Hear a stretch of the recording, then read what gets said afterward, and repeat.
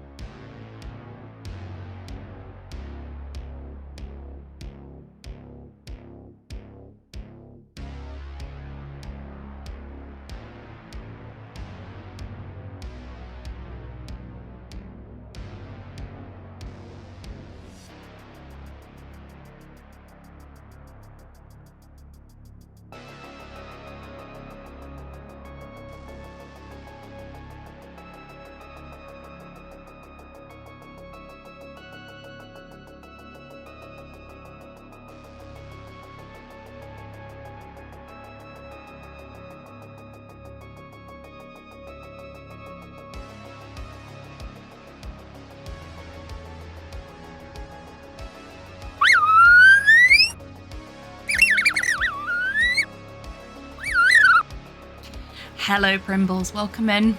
I will gladly get moused if you are the mouse. I hope you're doing well today, friend.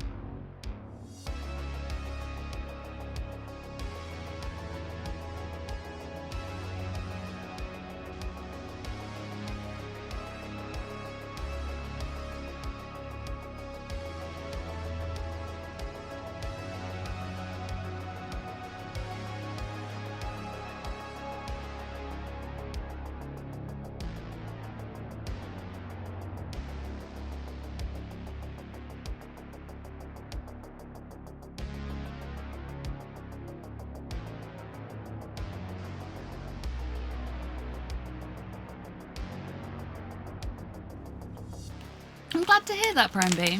That's great news.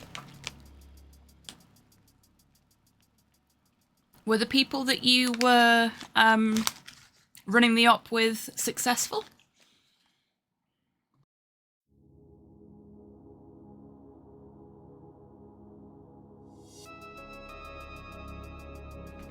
Excellent. We love a success.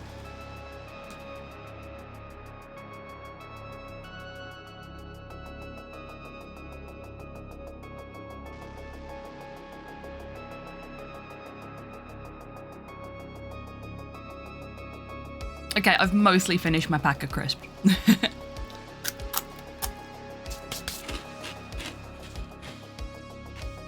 Okay. A little bit of admin before we get into things today. I have turned the Open Dyslexic font off to see if that fixes the UI bug that we were having. Because some people have reported that it is only a problem with the Open Dyslexic font on. Other people have reported otherwise. So let's see if switching it off clears the bug out, for want of a better description, and we'll go from there. I'll be reading everything that doesn't get read out anyway, so it's not like you're going to miss any of the text because it's unreadable for you.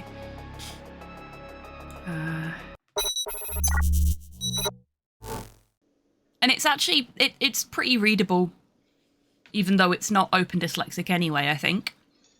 I mean, this stuff on the right is less so, but it should be fine. Hello, Rocket.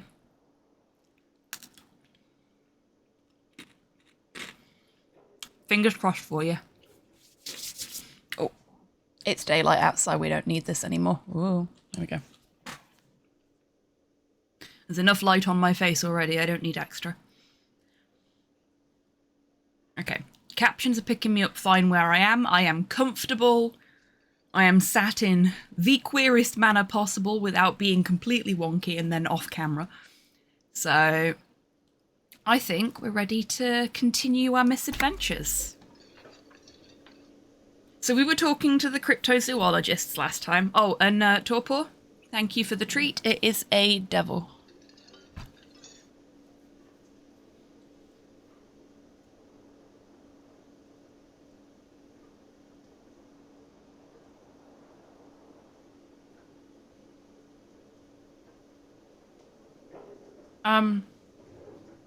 Where's Gary the crypto-fascist? Because he just said, I hate to break it to you, Gary, but Gary's not here anymore. And we didn't kill him. Hello, officer. I think I almost have it. A new trap design, that is. I know you're skeptical, but I have a good feeling about this.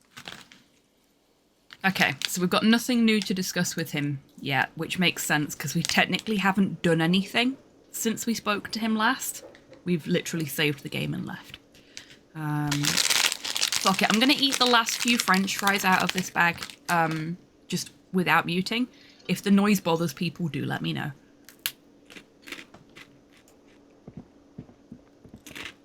How much is it?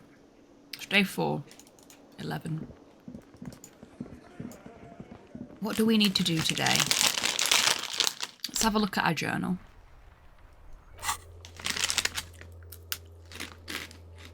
Oh yeah, that's perfectly readable, isn't it?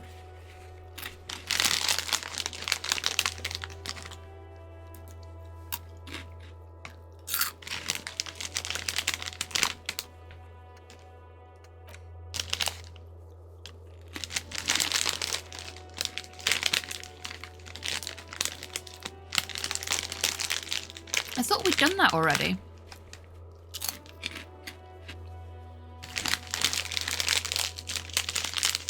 Oh no, we went and spoke to them again. Hello! Hi, Sarah.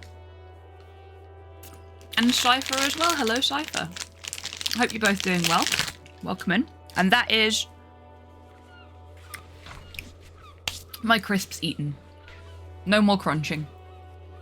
I am sorry if that was bothersome for anybody, but I was hungry.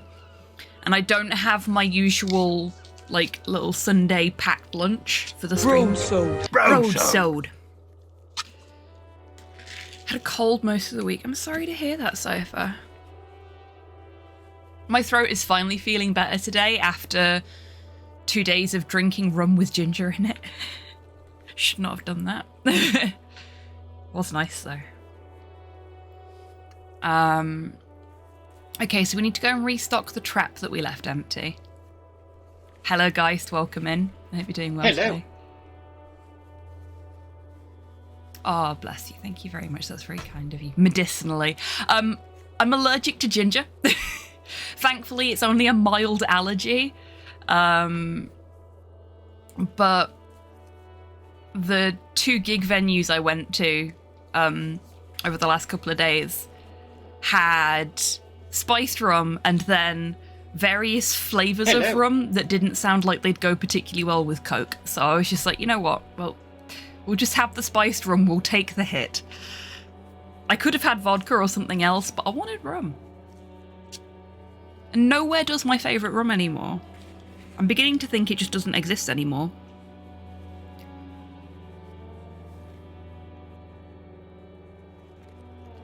Guess which game original version I got last week? Hint, it has broadswords in it.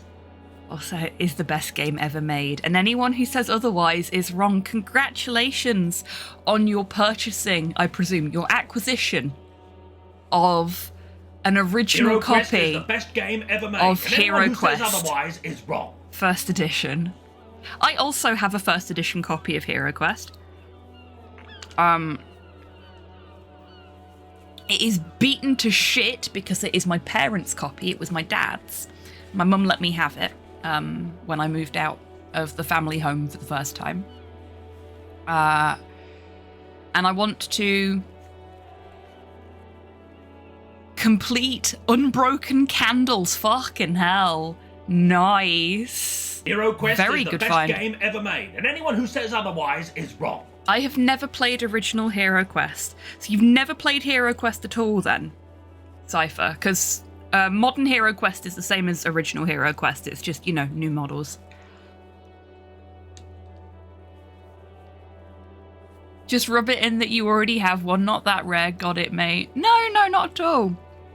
It's a family heirloom, my copy, basically. My dad bought it when it first came out. I don't have all the expansions. We have the first expansion, which was fairly easy to come by, and the second expansion. But the third and fourth expansions that were absolute rocking horse shit, my dad never bought them. Hero Quest is so the I best don't have game those. ever made, and anyone who says otherwise is wrong. Do have Advanced Hero Quest as well, though. He did buy that, and for Skaven appreciators in chat, because I know we do have some, the Skaven miniatures that came with Advanced Hero Quest didn't have standard Hero Quest cards, because Advanced didn't use cards. So my dad, being my dad and wanting to use Skaven in his homebrew campaign for original Hero Quest, cut pictures of the Skaven out of a White Dwarf and made Skaven Hero Quest stack cards, which I still fucking have. And one day I am going to go to a professional card Hero maker. Quest is the best game ever made, and anyone who says otherwise is wrong. And get them properly made, because they're made out of like artist board at the moment, so you can tell that they're not part of the standard deck. And I want them to look like part of the standard deck. So I'm gonna fucking do it.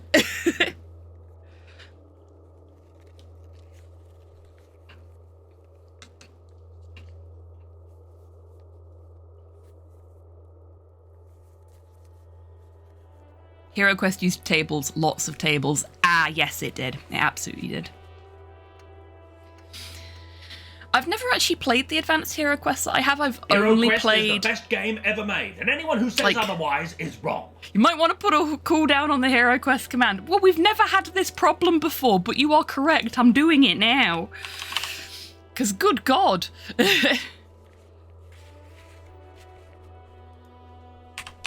Let's make that a global cooldown. Hero Quest is the best game ever made, and anyone who says otherwise is wrong. Let's make that. And there. Okay.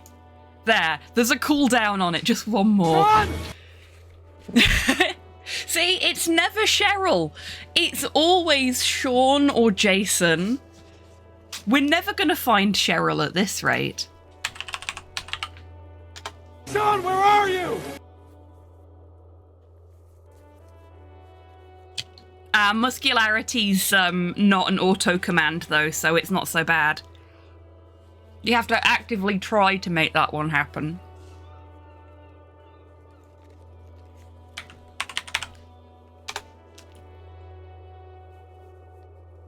Oh. Okay, so shouting for Sean doesn't work.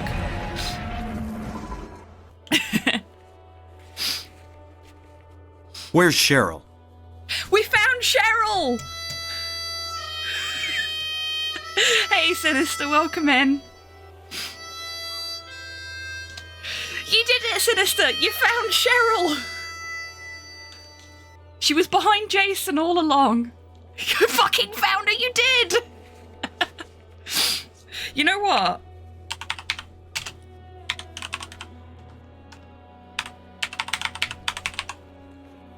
Found Cheryl under Jason. I hope not.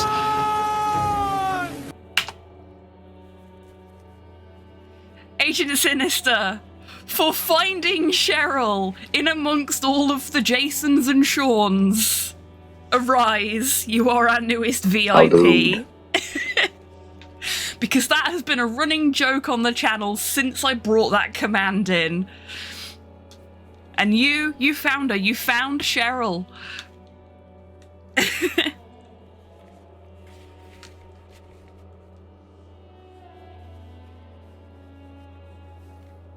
Okay. So, now that we've found Cheryl, let's see about finding the Insulindian Phasmid, shall we? Let's see what else we have to do first. We need to make Van Eyck's jam harder core, because it's not hardcore right now.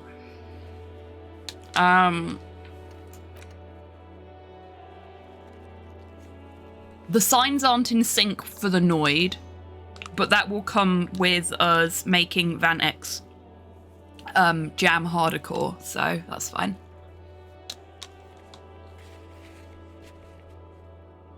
Oh yeah, there was a game you were meant to be playing. Look, this will be 2 streams in a row where I've chatted more than I've played the game, and I'm fine with that if you folks are. Can we also find burgies? I fucking wish I'd kill for a burger.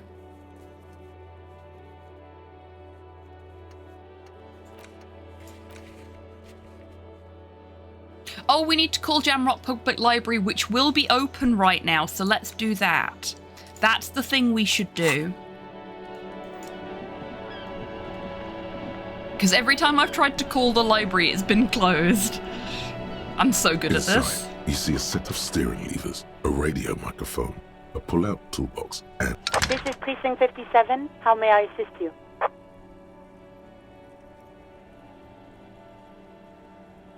Hold on, officer.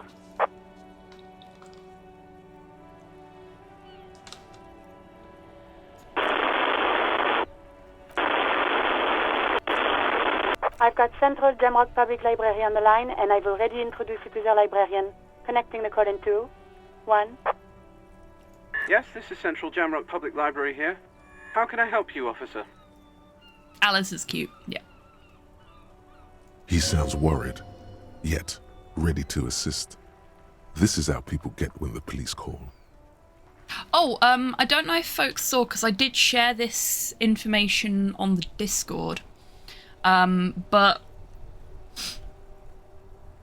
the voice actor who does all of Harry's, like, internal monologue and stuff, did a first ever playthrough of this on stream, to raise funds for Palestine. Friday, I think it was. Maybe earlier in the week. But how fucking rad is that?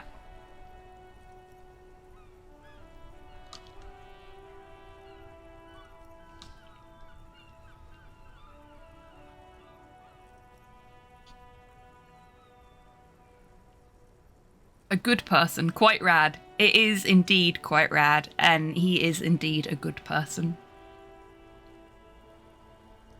Looking for any information that you can provide on Billy Majon, a reader. Billy Majon, you said. Give me a moment, I'll have to check our database.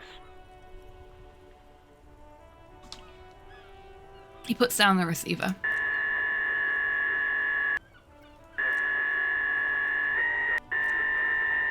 God, that's an unpleasant noise. On Moreau Drive in central Jamrock, in a darkened hall lit by orange desk lamps, far away from the noise outside, a middle-aged man taps commands into an old radio computer. A printout falls on the desk. Behind him, a lonely reader scours some dusty bookshelves, looking for a paperback. I love Shivers so much. Yes, hello, are you still there? I found Billy Majon's home address, is that alright? No phone number, unfortunately. You hear him fiddle with the printout. They're too poor to have a phone line.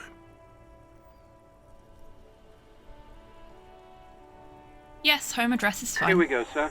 Rue de Saint-Ghislain, 33B, apartment number 20. It's in Martinez, I believe. Capeside Apartments, it says. That's all. That's where the smoker How on the convenient. balcony lives, isn't it?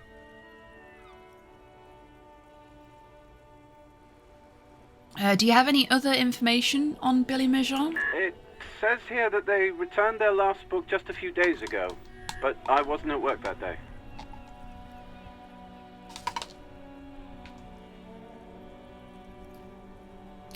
Okay, this is a really little thing, and could mean nothing, but librarian using they them pronouns when they could have assumed a gender there and have elected not to. We like it.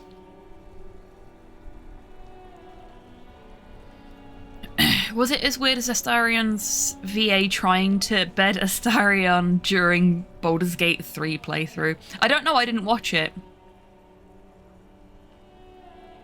Putting it down onto a modem, apparently. I know, right? Shivers could write gothic novels. Abso-fucking-lutely. And I would read the shit out of them.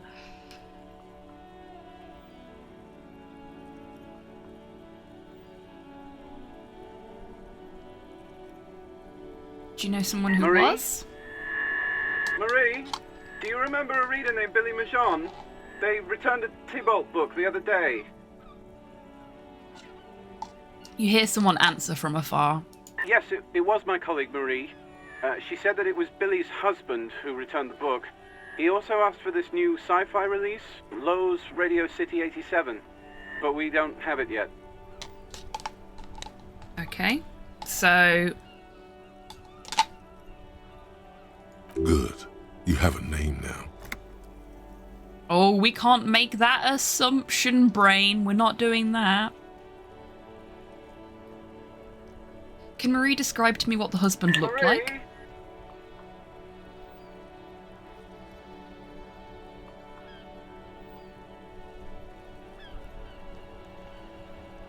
He was great, but Amelia Tyler, the narrator playing Baldur's Gate, was even better. They made me say all this smut.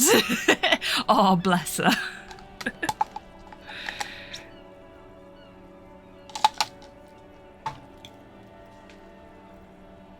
She said it was an older man, and that she's pretty sure he'd had a drink or two the last time she saw him. What was he wearing? 1 second. Why not just get Marie to come to the fucking phone? It'd be so much easier. Swap places. Stop playing telephone line. No pun intended. The librarian turns away from the phone again and relays the question. Sorry, Marie wasn't really paying any attention to that. Do you know the husband's name? Sorry, no. Marie only knows him by sight. Okay, I'm gonna do the thing, despite not liking it in the slightest. Yeah, stop playing telephone over the telephone. I know, right?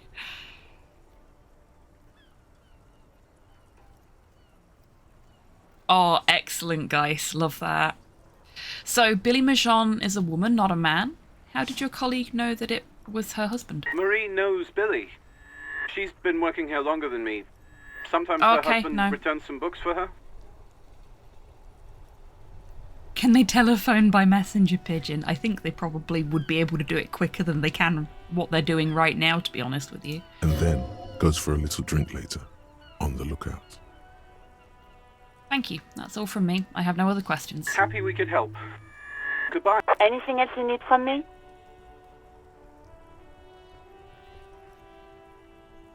I want to see if the 41st have anything new to say to us. Alice, this is Firewalker. Reconnect me to the 41st. Right. Please hold. She sighs.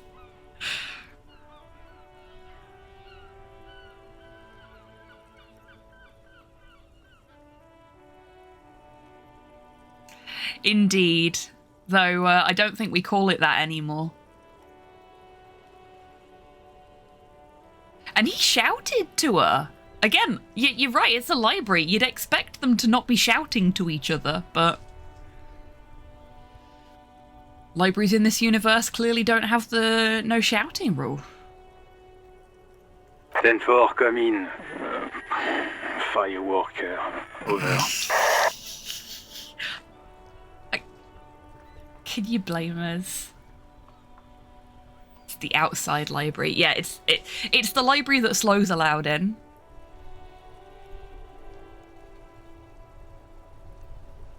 I'm happy to report that I have found my badge, Jules. 10-4, sir. Glad to hear that. I'll write down that there is no need to issue a new one to you then. Over. We got experience points for taking accountability. Feels good to get that off your chest, right?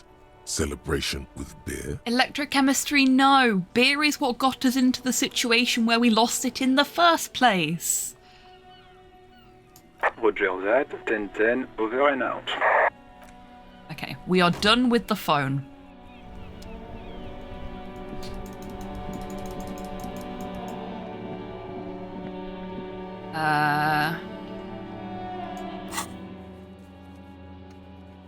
Go to Billy Mijon's apartment to deliver the bad news.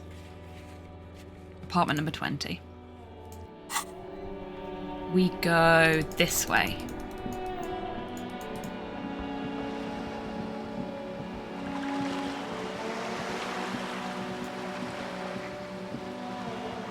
Around here, I think.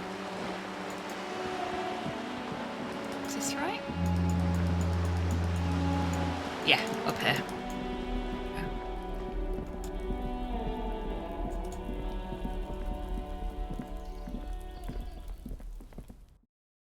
Are we sure they're dead and not hammered? No, they're absolutely dead. Blunt force trauma to the back of the head when they drunkenly put their foot through a rotted boardwalk board. It's an inverted white pentagram cradled in a wreath of antlers. The iconography of communism, in other words. The star and antlers was developed in the 6th decade of the last century and quickly adopted by Mezov and the communards during the revolution. So, Kian, we investigated the scene. He is absolutely dead. He put his foot through a rotted board on the boardwalk when he was very, very drunk, fell through the boardwalk, hit his head on a bench as he was falling, and it was the hit to the back of the head when he knocked it on the bench that killed him. Really a very sad but surprisingly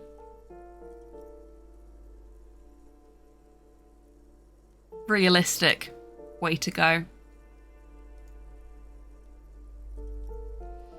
Even today, half a Death by century misadventure. after, the star and antlers retains the ability to evoke hope, disappointment, and fear in equal measure.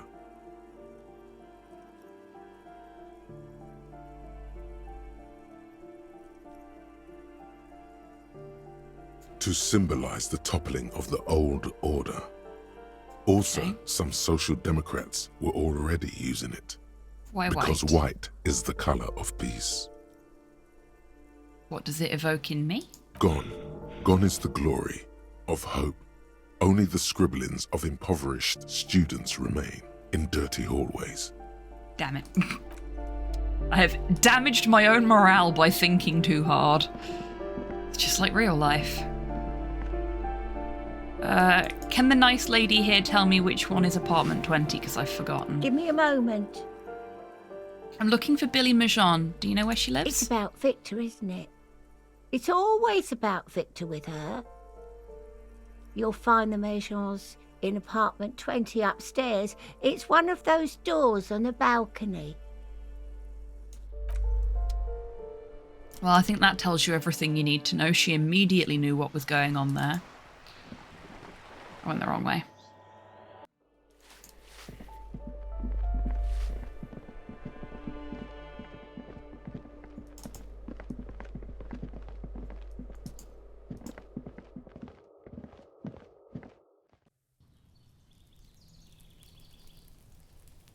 It's too realistic. Thinking is dangerous. It really is.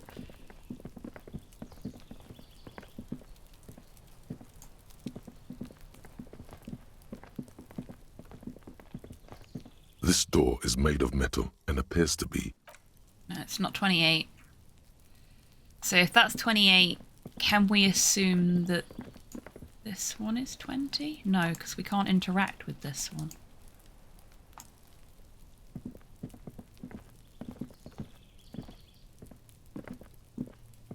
She said it's one of the ones up on the balcony. A weathered brown door. Ah, it's this The one. number reads 20. Something smells good. Soup alongio. Ooh. The lieutenant motions to you to go ahead and knock. Sorry, I was thinking about soup. This is the door. You already know it's the right door. Food, not the community This is member. going to be And in case I didn't so already say hello, hello, hard. soup.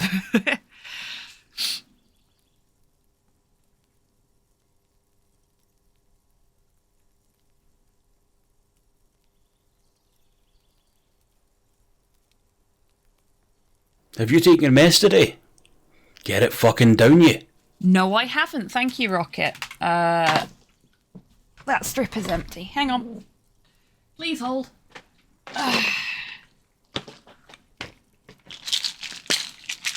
Everybody, if you, like me, have a terrible memory and have forgotten to take your meds today, please take the opportunity, whilst I'm taking mine, to take yours too.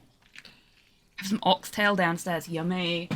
Okay. I haves my meds.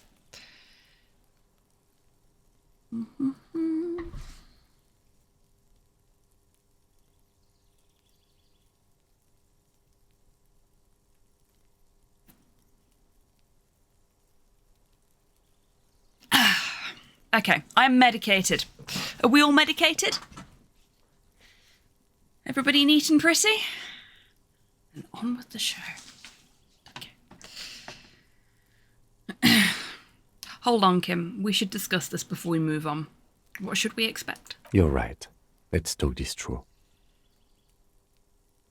He looks at the apartment door and lowers his voice a bit. You hear some light footsteps and what appears to be a daily weather forecast playing on the radio. We have our first preliminary identification. In all likelihood, the deceased is the husband of Billy Méjean. We need to confirm this, as well as deliver the death notification to Billy herself. Now, delivering a death notification is never an easy task. There's a reason why it's often called the most stressful part of our job. Yeah. This is why it's usually done in pairs. You got this. I'll be monitoring reactions, ready to act if necessary. Do you have any advice on how to tell her he's... Dead? Just don't say that you know how they feel. You don't. Good advice. Very good advice. Saying, I know how you feel is, even if it is to an extent true, like you can empathize with them, or you've been in a similar situation, it's like telling somebody to calm down when they're angry. It ain't gonna help.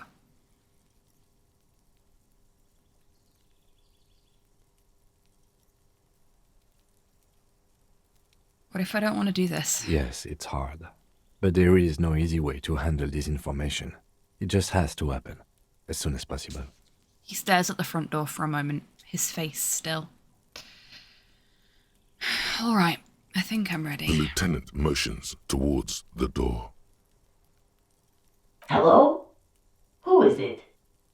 A voice calls out from the other side of the door. And someone turns down the radio.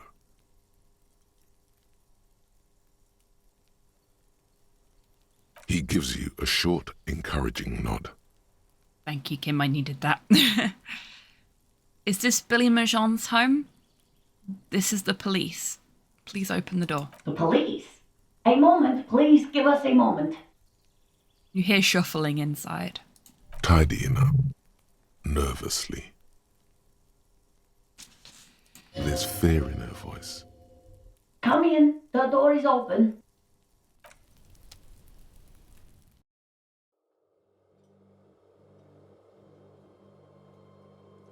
Oh, there's a lot of interaction points in here, but I don't think it's good form to interact with any of them, to be honest with you.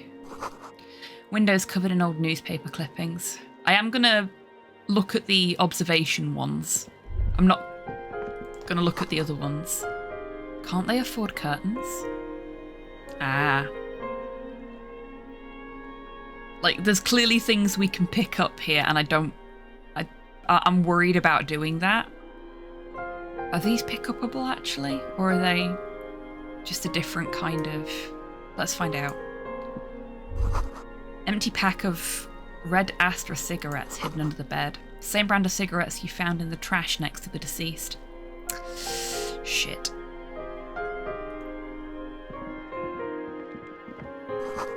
Chalk-drawn height chart for children's growth over the years. Okay, we are just going to investigate them all. Feels a bit weird, but... Textbook for high school mathematics, trigonometry mostly. Clock is ticking away with odd cheerfulness. Ticking makes you anxious, rings hollow in the room. Posters of contemporary pop stars adorn the walls.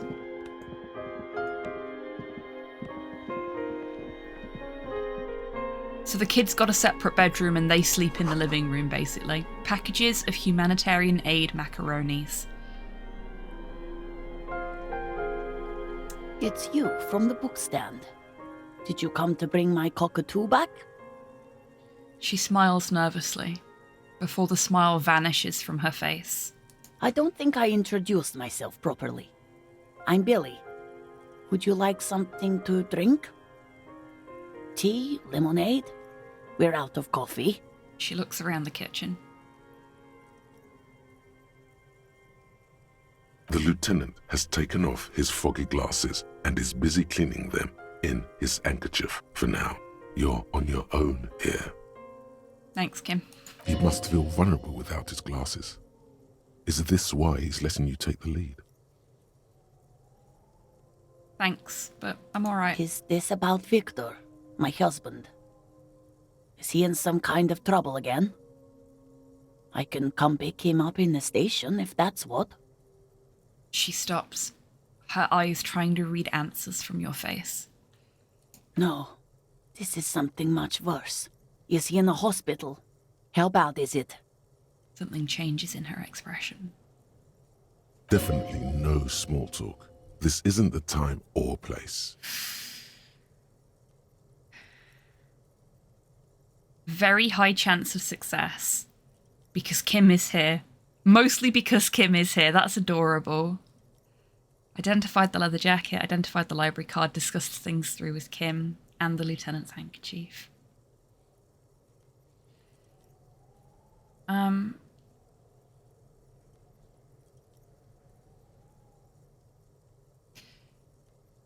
Hey, Shay. Hello. I hope you're doing well today. We're about to have a very difficult conversation with a lady whose husband has died by misadventure, and I'm just trying to decide if I want to do the initial bits up here before I just go into it and tell her that her husband's dead.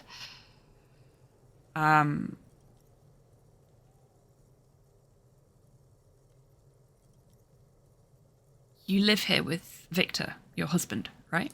It's me, Victor, and the kids here. We have 2 daughters, Jenny and Jolie. Ah, so the kids have a separate bedroom. There are 2 of them. How old are your daughters? Jolie is 16 and Jenny is turning 18 next month. Where is everybody? I don't see anyone home. The girls are staying at their friend's place tonight. And Victor is out. Still hasn't come home? No. Why? Do you have any news?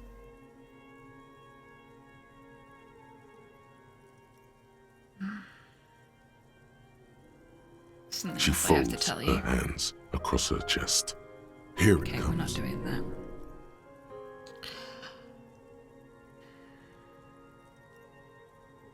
We're going to tell her about the body. You've done this before. Just keep your focus. Ma'am, I'm very sorry to say, but your husband, Victor Majan, was found dead on the Martinez boardwalk. What did you say? A great and terrible spike. The blood freezes in her veins. Your husband, Victor Majan, is dead. I'm very sorry for your loss, ma'am. Oh. She touches her neck, eyes pale like pearls in seawater. Oh. But he was just...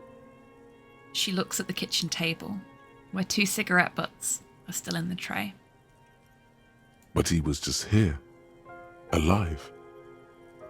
We understand this comes as a huge shock.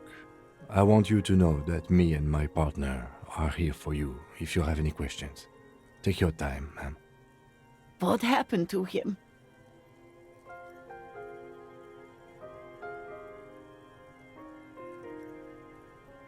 She turns to you. Her neck and cheeks are covered with red blotches. Her double chin is shaking. It was an accident. He fell through a hole in the boardwalk and hit his head. Was he drunk?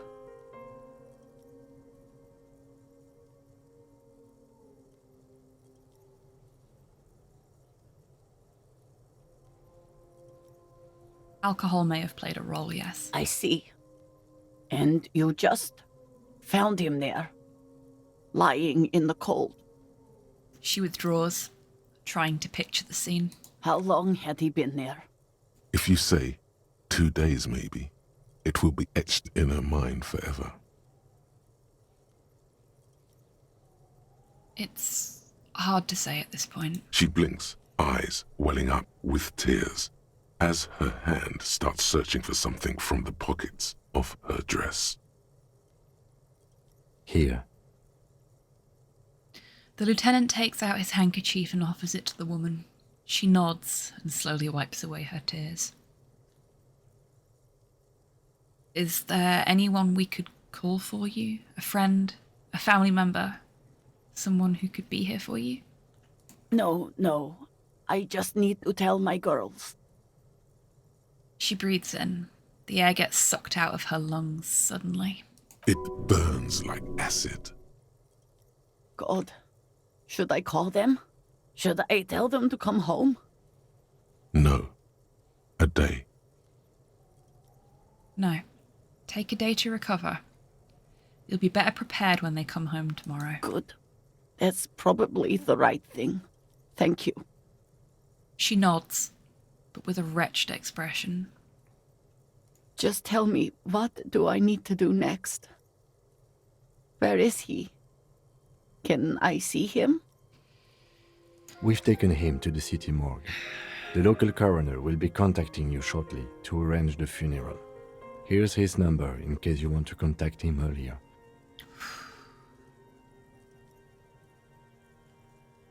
He hands her a leaflet with the morgue's contact information. Is there anything else that the RCM could do for you? No, I'll call you if something comes up. I'm still... She rubs her face, runs her fingers over her cheeks that have become numb. Thank you. Thank you for telling me. I'll call if... She runs out of breath. These are her last reserves of strength. Her muscles will give in soon. Already, she starts to shake. Again, I'm very sorry, ma'am. We should step outside and talk. Lieutenant nods at the woman, then looks back at you, his voice lowered.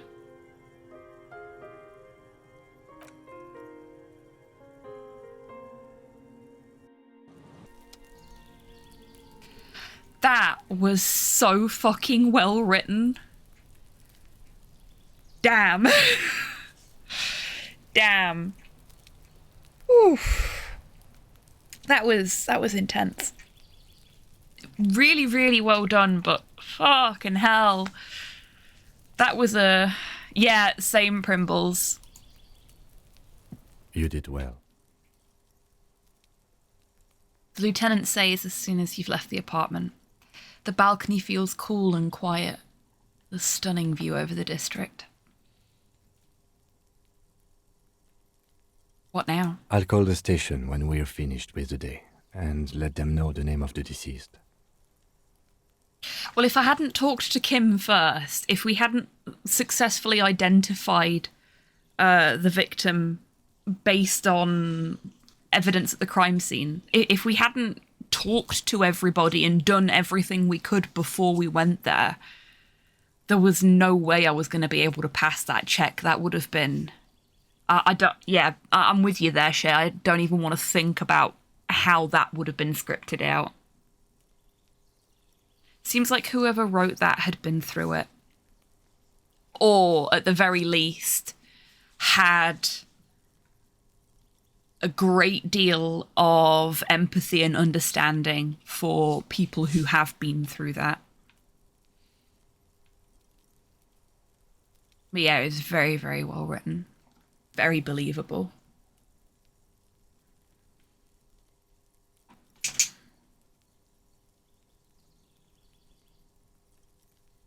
What about Billy and her kids? They'll manage. They have to.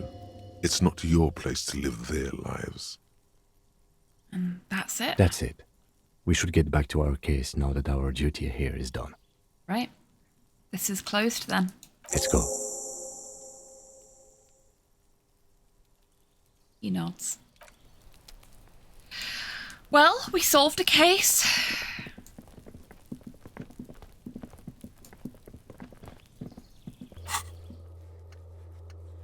Go us.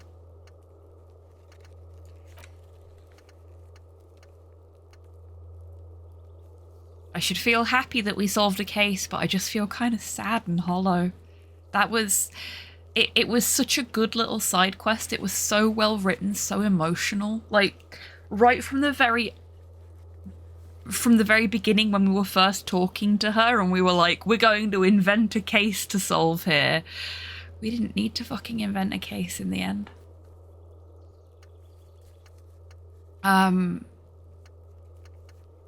Yeah.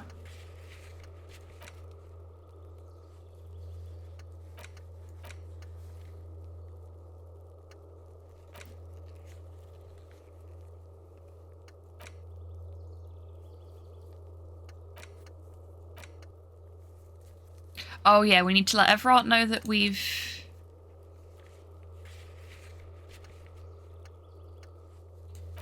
done the signature thing. We need to send the victim's body to processing.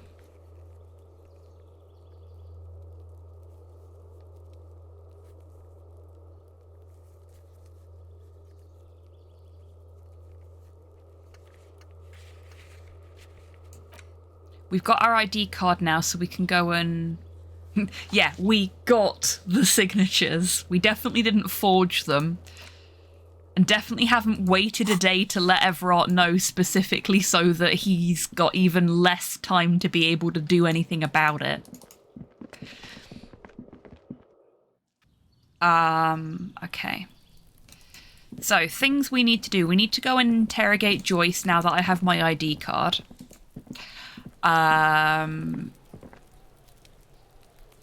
We can't do anything with the balcony guy.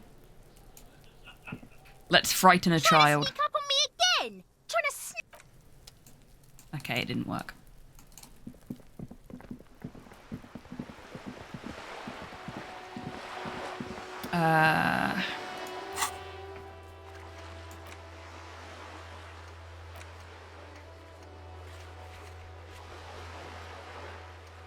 We know that's going to take a while. I need to... I don't think I did what I was supposed to do before the end of the day yesterday. So... I need to wait until the end of the day today. And once Kim has left our company, I need to go and get the corpse out of the freezer and relocate the plate boots that are on it. Because we have the tools to do that now. If I'm not mistaken. So let's go and tell Evra about... Oh, actually, no. Let's go talk to Joyce. I know we've just walked all the way over here. Do I have any tear to drop off first, seeing as we're here? Not that I need it for anything at this point. The tear machine stands in the corner. Your bottles clunk into... I had a bottle, I think, or 2 bottles at most. Sorted. Okay, so that's that. Let's go talk to Joyce, because I think Joyce is going to give us more things to talk to Everard about. So it makes sense to talk to her first, I think. And then when we go talk to Everard, we can ask any questions we have. For 51 months. Hello and welcome to the Funny Cop game. I hope you are ready for a bunch of emotional trauma.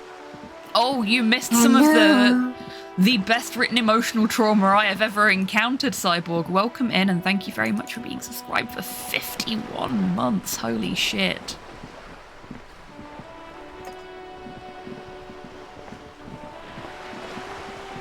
You were lurking because you were cooking. Ah, so you didn't miss it.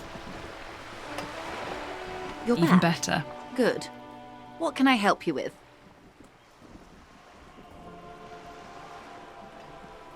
I found my badge, by the way. You did. She inspects a piece of blue plastic, her eyes scanning from left to right. Pleased to meet you, Lieutenant W. Freighter Dubois. I am glad to see a man of high qualification. The situation is precarious. What can I help you with, Lieutenant Freighter? Oh my god, chill out. You don't need to refer to me like that. And also, if you're gonna do it, at least do it properly. I'm W. Freighter. How about you share your information on the lynching, now that you've seen his badge? Yeah, you fucking tell her, Kim. The goalposts have moved, Lieutenant. In the absence of the badge, I have informed my employer there will be a probe.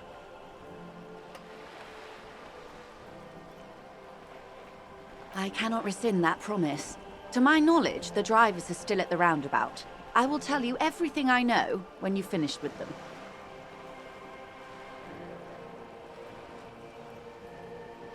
This is your plan all along. My plan is to share information.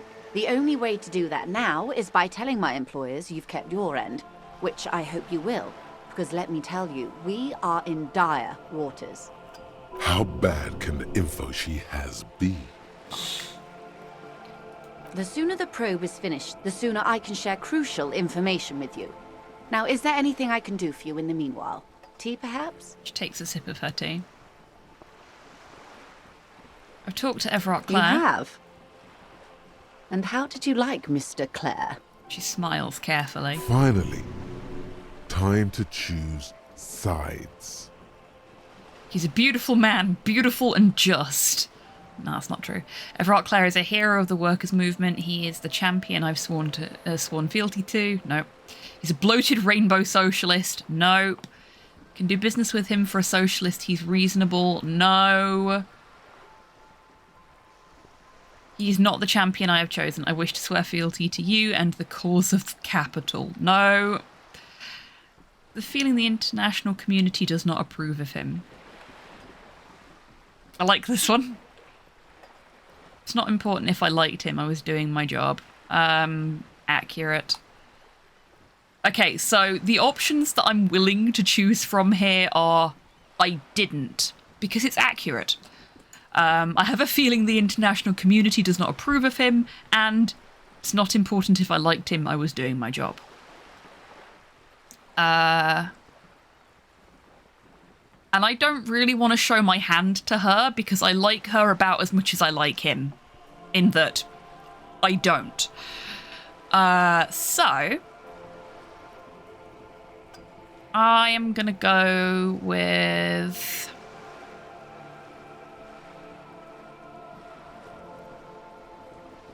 the bottom option. Of course, Detective. Excuse me for implying otherwise. Oh no, Kian, I hope you're doing okay. The RCM does not pick sides in this. I hope it doesn't come off any other way. Of course. And I don't expect you to share anything he told you with me. I'm not a corrupt verm myself. However, if you felt like discussing something... She turns to you. How could I stop you? Are we not human? Are we not curious to hear another person's take? It's only natural. We would only be... gossiping. She smiles. See? This is why I don't like her either. She's just as bad as him. She's just wearing a different skin. They're the same person. Tell her she'll like you for it.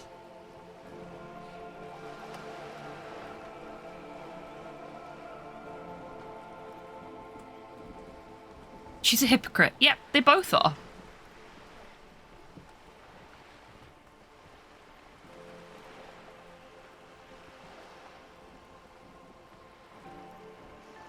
Hello there. If nothing else, at least Joyce didn't come at us with a steel chair like Everard did. That is very true. Welcome in, Soul. I hope you're doing well today.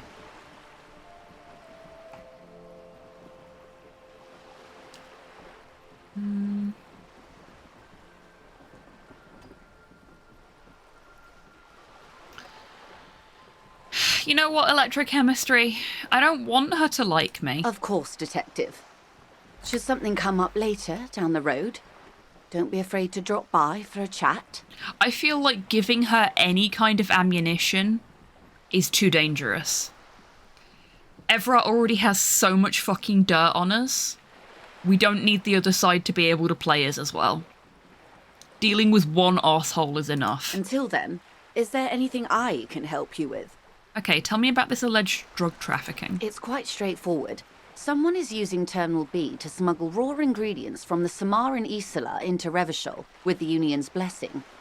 Wild Pines has suspected it for years. Okay. Ingredients for what, ma'am? Meth and dextroamphetamine, GBL, and various synthetic psychedelics. Honestly, it might be quicker to say what you can't make from the stuff. It's like a human centipede of bellends, I know, right? Electrochemistry is going to be really happy about taking this case. Let me get this straight. The materials come from Samara to Revachol through the terminal? Yes. After they clear the terminal, we lose track. The actual production is taking place at various sites in and around Jamrock Quarter, north of here.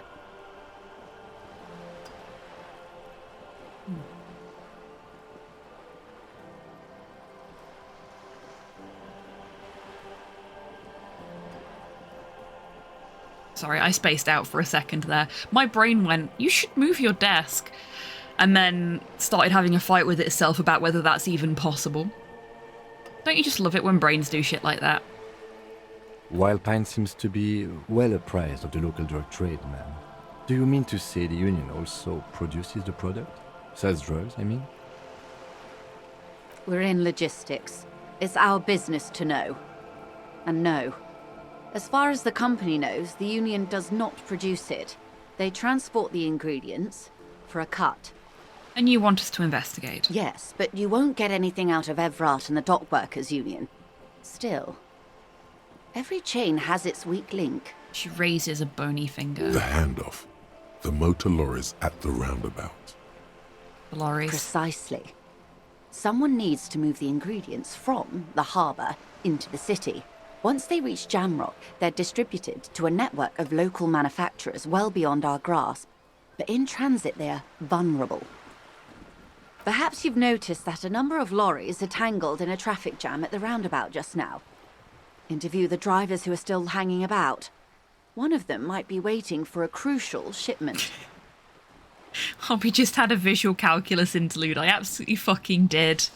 Your broken brain thinks you should move your desk.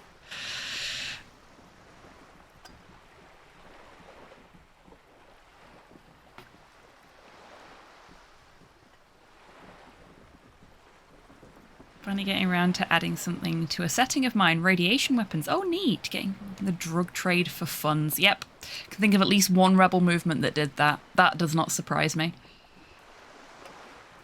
Her irises are light green, like the river Esperance in bright daylight, upstream where it's clearer. Oh, geez. Yeah, probably not Cypher. If you want to give Gundam a go, my entry point was Gundam Wing. Gundam Wing, very good. 8th MS team is a really, really good start point and is not like a lot of other Gundam stuff. So if you prefer things that are a bit more grounded in reality, you might enjoy that. Gundam Unicorn, also very good. And as much as it does benefit from knowing stuff about the wider universe, it is perfectly enjoyable as a standalone piece. Iron-Blooded Orphans is, again, a little bit more realistic and more grounded, and is also a really good start point, has been the start point for a lot of this generation of Gundam fans. But yeah, they would be my recommendations. I'd say probably 8th MS Team or IBO, but that's my personal preference. Wing is a really good start point because it's just sort of like drama, but it's self-contained.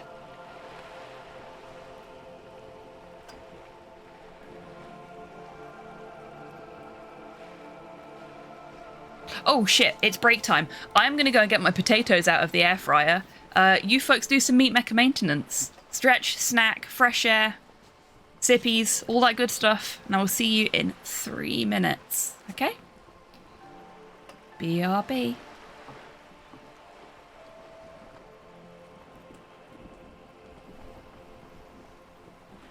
seriously can't wait until we unlock the stalking ability. I mean, you could literally stand at the basement door and wait for it to come out and just follow it.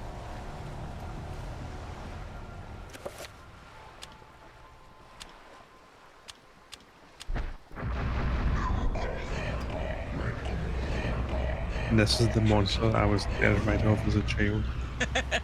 And now we're bullying it. Hi! How you doing?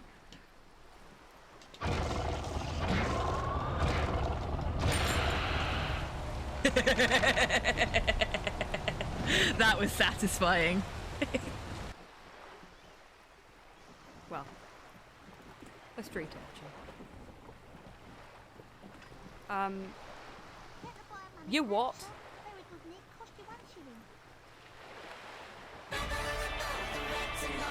Your mother is a necrotic object. I'm fun. Look at me sparking in the light of the projector.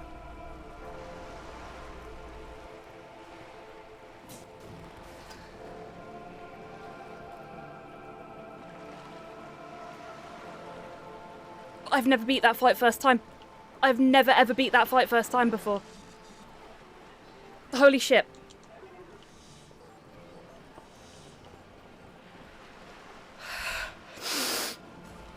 I'm calm. I'm calm. Oh boy, I am not calm. What the fuck? Oh, okay. Okay, I'm fine. I'm fine. I'm fine. Yes.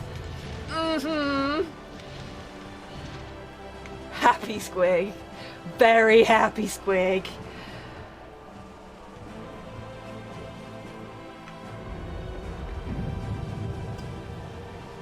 This is so cool. Oh yeah.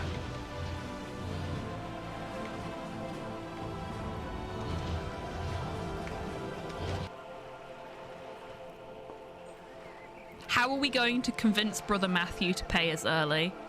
Are we just gonna, like, give him a swirly? All to yourself.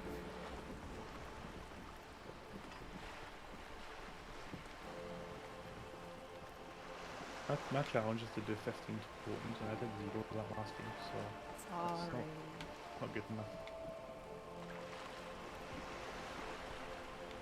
Tell you when I find any, instead of doing them myself. And then you can have the points. Hey Sadie! Sadie match. This run, I don't want to jinx it, but it's go. Welcome back from the break, everybody. I have my potats. They are too warm to eat. And the foil collapsed just as I was getting them to my desk. I basically carried them upstairs in the foil that they were in, like it was a little sling. And the foil started to tear on one side just as I was getting to my desk, so I had to hold the potatoes themselves, and I burnt my hand. Hey Tabby, welcome in. I hope you're doing well today. I heard your walk-on sound as I was coming up the stairs with my potatoes and was just like, oh yeah, Tabby's here!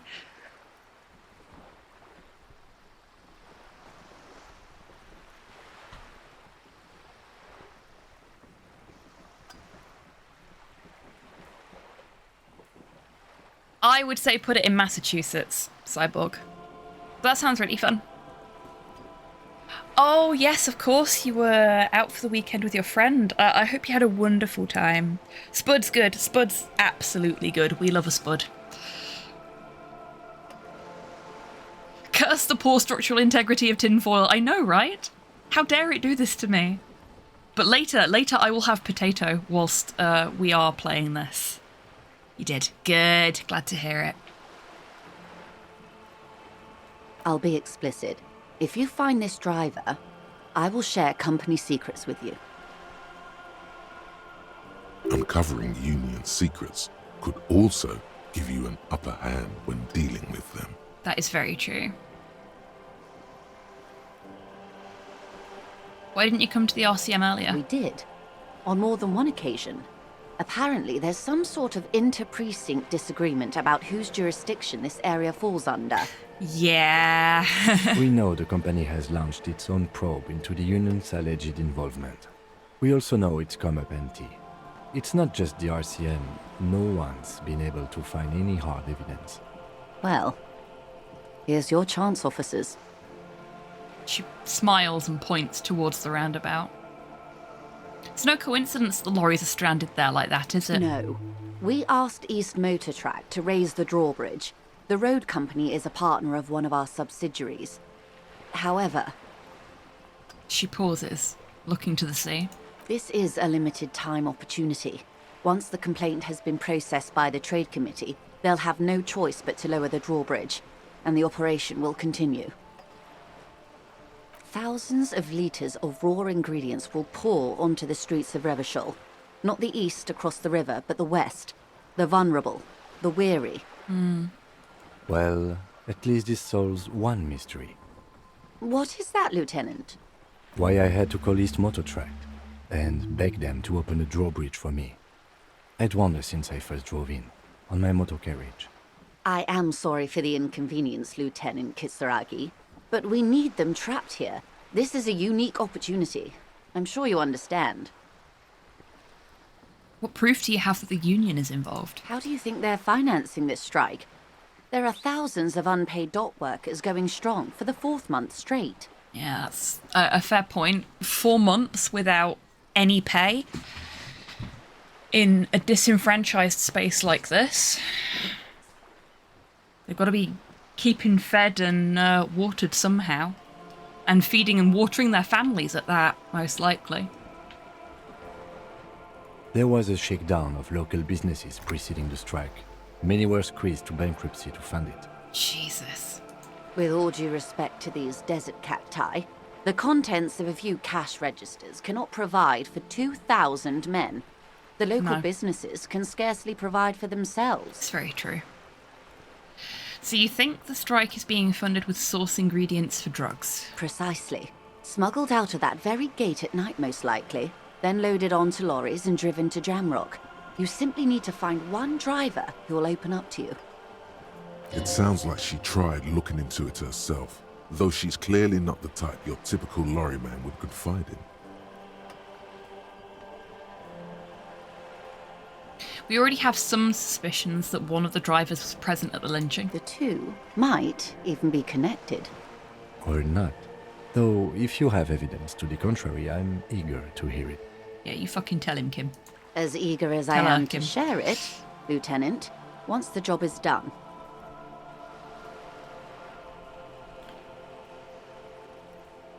Okay, I've made up my mind about the smuggling investigation. Yes?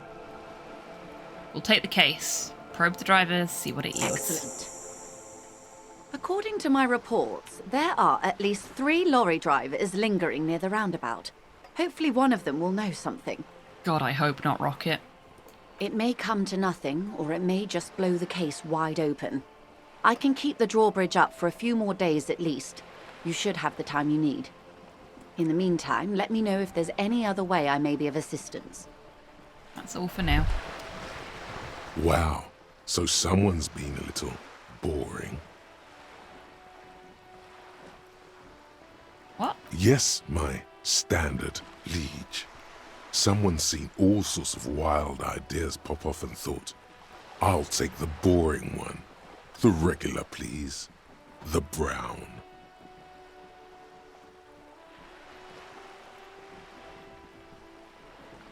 Kim, am I boring? Fuck it, I'm doing it. Kim, am I boring? You? I wouldn't worry about that. He looks at you. See? You're so regular and vinyl brown, he doesn't even want to talk to you about it. Oh, drama, stop being dramatic. What is this? Picking on me for not being crazy enough? It's the least of my concerns. No need to be defensive. The regularity, the brownness, the cut and dry have their appeal. A very standard appeal. Look, I'm just trying to do my job. No need for extravagance. Of course you do. Let's get right to it. My lord's copper type is regular cop. I'll let everyone know. I'll send out a telefax. Don't we already have a copper type? Wow, anxiety brain much. I know, right? What I would get from you, I wouldn't worry about that, is, no, you are anything but boring. But maybe not in the ways I prefer.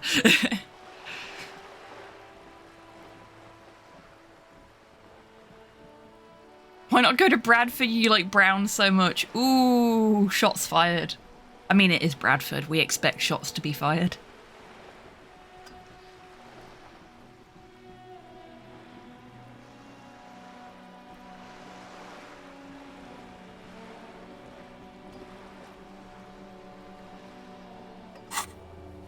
I swear we already had a Coppo type.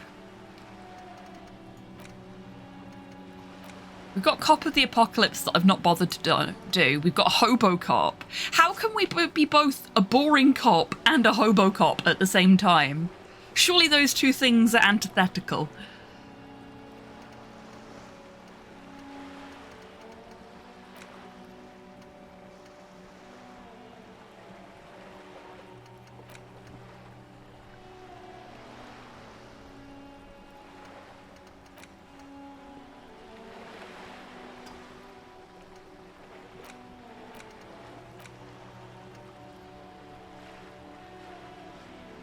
Oh, we have a skill point to unlock a slot with. Fuck it, let's do it.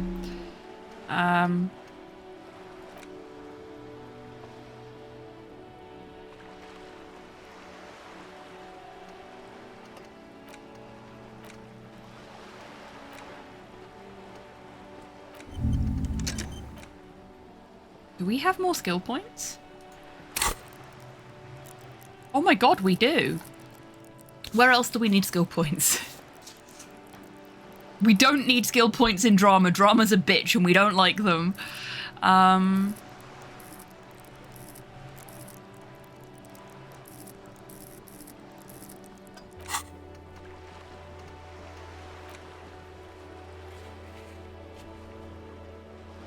Rhetoric, conceptualization.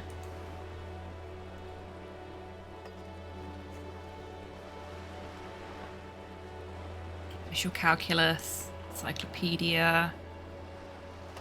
I think this may be another, we have a cigarette and then we level something up here.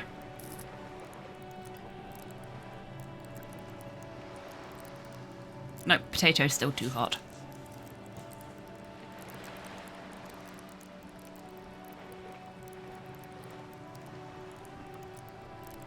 Trying to think how to do radiation weapons, thinking it might mostly be a status effect, pretty dangerous one kind of deal. Yeah, I think the way I did radiation weapons when I was writing my Fallout RP was to have them do like standard ballistic damage, but with I think it was 1d6 of persistent like toxic damage basically for a certain amount of turns after impact, depending on how good the shot was. Like if it was a critical success, it'd take longer for it to wear off, and if it backfired, it did radiation damage to the user.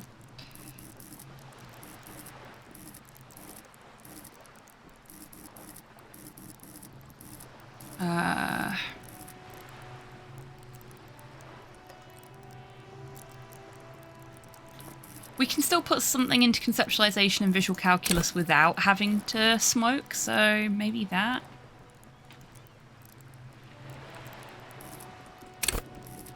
Though we've not got anything in hand-eye or composure, so...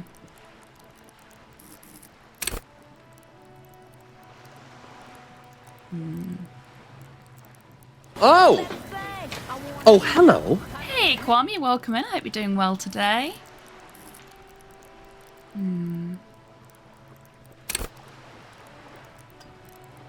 Let's go conceptualization, because I know we've got some checks that rely on that.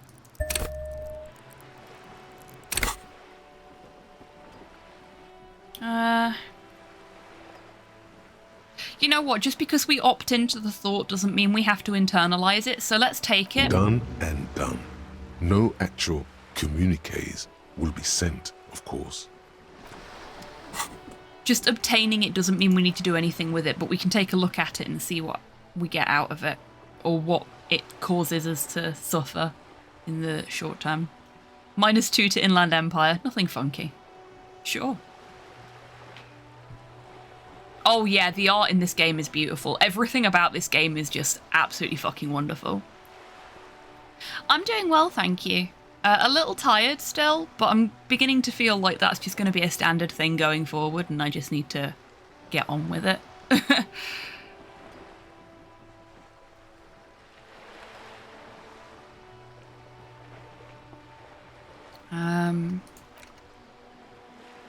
Half-Light's still down and out for another hour and 3 minutes. Okay, let's go do our probe then. No worries at all, Kian.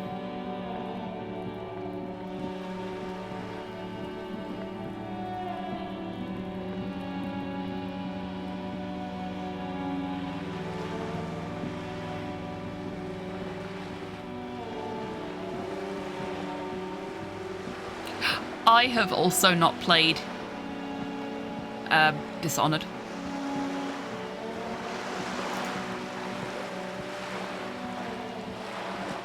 It's on the to-do list, but it's very far down the to-do list.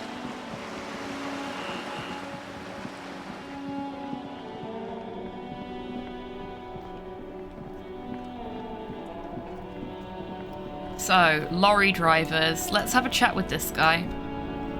Still here. Stuck in this damn jam, my man. What's up? You seem like a man who knows about drugs. Ah, man. Me and narcotics go way back. That's such a cop thing to say. Had some good times surfing the psychic waves of my own consciousness, you know? No, potato is still too hot, just like it was 2 seconds ago. Oh, yeah. Kim is exceptionally dressed. We're fine. I shaved us, and now we don't have mutton chops, and we look sad and grey and unwell, frankly. But those days are behind me. There are other addictions in my life now. Why the inquiry, my man?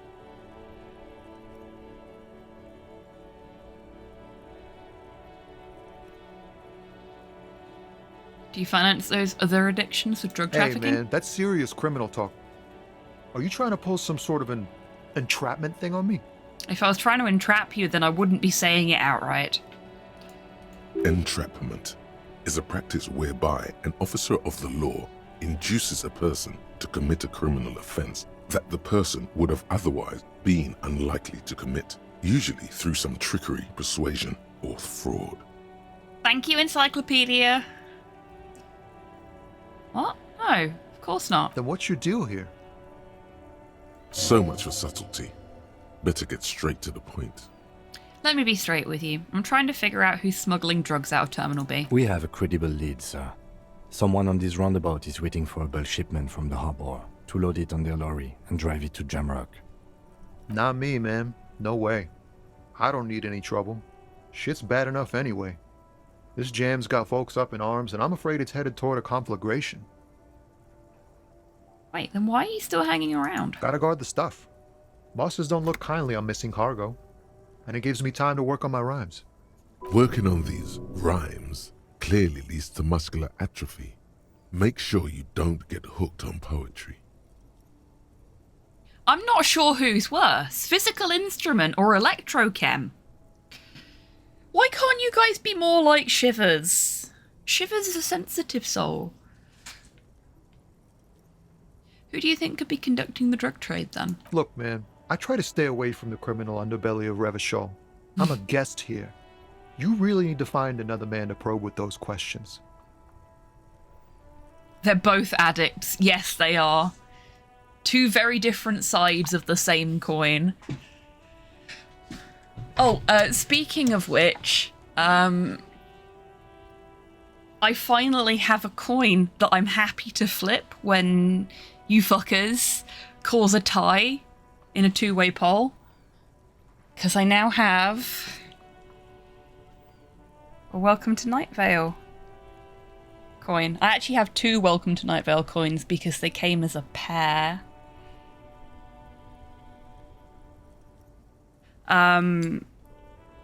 So I don't have to go, oh, crappy movie logo on one side anymore. I can just go...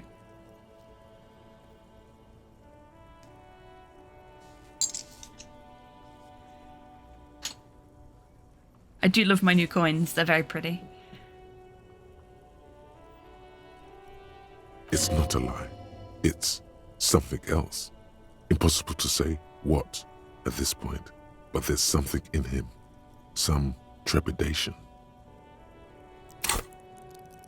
Isn't it a good job I put a point into conceptualization when I leveled up a minute ago?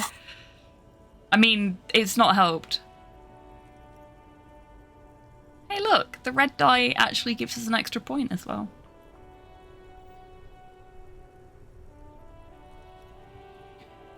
This is a white check, so we can retry it. But I want to see if I can be better first.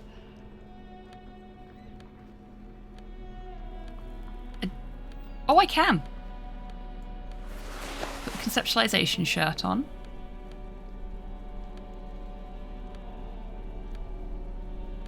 And the conceptualization jacket.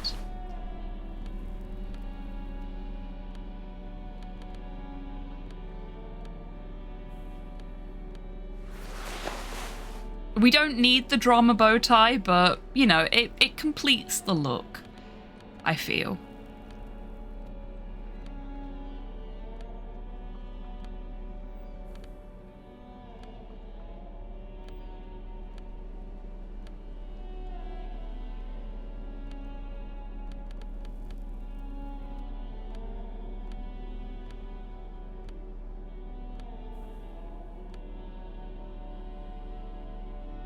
I do miss the necktie.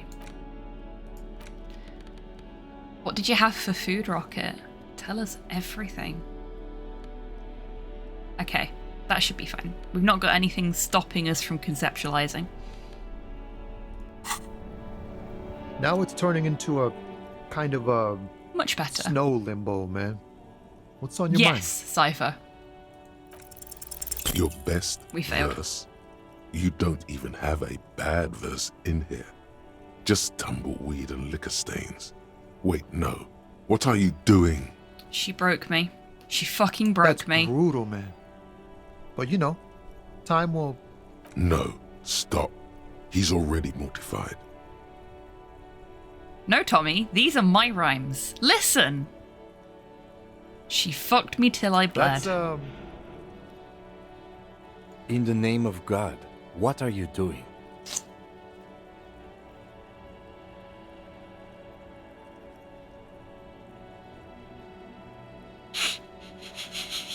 It's not real, guys. It's not my actual thoughts. It's a yeah, poem. Yeah, I get that, and it's cool, but... I will never be the same again. She's always there. Fuck the case. Fuck everything. Total Yeah. doom. Yeah, He doesn't know yeah. what to say. I get it. These are your rhymes. They're from your life. Doesn't matter if they're robust, they're honest. So... Yes, and I also thank you for stopping. We have a drug investigation to return to. How about we do that? It's nice that our relationship has come along enough that Kim can just be like, Harry, what the fuck? Stop. No, Harry, stop. We've come so far. There's so much trust there now.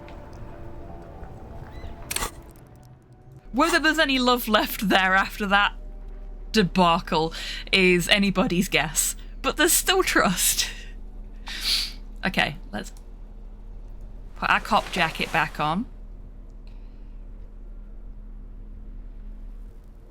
And our logical shirt. And you know what? I miss the horrific necktie. I do like the Terratorn tie though. It's very cool. There we go.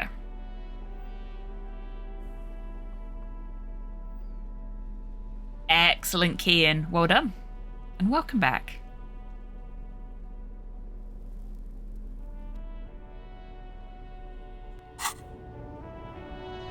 Okay, so it's not this guy. Do we have anyone else we can talk to around here?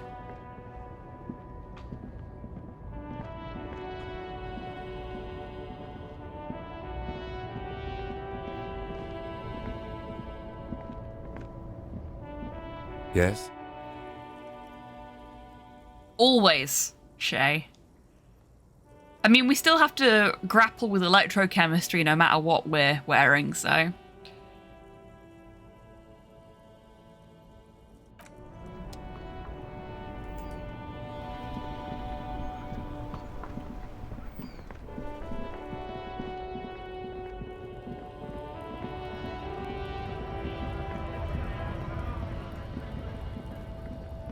Looking for something, Hunt? Come to tell me to fuck off again? You're a lorry man, right? What's your stance on drugs? They're shit, man. I don't let anything pollute my body. He takes a long drag on his cigarette. Uh-huh. Why not? You know where that shit comes from? Sarah Miriza, Safre, Ilmara. They take the money from our local junkies here and then use it to outcompete us in the manufacturing sector. Whilst we have to deal with this asshat, I'm going to eat some of my potato. They know they can't beat us in a fair fight, so they have to get us to weaken ourselves somehow. It's racial sabotage, racial economic sabotage. Mm-hmm.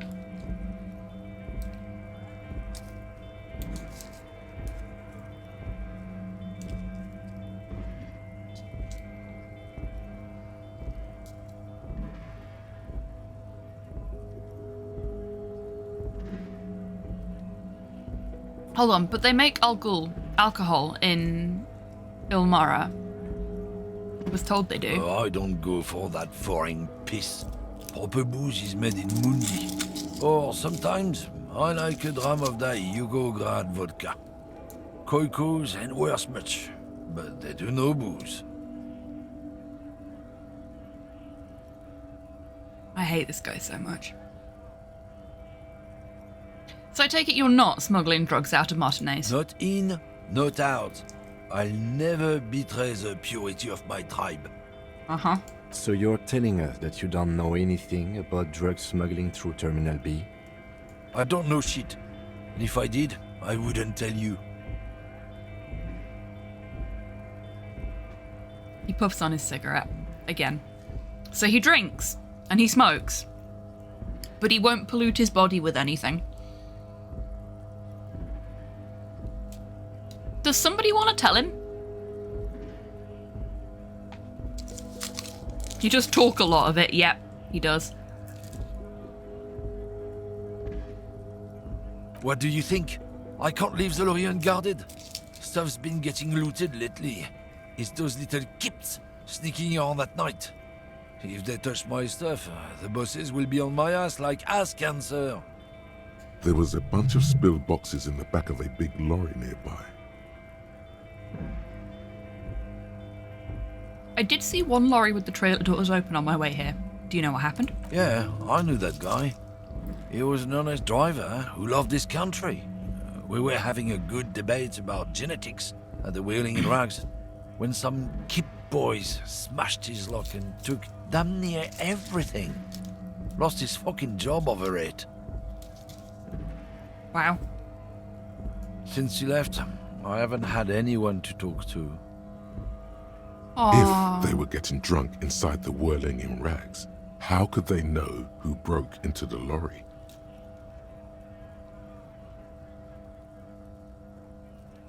If you were all at the Whirling in Rags, how do you know it was these people who broke into the lorry? What? Aren't we allowed to say that it's the kips who do all the stealing around here? That's not rotor science, man.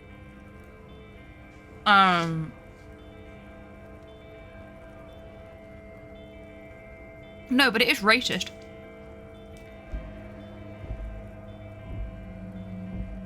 If it's not you, then who's running drugs through Terminal B? Isn't it obvious? Fucking Sealang. That beady-eyed South Samaran. His little side business is a scam. I wouldn't be surprised if he was peddling drugs as well. He spits on the ground. Let me find my tiny violin. John Racist, the lorry driver. Yep.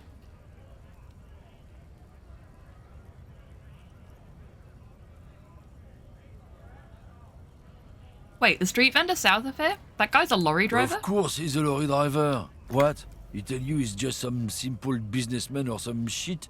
He's selling his employer stuff after he broke the seals on his Humanox lorry. His tribe are natural liars. It's in their blood. He's your man, all right? 100%. I wish I could kick this guy in the nuts. But after I've got the armor-plated boots off of the corpse. I wouldn't be so sure about it. Not until we've heard what Sealang himself has to say. I guess we need to pay Sealang a visit then. Guess so. We're done for now.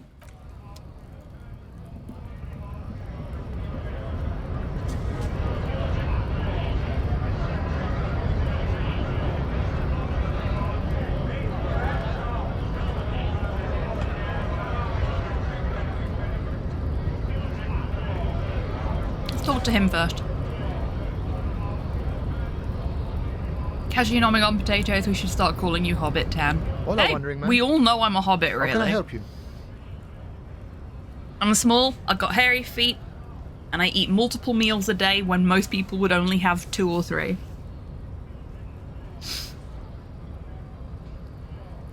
Okay, no. He's got nothing to say to me, but it hasn't already been said. What about this guy? He probably doesn't have anything for us either, but we're gonna try anyway. Right to work! Right to work! Shame on you!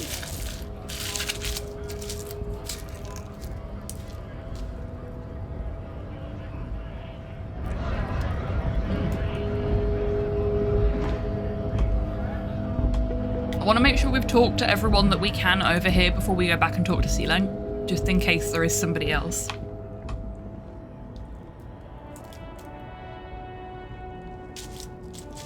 Uh-oh. Excuse me a second, chap.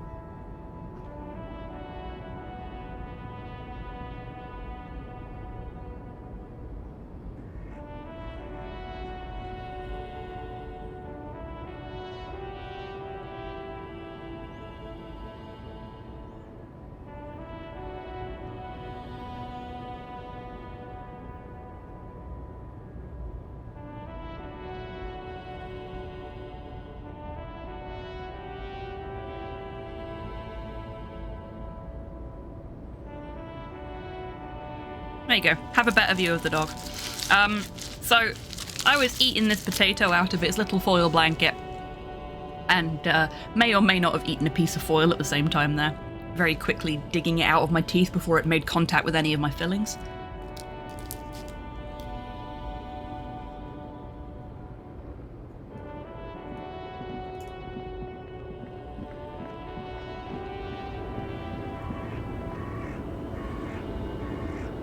The woman still has her eyes fixed on the photograph in her hands. In the background, the radio plays.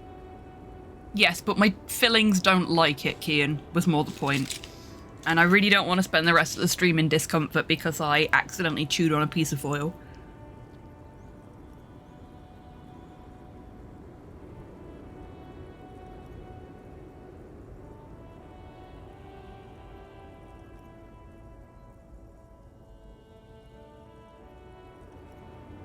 If you want her attention, you may need to be more forceful. Where am I? Who are you? Like a magician recalling a subject from hypnosis, you've jolted her back to reality. The smile on her face has disappeared, replaced by the weary aspect of a cornered beast.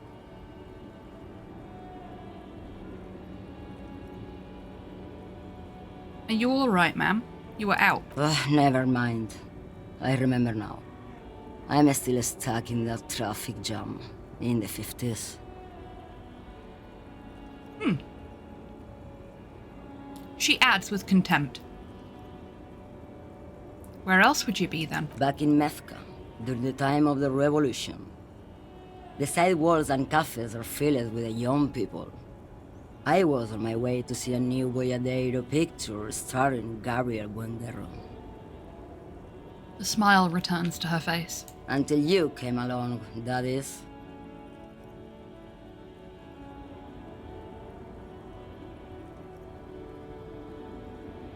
So I take it you were in Mesk when you were young? Someone was.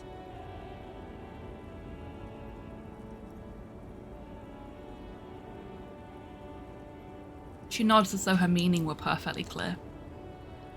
Who's Gabriel Buenguerro? This is Gabriel Buenguerro.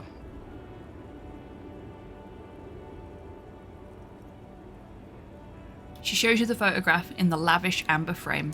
A strikingly handsome man looks straight at you, his head crowned with a wide brim hat. His hair is dark as an oil slick, and his jaw the most perfectly chiseled thing you've ever seen.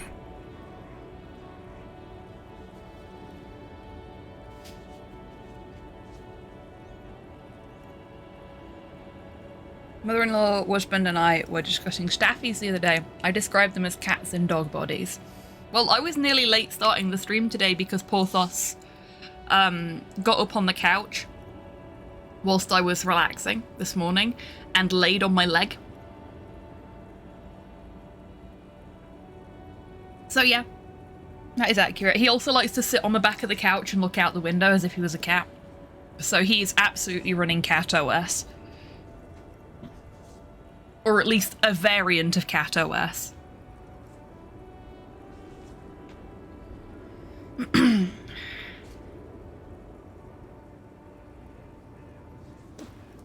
This man's got a hold over her, even 50 years later. You can feel it. He was the biggest star of his day. Girls used to faint in the aisles of cinema whenever he came on the screen. And schoolboys used to memorize all of his lines. She leans back, savouring the world she's conjured up. Someone? Are these not your memories? They are someone's memories, boy. What difference does it make if it's me or not? She gets gruff suddenly. They're beautiful. That is all that matters. Beautiful and true.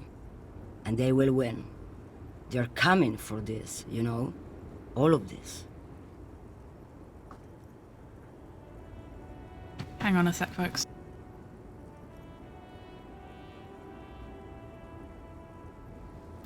Sorry, Slow came in. I thought he wanted to talk to me. He did not.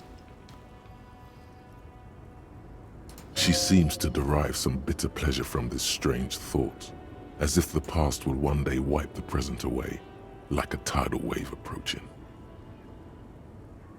I'm sorry to interrupt your dreaming, ma'am. I wasn't dreaming. I was there, Lawman. It was early spring, and the man behind the black sun had just come out. The posters were 20 meters tall. Everything was golden. Her eyes narrow, and she appears to take your measure. While you, people, were tearing each other apart over your petty little revolution, in Methk, it was a golden age.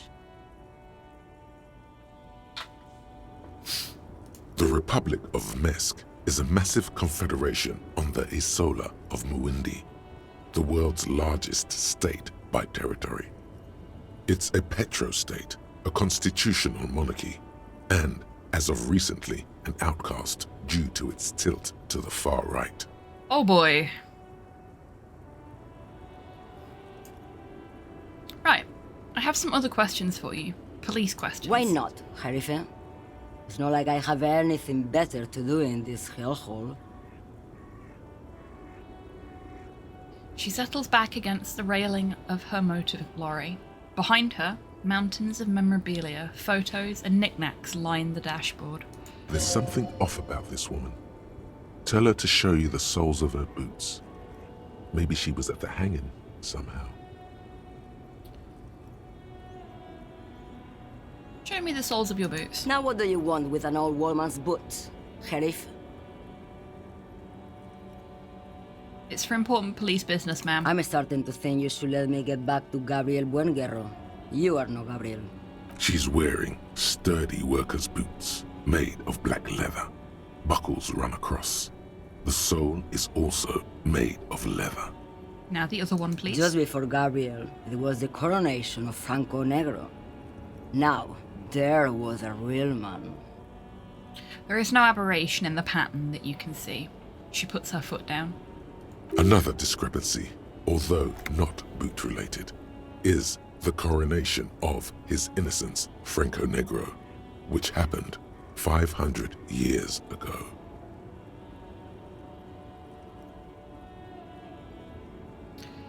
Wait, what do you mean it was the coronation of Franco Negro? It was. And then it was no more. And I was no longer holding my father's hand. He was no longer descending the stairs in Ryle. The crowd had gone silent. Perhaps it was another Sheriff who came and woke me up, looking at my boots, asking questions. Or perhaps it was one of the others in this carnival. I don't remember. As she says carnival, she gestures to the empty square with the statue and the machines. She's not odd soul. These are not the boots that made the prince. I could have told you that from just looking at them. The size is 37. The feet of a little girl. They fit well on the pedals. She smiles. What are you hauling? Diamonds. Diamonds? Really? Of course not. But wouldn't it be marvelous if I was? She says, grinning. I like her. She's a menace. Okay, but what are you really hauling? Whatever stupid things they put in the lorry, I imagine. So you don't know what you're hauling in your own lorry? I quit concerning myself with that a long time ago. Besides, I don't drive the lorry for the cargo, if you know what I mean. She smiles a careless smile. She says that as if something narcotic is the real reason.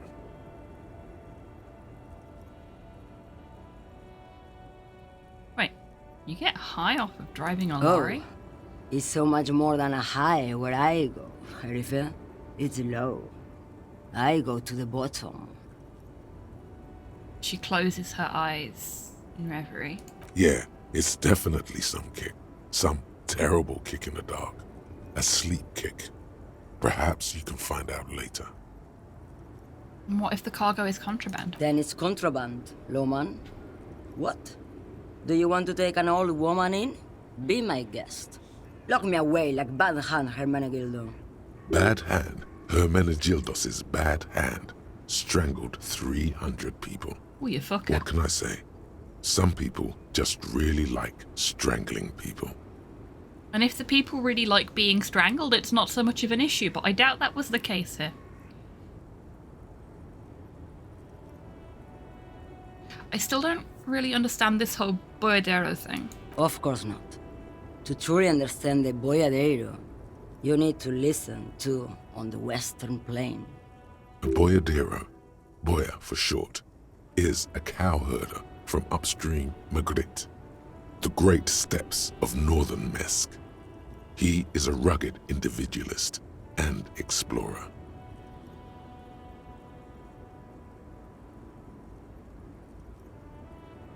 Okay, what's that? It's an old ballad about a young girl who falls in love with a daring boyadero. He promises to marry her as soon as he returns from the Western Plain. I'm guessing that doesn't happen. Of course not. The boyadero returns from the Western Plain a changed man. One night, as he and his beloved are out walking along the river Maigret, she pleads with him to give up his riding and settle down.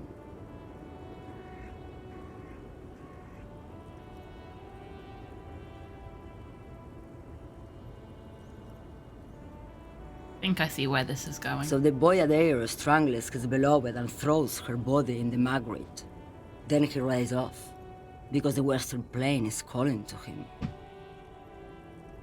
Okay, my office is getting way too warm, so whilst she's doing the next bit of talking, I'm just gonna step away for a second to open my office window. A beautiful The song. most beautiful. A true boyadero needs a whole horizon to himself. He can be tied down by man or woman.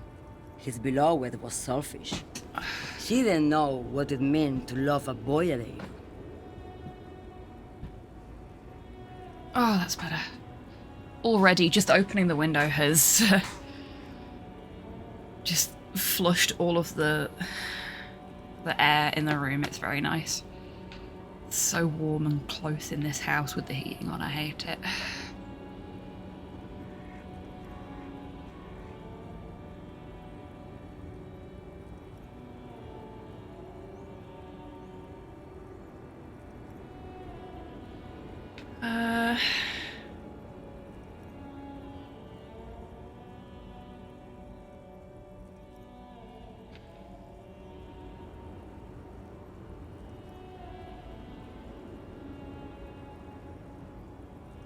What if to truly love a boyadero is to float lifeless downstream?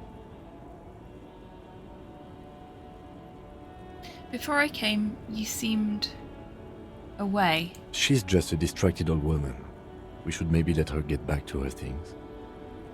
So he doesn't think she's the smuggler. You hear that, Lowman?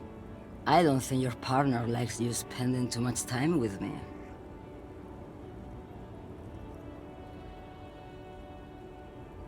Why is that, Nothing. Lieutenant? I just don't think she's connected to anything. He's worried, but not for her. For you. What is it about this woman, if she's not connected to anything? Should you drive a lorry if you get like that? Oh, don't worry about me. I'm one of the best camioners around. I drive routes no one else will. What routes? Lomonosov's Land, Udachnaya Zemlya, the Western Plain. She nods and closes her eyes again, letting her mind submerge. I like her voice. Yeah, me too. A terrible cold comes over her, rattling her teeth as she stares inward. The Transcatolia Magistral. You for 1A. Adestradas do Mirador. All the good ones. The deep trenches. Where the bluebirds fly. She opens her eyes again and shudders.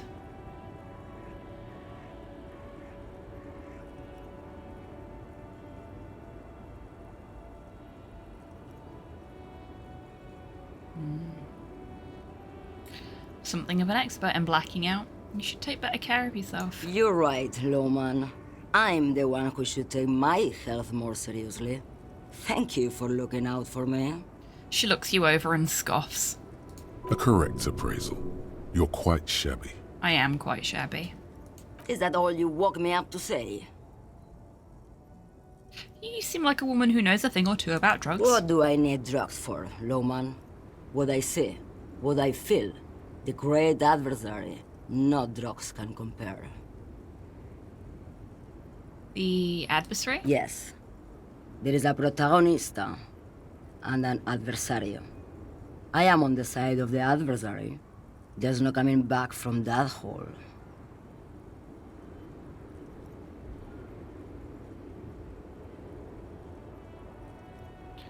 Someone used the Tesla bots as a sex bot and got stuck.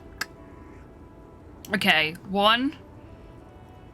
There are much less expensive, much less embarrassing reasons to have to give at A&E when you get your dick stuck somewhere.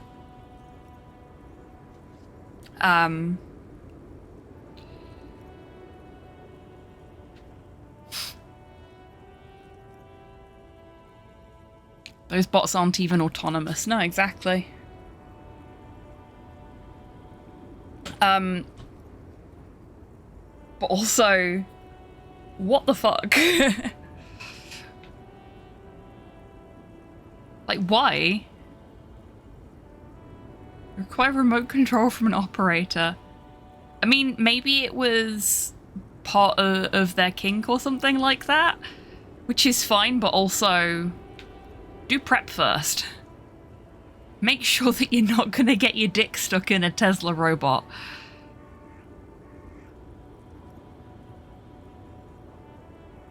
Ooh, love that, Kian. Nice one. More rads, more damage. Love it. Get into latex and dronification like the rest of us. Yeah, exactly. There are many ways to fulfill those kind of interests that are safer.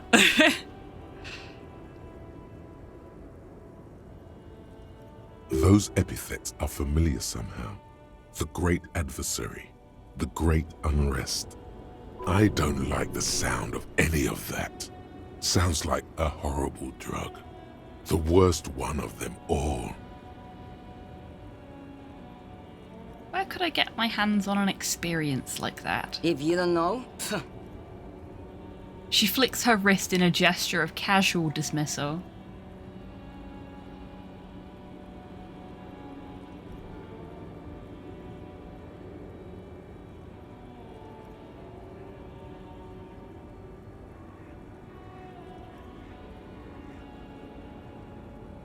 Oh, damn, Primbles. They must have been strong. Wanted to ask if you'd be interested in... Oh, actually... No, we'll go with this one. If you'd be interested in smuggling why some would I drugs. want to do that?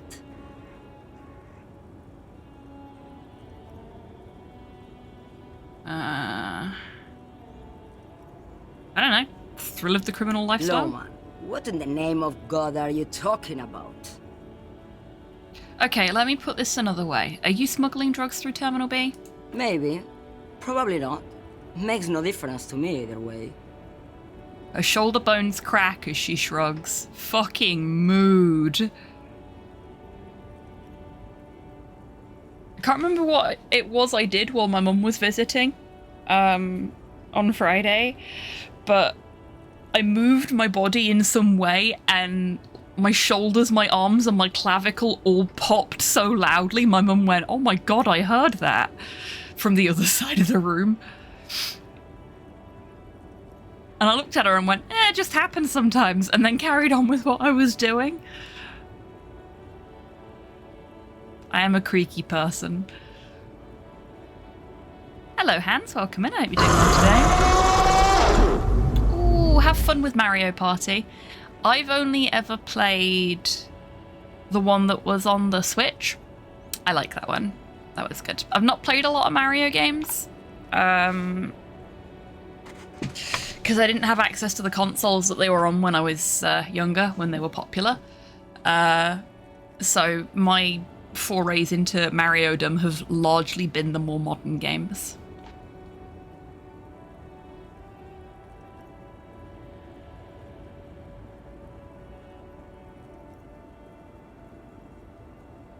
I've just never really bothered to try emulating any of the older games because, you know, I didn't have that interest and nostalgia linked with the franchise to bother setting shit up.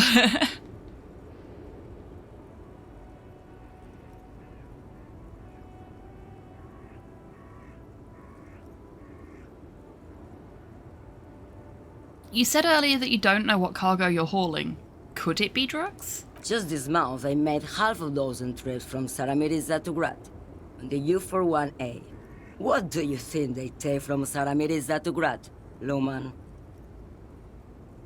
Drugs? No, Loman. Diamonds. She grins. Damn this. Make her answer.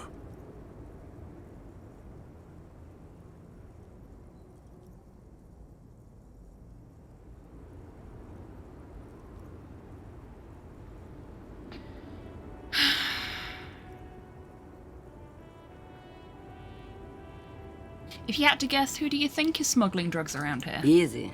He's the skinny man who thinks he's a poet. Never trust a poet. That's a bit harsh. Also, he's the only one I can see from here. She squints across the square. If you're not involved with the drug trafficking, then why are you still waiting here? Where do you want me to go? This isn't so bad. I can listen to music, or the seagulls. Look at all the colors and the futures of this world. It's a good palate cleanser, this jamboree. Or I can just relax and let my mind carry me back where it will, to the Great Plains. I think we're done here, no? Thank you, for now. Yes, go. Enough jamboree. I need to get back to Mesky. A voice trails off. Wumpty Dumpty Dum Center. I had to because of its name. You're at home, stupid cop. Not with the art crowd. You hate them. Everyone hates them. Even they hate themselves. It's nauseating. An industry built on sprezzatura and sparkling wine. And, let's be honest, tax evasion schemes. The Wumpty Dumpty Dum Center is the heart of this unholy symbiosis of aesthetics and tax optimization.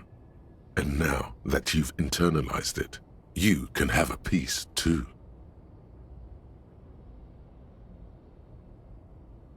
Mobile chat is going back to the start of the stream when the screen tilts. Getting on my nerves. I can imagine, Rocket. Unfortunately, there's nothing I can do about that.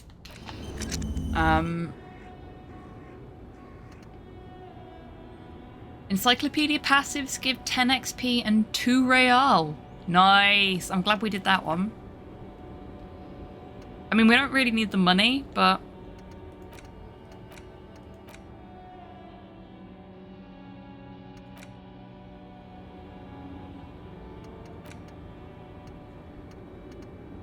there's so many of these thoughts that we could potentially pick up. It's really quite impressive.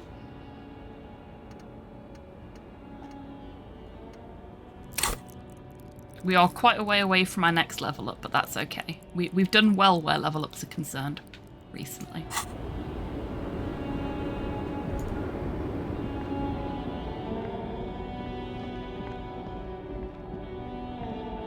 I appreciate that I can basically take this at my own pace. Like,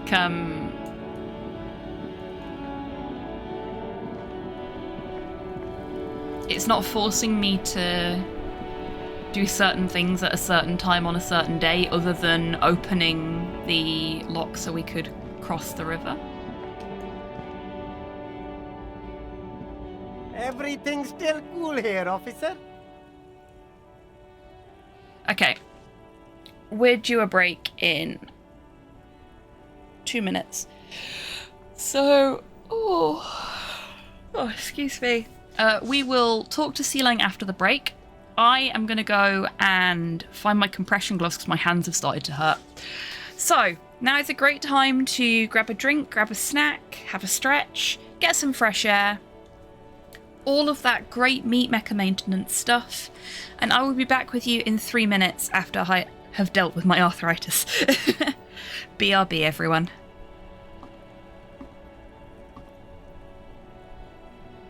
This is the latest masterpiece of fantasy storytelling from Lucasfilm's Brian Moriarty. Why, it's an extraordinary adventure with an interface of magic, stunning high resolution, 3D landscapes, sophisticated score, and musical effects. Not to mention the detailed animation and special effects, elegant point-and-click control of characters, objects, and magic spells. Beat the rush. Sit down and watch me stream Loom today. I also really like Cowardly Pillbug. Or Anxiety Pillbug, maybe? I know I curl up into a ball when I'm anxious too. I think we already got a nice flat version of Turnip Face. Beware of the 2 large pincers, or claws, as they can pinch. Crab facts!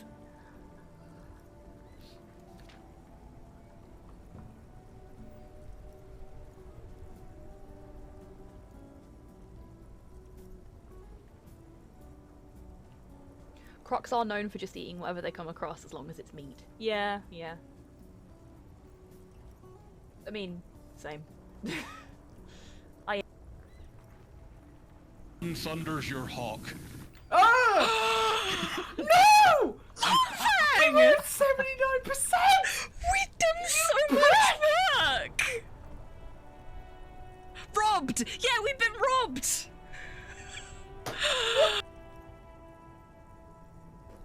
Do not forget, Brother Guy, the fate of the youths who jeered the aged prophet Elisha. outside of Bethel.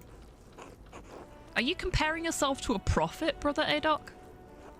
I'm comparing you to an impudent youth whom the Lord, in his ineffable wisdom, may choose to strike down. Okay, that's a pretty good burn back. Oh!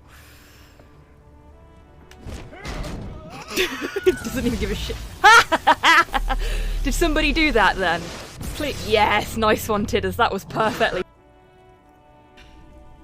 Your mother is a necrotic object. I'm fun. Look at me sparking in the light of the projector.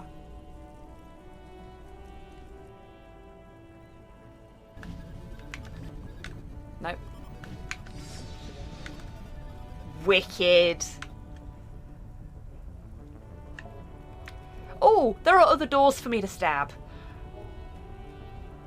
There's a phrase I never thought I'd say. Gonna go stab a door. There we go. So, nope. Nope. Nope. Apparently we can play Nemo's organ. And fairly well.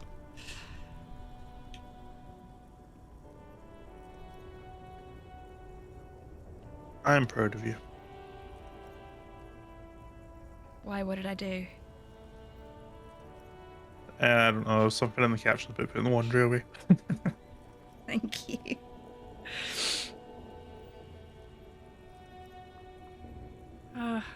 It's in general, I suppose. Oh, thank you. Nobody clapped it. Welcome back from the break, everybody. Hope you're all feeling refreshed. I'm just going to open my drink.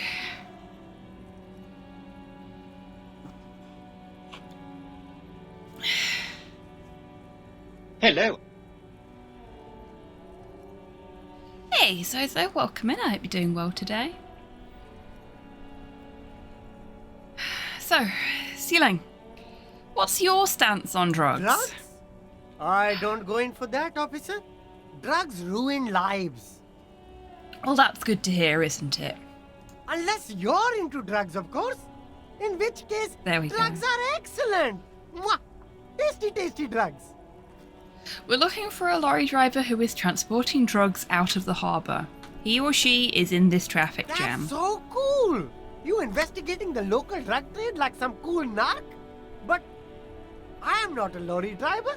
I am just a street vendor. I don't know anything about that. But you are a lorry man. Another driver has identified you and your lorry. Who said that? It's the fat racist, right? I bet it's him. He has an agenda against me because I'm an immigrant who works harder than he does. He's a hater. I like Sealing. And he's on the fucking money there. It was the racist. It was the racist that said that Sealing was the one dealing drugs. Told you we couldn't fucking trust him.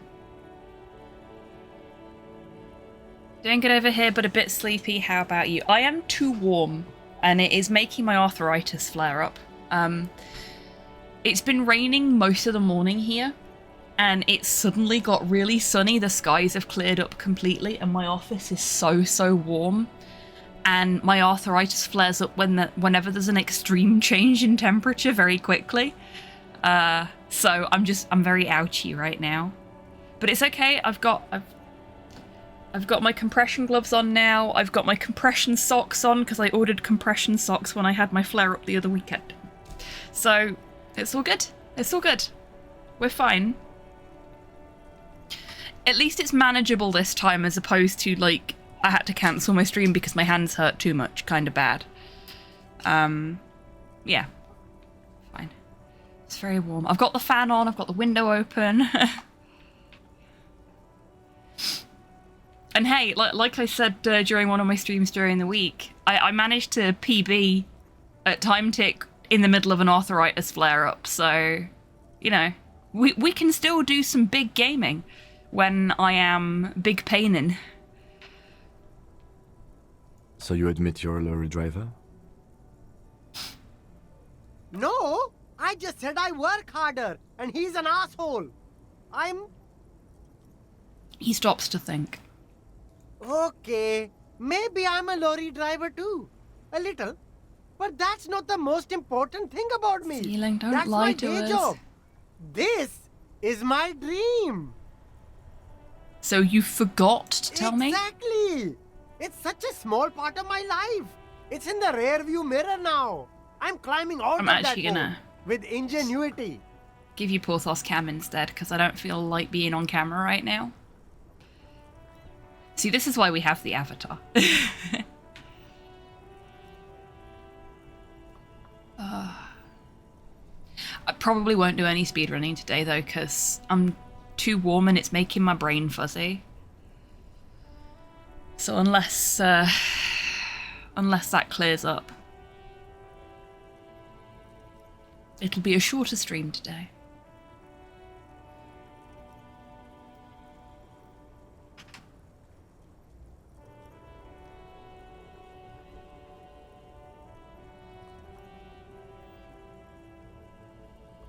Stop squirming. What do you know about the drug operation at the harbour? Nothing. I told you. I'm not a dumb guy. I don't get involved with that crowd. And what crowd is that? Crowd. You know, the drug crowd. He doesn't want to talk about them. He's afraid. Who are you afraid of, Silang? Look. There's bad people doing bad things here. That's all I know. Please don't get me into this mess. I've spent 15 years working my way up. Looks around and lowers his voice. Here we go. There's a tiny bit of truth on the table.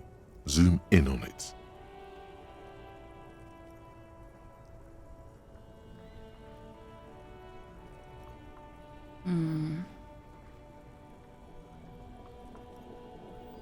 If you don't want to get into this mess, you have to give us a reason to move on. It's a she, okay? The other drivers call her the lady driver. You're better off staying away from her. The way they talk about her, she's no lady. Who are these other drivers who talk? All of them. I don't know. I told you all I know. Are we cool now? I really want us to be cool now. Not yet, Sealing. Who exactly is talking about this lady driver of yours? The racist or the other one with the tattoos? He points north. All of them. Even the ones who've left. I don't hang out with them. I don't remember who has tattoos. Is the lady driver the old woman back there? Dazed out? Strange. I don't know. Maybe. If she is, I haven't gone near her. I don't get involved. I told you. It could be. She was strange. Okay. We're cool now. All right. I scored. Let's cap this off with a purchase. You can walk away from here with funky sunglasses, detectives. Both of you. You deserve it. I'll leave you to it for now. Wait, does that mean I can just have sunglasses out of the box? The shine on these sunglasses lasts a lifetime, officer. 100% guaranteed. Let's try and find some interesting sunglasses in the box. No luck. All you find is this lime-colored cellophane visor, produced by a bargain sportswear brand called Amphibian, apparently. There's a malformed green frog on its bent cap. Oh, that visor is perfect for you, officer. It'll definitely keep the sun out of your eyes while you're shooting criminals. Bang, bang! And all for a mere 6 real. Kim, a firefight is something we should be prepared for. I hope not. He says, looking up from his browsing. You don't like it? Sure, Square Joe. No problem. Let's get you some real shades. A good starter, sporty and practical. I don't have to pay for my room Good anymore, choice. so I'm just buying all of the clothes. Let's get dressed up. We can.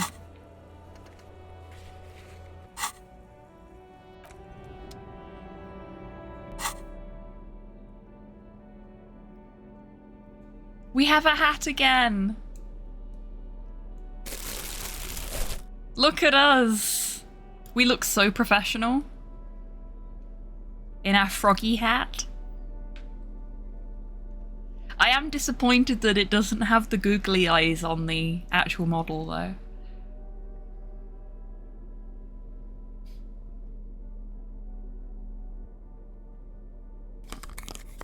Oh, I can't see the glasses because the lights in the way. Okay, the glasses are kind of cool. We're not going to wear them because they're electrochem. And we don't want to encourage electrochem. But...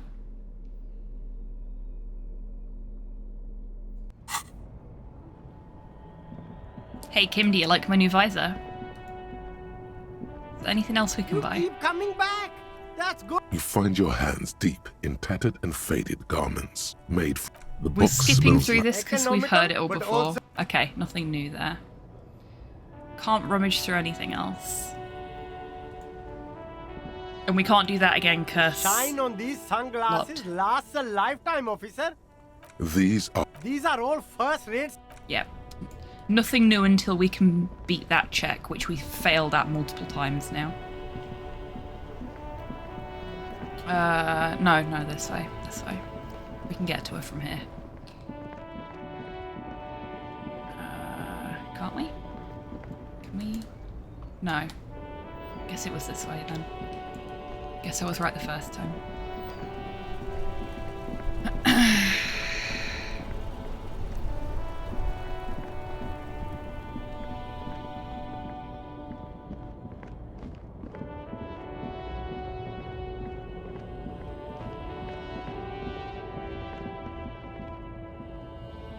That was the wrong way. I do love the vehicles in this game. They're really well designed. Like, you can tell straight away that they are vehicles, but they're distinctive. I'm really bad at navigating these lorries. This way? No. Fuck. Where the fuck is she? I've lost the woman. This way?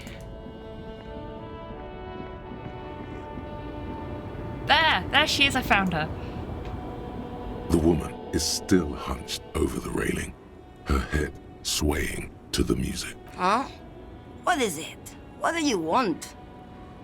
Alright, are you the lady driver? Did you just call me a lady, Herife?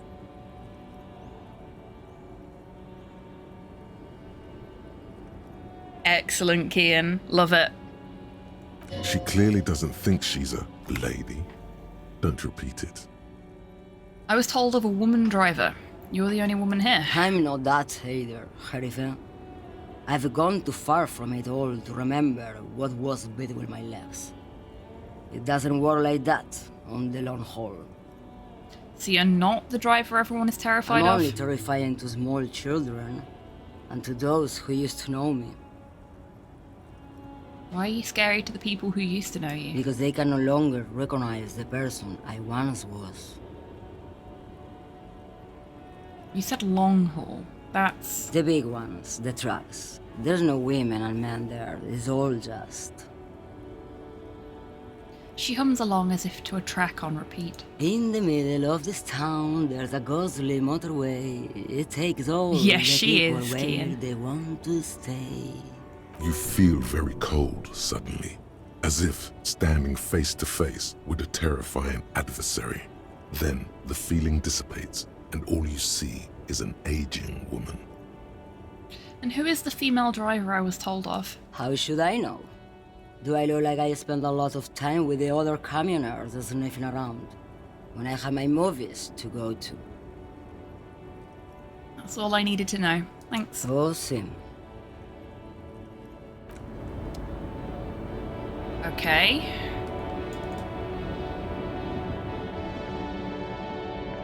Let's go talk to the racist again.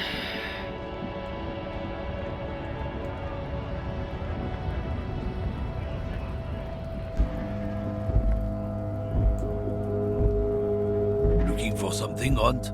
Come to tell me to fuck off again? I know you've been giving me the runaround. Fess up. Where's the lady driver? I don't know what you're talking about.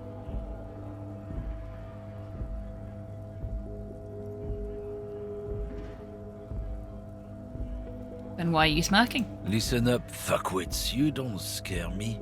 You cops don't run Revachol West. You don't run Martinez. You don't run anything. So, who does? The lady driver? No. He means la puta madre.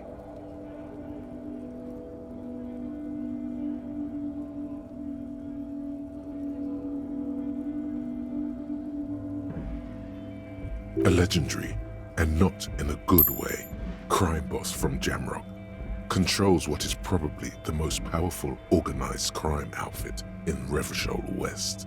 Nice. Looks like the lieutenant has a plan. Let him do this. Can do. Okay, what did I say to make you say I thought you deleted Twitter though? Because I don't remember already.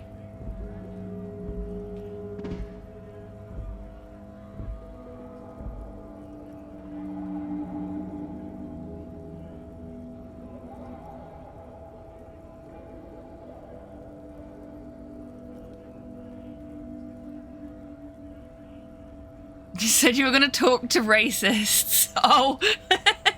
Well done. Well done. Bravo! Well done, Shanus. Best joke of the stream by a country mile. Well done. And yes, I have deleted Twitter from my phone.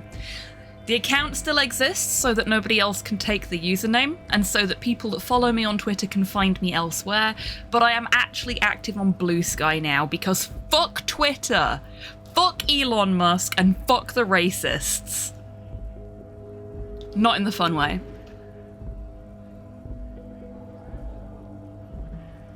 Also, I want to post my pixel art somewhere where it's not going to get used to train a fucking Gen AI.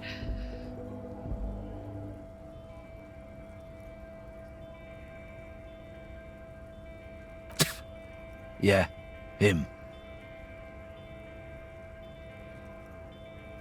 Oh, so speaking of fuck the racists derogatory, I went to see Tom Rasmussen with my mother on Friday, and right near the end of their set, they shouted "fuck TERFs" at the top of their lungs, and the entire audience, which was literally full of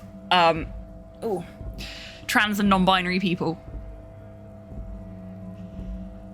screamed with joy and in agreement.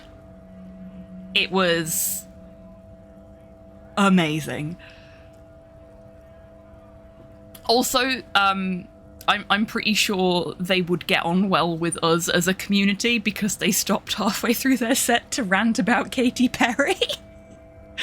And I was living for it. It was great.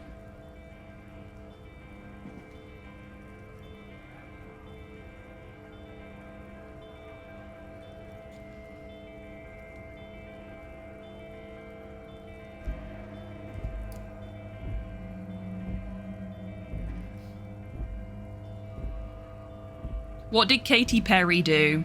Or what didn't Katy Perry do? I need to see that rant. I know, right?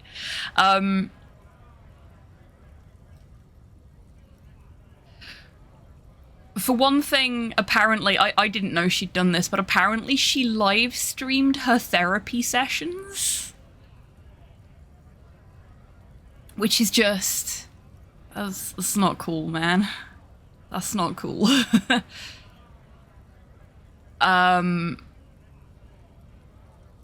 And apparently during a more recent show, she kept stopping during her set to ask the audience if they like her.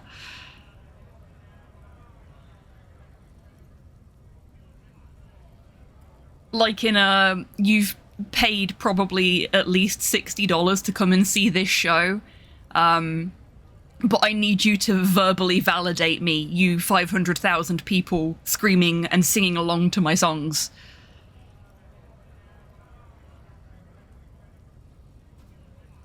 So yeah. that was basically what the Katy Perry rant was about, but it it amused me greatly that they just, whilst they were setting up for the next song, were just like, okay, I'm going to talk to you about Katy Perry now. It felt like a very us as a community kind of thing, you know? Now for something tangentially related.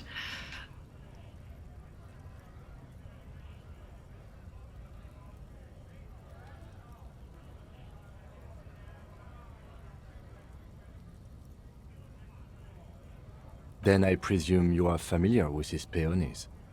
Yeah, they're his little bitches. He's got them all over the unions. Ooh. Not just the unions. He has peonies everywhere. Some say he even has them in the RCM. Dirty fucking peonies who'd do anything for him.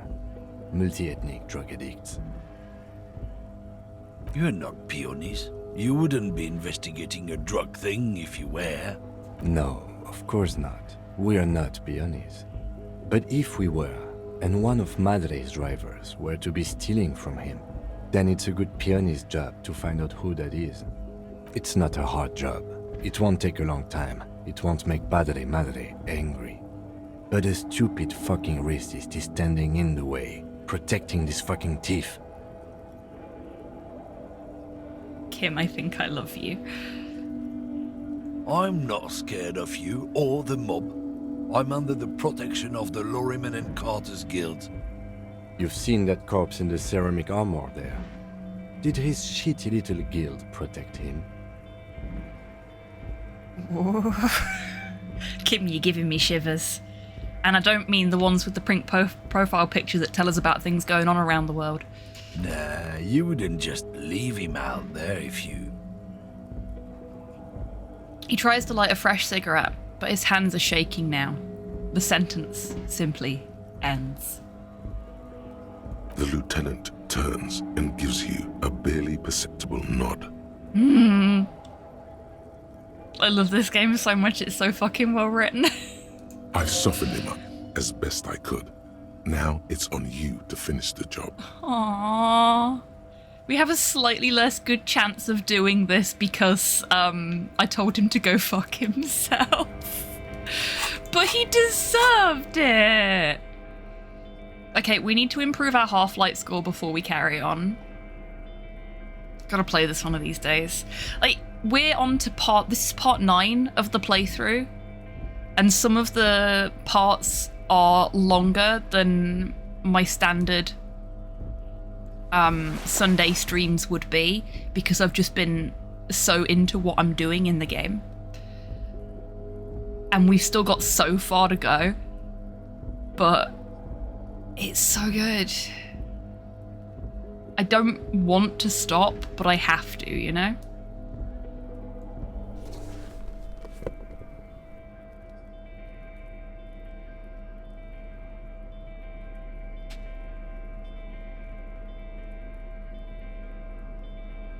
Okay, that's the best we can do on Half-Light, but it's now at +2, so that should help. Looking for something odd? Come Excellent. to tell me to fuck off again? Well, perpetually yes, but I'm not supposed to do that because it will damage our chances of succeeding at this role.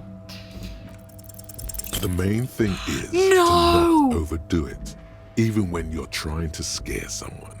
The most important thing is, how does it look on your resume?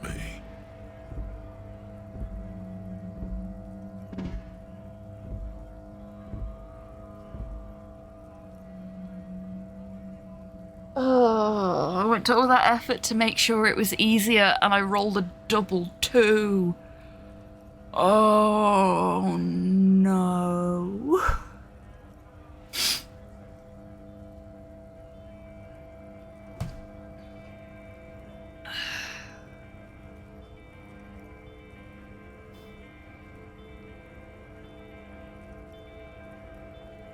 At least we can try again later. I know, I'm just gutted.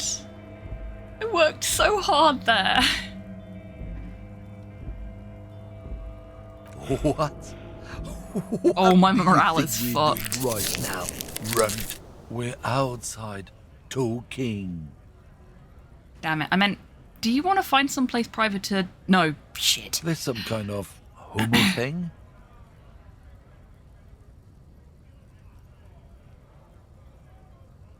You know what? Yeah, maybe it is. Okay, that's enough, detective. That's enough. Okay, sorry, Kim. We'll just have to ask someone else about the lady driver. Let's go.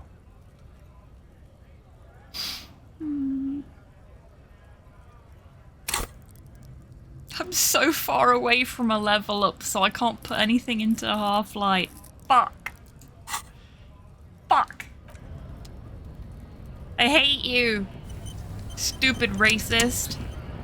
I'm staying dressed like this until I level up now. Unless I have to change again. Unless there's a good reason to change, I ain't changing. Yes, Rocket. What have you noticed? Can I not get past him again now?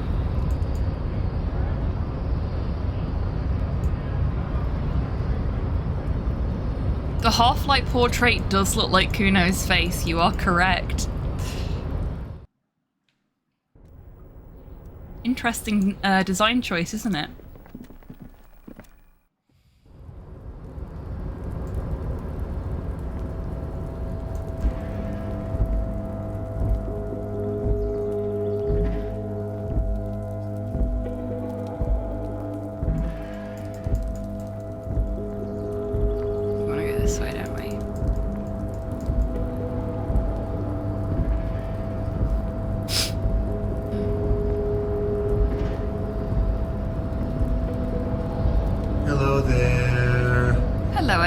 Welcome in, I hope you're doing well today.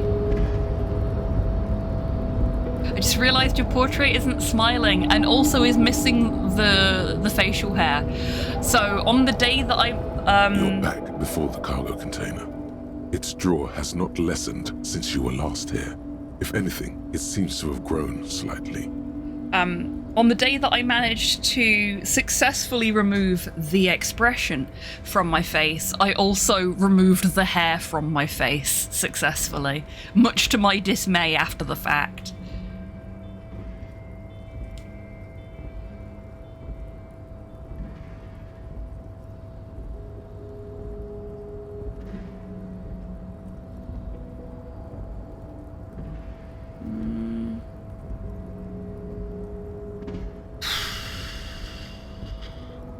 Fuck it, why not? And as it's always been, it's impossible to open a container with the rhetoric. Maybe you're losing your mind. Wow. Double ones.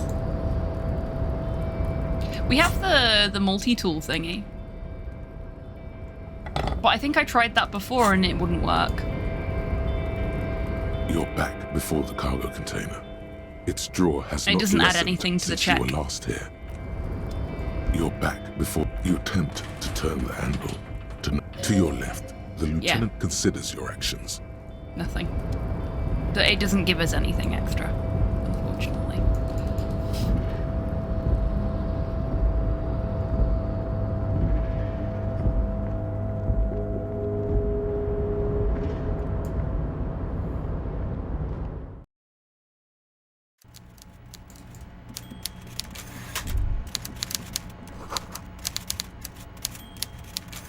This is not a fishing rod, is it? It's...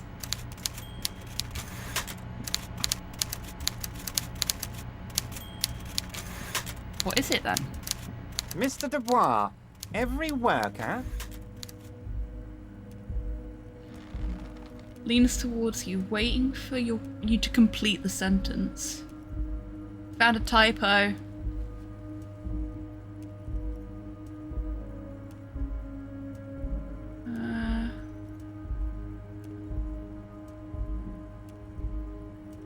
That's right, Mr. Dubois.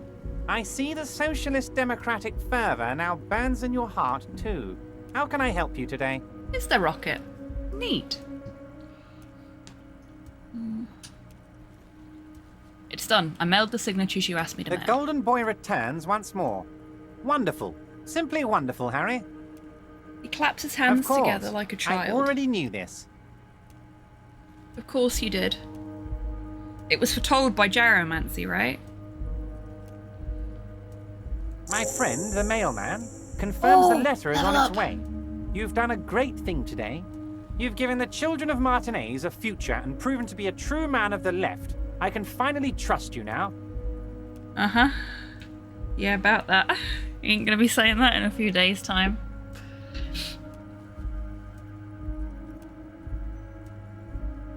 Oh, cool rocket. You're in my inner circle. You too, Mr. Kitsuragi. We can talk about anything. The strike, the murder, your lost gun, nothing is off the table. Oh, Bratan, you played the old man like a three-string banjo. He has no idea. Oh, Necktie, I've missed you.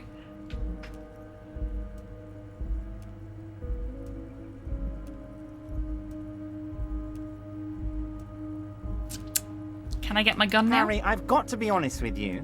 Your gun was found 2 days ago. Withholding this information weighed heavily on me, but it had to be done. Uh-huh. Did it? Did it really? An Fine, old where is woman it? has it, and let me tell you, Harry, word on the street is she's a character, so watch out. An old woman has it? Which old woman? This must be the woman who bought the gun from Roy. The one he described as terrifying. So the gun's still with the woman who bought it from Roy? Yes, the same one. I see you've done your research. The pawn shop made the gun easy to track. Crazy stuff, Harry. Selling your gun like that? Wild. Anyway. Better than what I was planning on doing with it, to be fair. The neighbours of this old woman contacted my men because they trust me and the Debardeurs Union.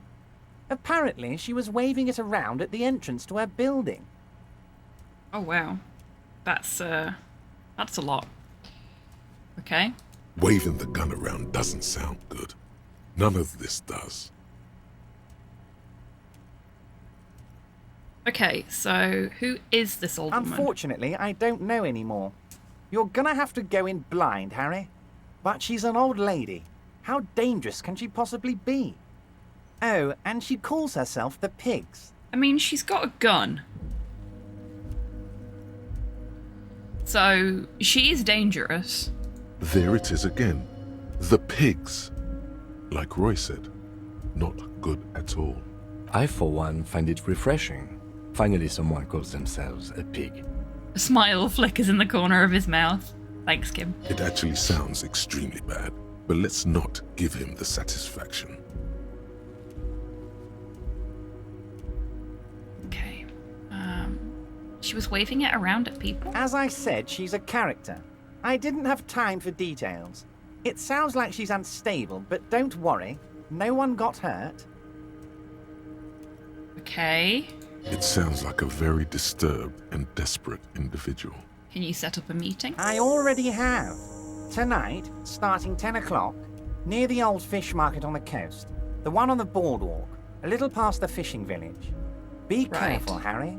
I would never set you up for anything dangerous, but you did ask for this. Now, back to the fun stuff. She will be there from 2200 hours till 0200 hours. Okay, thank you, Inland Empire. More fun stuff. Seems like we already have fun stuff to do.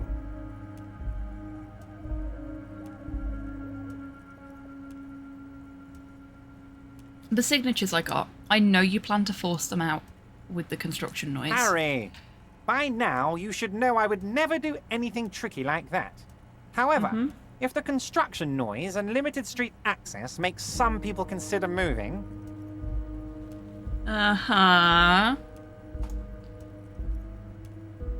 Well, let's just say there'll be freshly renovated buildings near the roundabout where those poor people can finally enjoy a significant uptick in quality of life.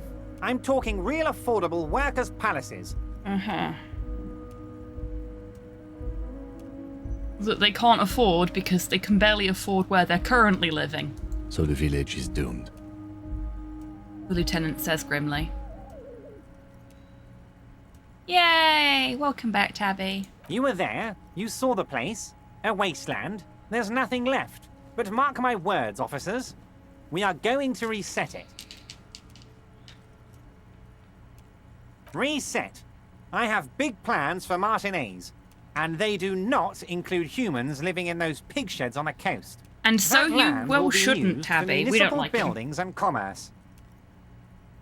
Everott's an arsehole. He's been exploiting the fact that we put ourselves in a vulnerable position. And yes, we should have known better, but yeah, he's shady. He's shady as all fuck. That too, Sol, that too. A metal folding chair, I think. It's this chair here. It's the most uncomfortable thing in the world, and he made us sit in it whilst he gave us lots of information and made us very uncomfortable, and it actually did physical damage to us. Whilst we were suffering psychological damage as well. That chair has killed runs, I can imagine.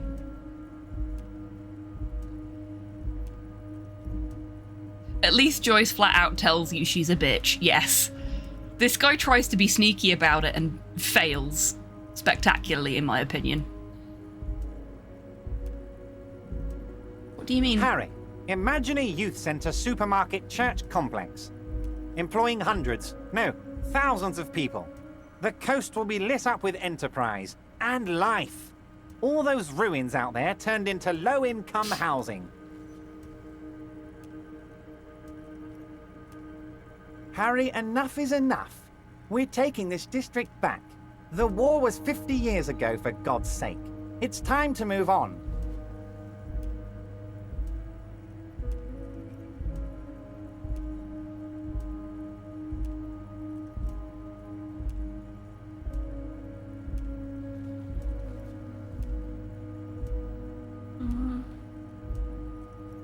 Youth supermarket church complex? Do you really expect me to believe that? Yes, I do. I got the centre, I got room for a retail complex, and in 4 years, I'll get the church too. The wheels are already turning, Harry. The wheels of progress. This post-war limbo, I won't stand for it. There are kids practically playing with their own feces out there. It cannot go on. There is true indignation in his voice when he speaks about the state of things, and even a touch of pain. The pain is true. He's seen kids do worse than that. I knew you were up to something. Damn right I'm up to something, Harry. I'm gonna make the working man as rich as Joyce Messier. That's my job. Just like yours is to keep the peace. His fist lands on the table again.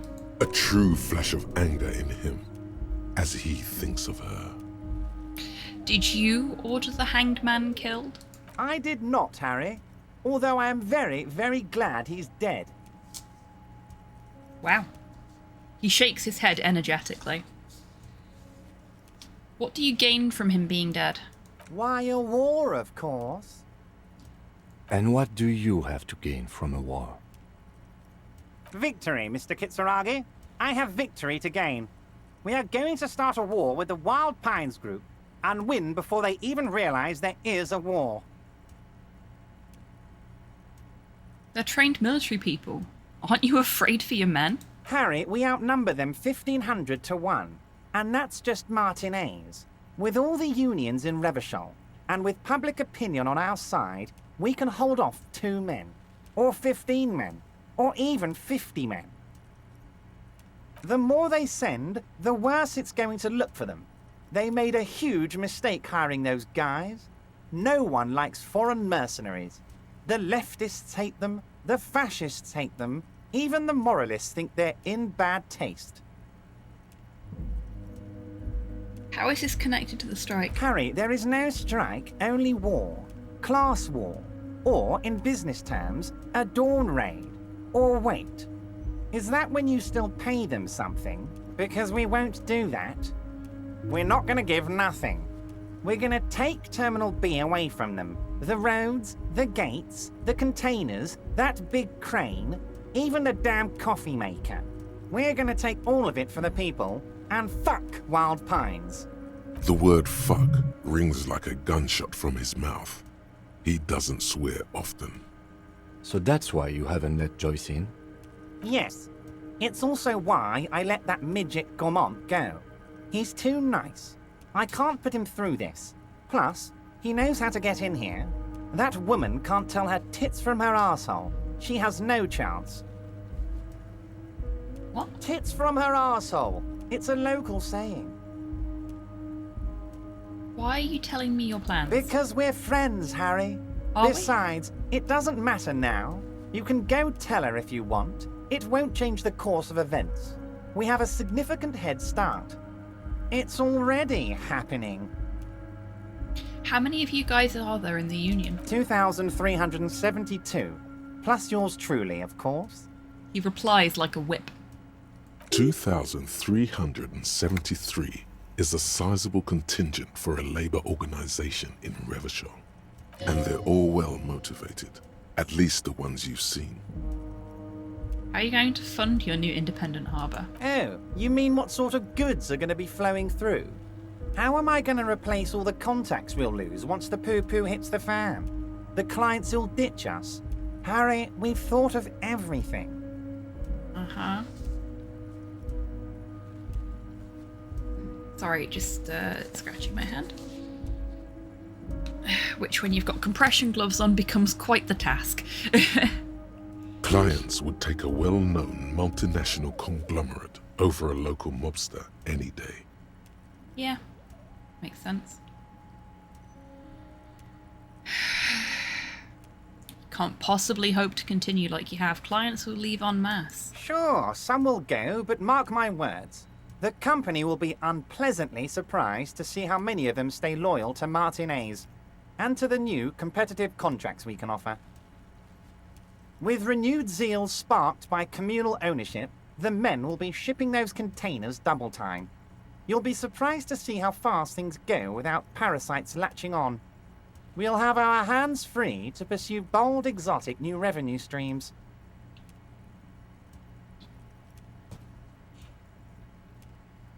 That's drugs. Drug trafficking. Drug trafficking? Don't be stupid, Mr. Kitsuragi. There are perfectly legal, 100% ethical chemical factories on the Samaran Isola. You don't need to be colonialist about it. Trying to get you the best view of Porthos that I can. There you go. I like how reaction speed was like, oh, I know this one, and Kim got there first anyway.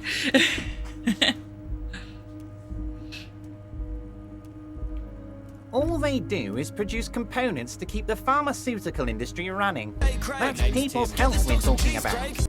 Old He's grannies, asleep right little now, babes, Cyborg, but I'll put the people treat with to one side disabilities. for him.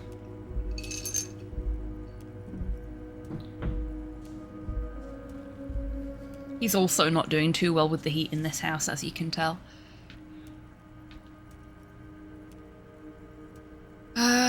That's just the top of the iceberg, though, isn't The it? company thinks transporting these chemicals in bulk looks bad, has bad optics, may be illegal in some countries.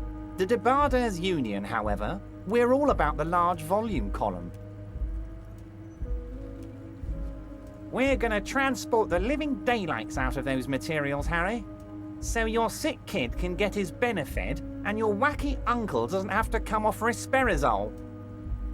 Benefed is a children's cold medicine, usually apricot flavored, and risperidone is used to treat severe psychosis.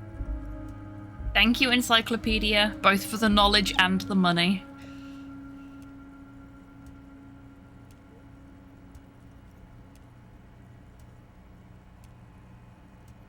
Oh no, Cyborg. And the kids on the street can get speed and pyrrolidone.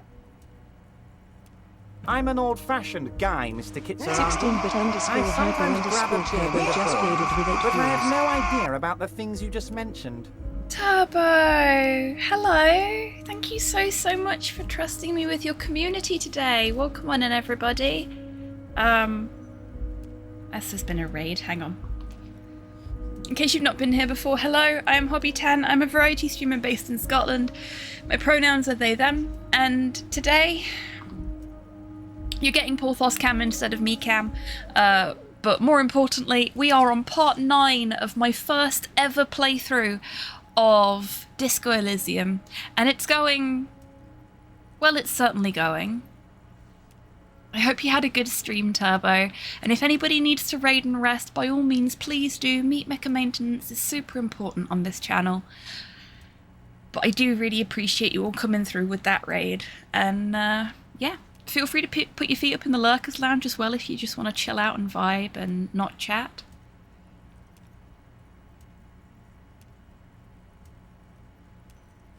Hello there. I'm not too bad, thanks, Turbo. I'm a little bit sore and quite a fair bit tired, but I'm doing all right. I'm glad you had a good stream, and I hope you're doing well.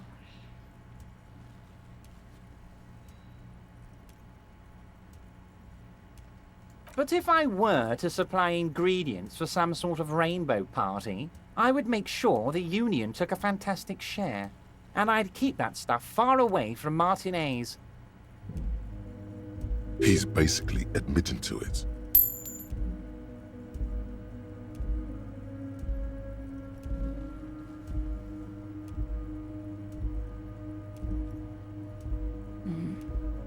I have to admit, that's a well put together plan, and far removed from you. It's also far removed from my men and the people of Martinez who've put their trust in me. He smiles slyly. Anyway, let's not focus on the sensationalism of the drug trade. This hypothetical drug trade is all anyone ever seems to be interested in. It would only be a small part of the harbour's turnover, just like the harbour is, but a small part of Martinez. It would still be illegal. Let's look at the big picture. Martinez as a whole. There are little girls out there with dreams of making music. Young mothers who want to start businesses. Models who want to walk catwalks and steel welders who want to weld steel.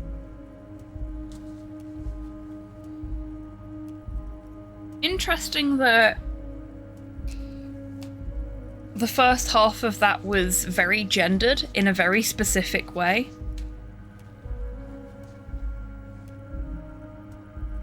Like, why is it just little girls that have dreams of making music? Are there not boys that want to make music? Absolutely, Cyborg.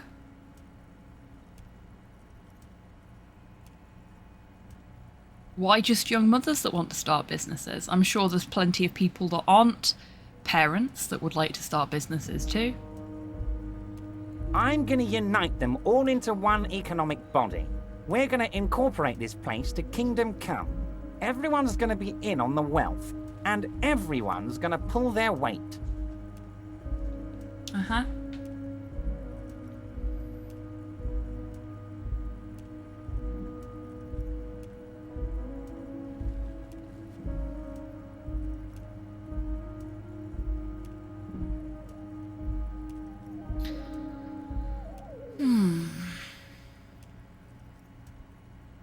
I don't really agree with any of these.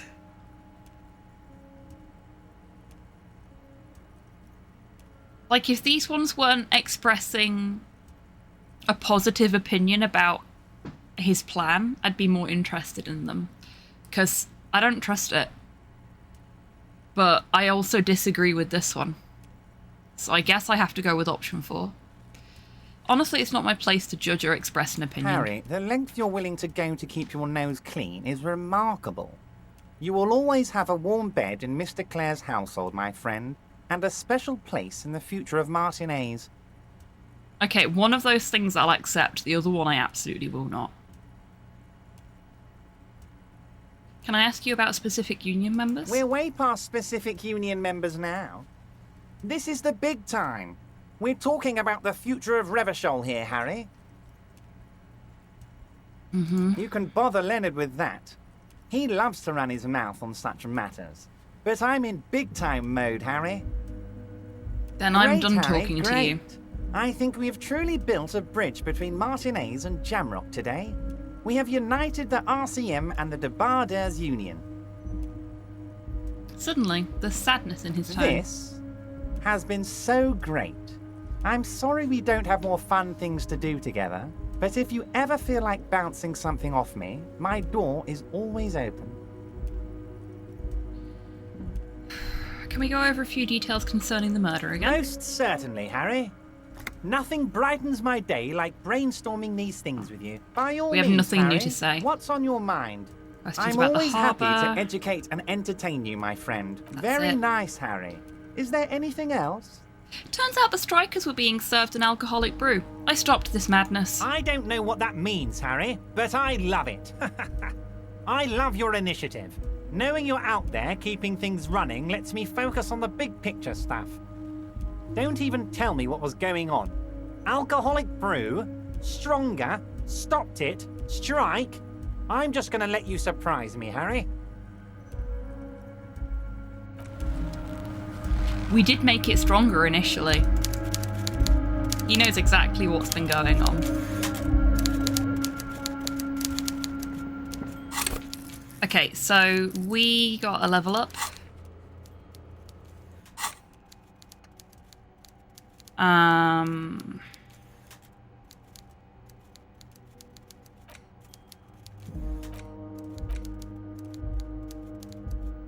Which I was going to put into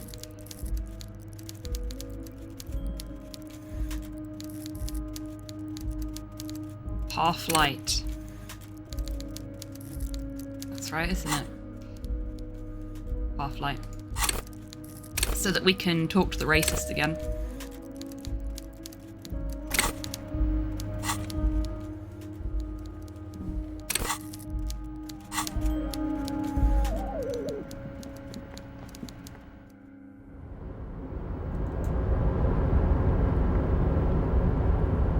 Oh, hey, mister. I knew you'd be back to talk with old Leo here. Yes, I did. Yes, I did. It's like Lady Larice said when she opened a bathhouse in the basement of my apartment building. They can only get so far before they're aching to get back. And lots of folk really did keep coming back. I like Leo. Leo. In the future, can we keep this greeting shorter? Sure, mister. Absolutely. I'm always willing to help out nice fellows such as yourself. Aww. Leo, you seem to know everyone around here. I want to ask you about someone. Mr. Everett doesn't really want me to talk to people about union guys. But who did you want to talk about? Tell me about Titus. Oh, Titus is a longshoreman through and through. He was born on a boat, they say. His veins are probably filled with salt water, I tell you. Nice, friendly sort, old Titus is. That has not been our experience. Tell me about this Edgar guy you keep mentioning. Mr. Edgar is Mr. Everett's brother. He looks a bit younger, he does. But a very smart fellow. Very smart fellow indeed. He's away on some union business. Not even in Revershaw, they say. Bothers. What's up, buddy? Okay, I'm gonna throw the treat for him because he's just standing out in the hallway ignoring me. He'll get to it when he wants it.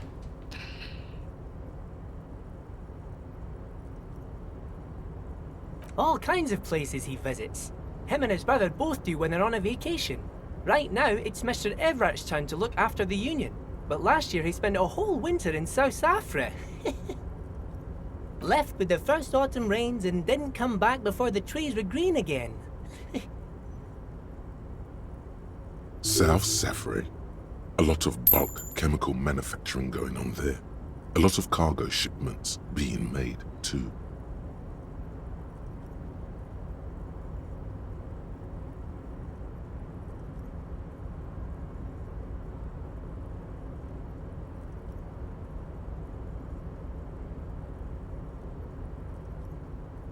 Oh wow, that's really rough, Hans. Damn. Whoa, he's really something. He doesn't talk much to me usually, but when he does, I didn't mean to click I then, don't but really understand most of what he's saying. That's fair, Actually, yeah. I don't think he would like me running my mouth about him like that. Once he said he's a dragon to this mob fellow who came picking a fight with some union men. I think he really believes Jean-Luc was a dragon because he ran right off. Another time he almost killed another guy, but I shouldn't talk about that. I mean, you absolutely should. Tell the cops about the time the racist nearly killed somebody, please. Tell me about Manana. He's a union man through and through. Good guy. He's very calm, laid back, doesn't do much, talks to Everett sometimes. Honestly, I don't know what he does for us, but it must be important because everybody likes him. Yes, they do. I think that's what he does. He makes everyone feel a little better. Manana's the snitch. He's Everott's eyes on the ground, he must be.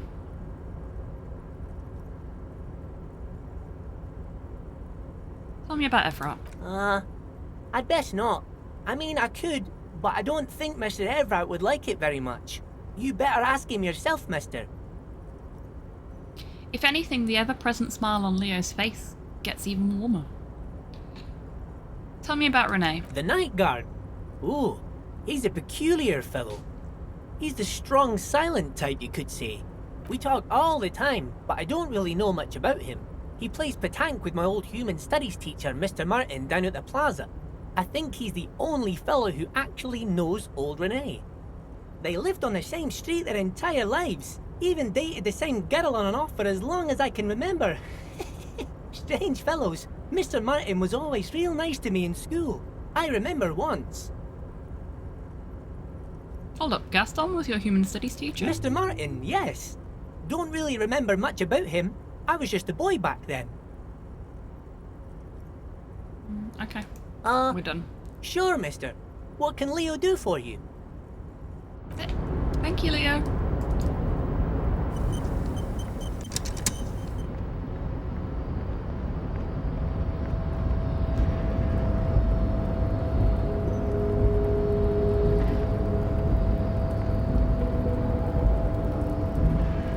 Oh, do we have to go down to go up? I forget every time.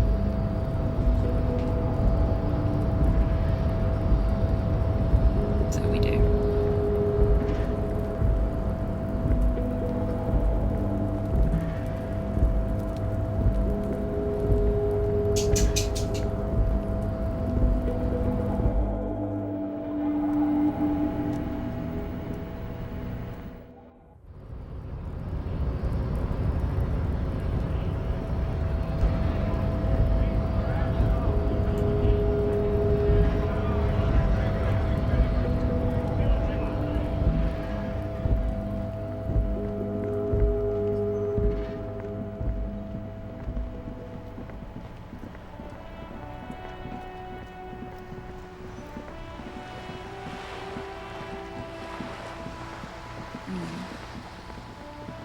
Starting to get quite sleepy.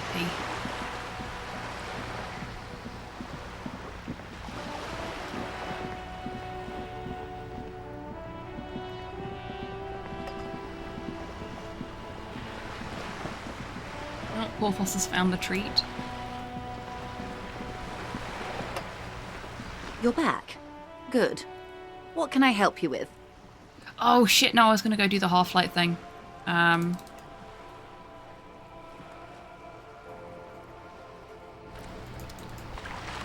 We'll do that first.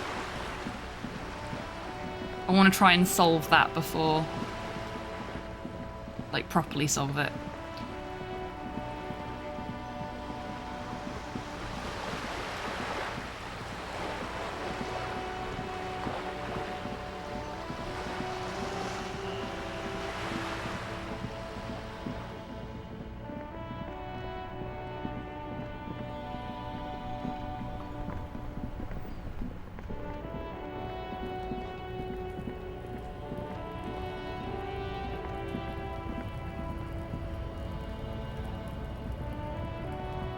Looking for something, Aunt?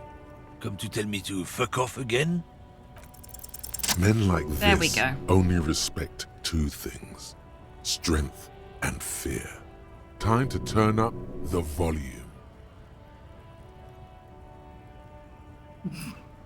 Show me her lorry right fucking now. The lady driver's lorry. Where is it? Fuck you, I told you. I'm not gonna... There. His voice grows smaller as yours.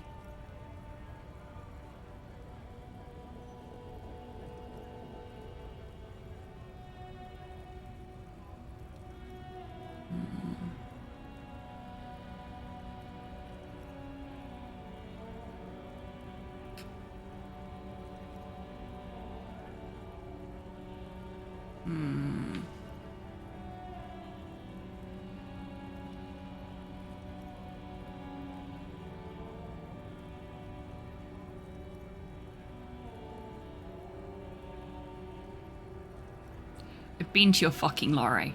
I know where it is. That one there. I'm gonna burn it down, you hear me? Look, fuck you, man. It's some lorry down there. Green banged up thing. I don't fucking know who she is. When did she go away? I don't know. I don't even know her name. She just rolls with the fleet and acts like a big shot. Some dyke, probably. I haven't even seen her for days. Now it's not a big deal for him anymore. This is how he saves face. Where exactly is her lorry? Past the monument. Down there. The Green Temple. Now leave me the fuck alone, okay? The small temple by the monument. Green. Let's get into that lorry. Looks like he got his adrenaline up, too. Hooray.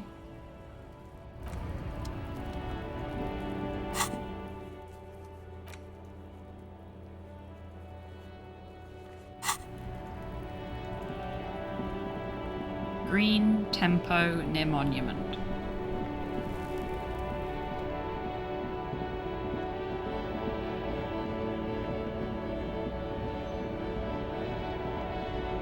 Here it is.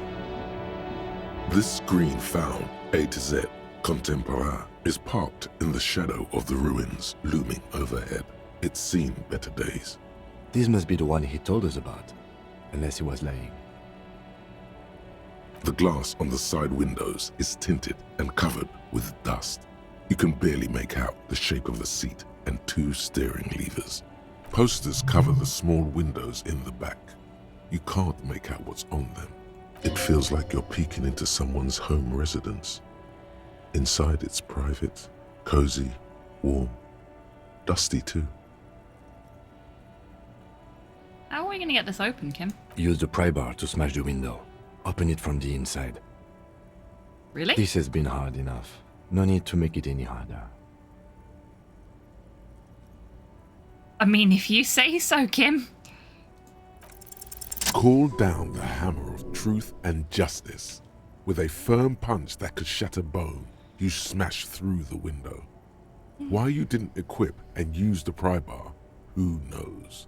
But now, release your secrets, lorry cabin. Oh yeah, we probably should have equipped the pry bar first. The smell of cigarettes and perfume welcomes you. The cabin inside is plastered with old movie posters. Actresses smile from the walls. There's a radio transmitter in the front and a toolbox tucked under the driver's seat.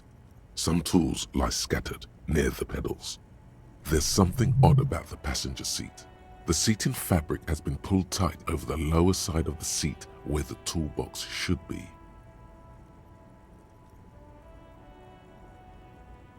These are movie posters featuring starlets from long-forgotten films from the 20s, the teens, even the 90s of the last century.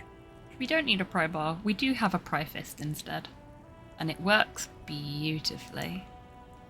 One of them particularly catches your eye. A centerfold of an ingenue attached right above the back seat. There's definitely perfume in the air. It's spicy with a hint of amberette wafting through the bitter air of the cabin. What's that smell? The remnants of a sweet juniper-scented perfume. Probably Grenade No. 5. The actress is draped in a sheathed dress, one of her shoulders bared. The faded remains of an autograph run across the poster. She's looking past the camera. A feeling of tenderness washes over you. A longing even, perhaps.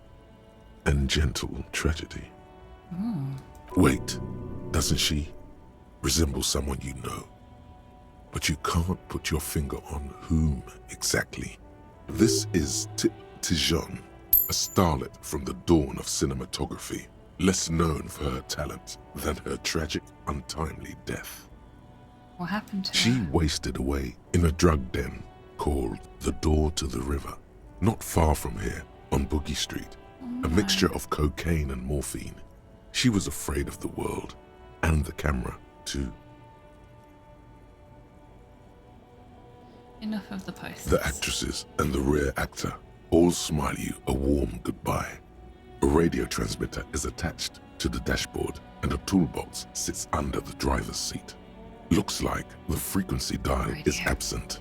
It requires a key to work, but the key has been removed, likely by the missing lady driver. Strange. There are so many radio stations saved here. Must be over 100 at least.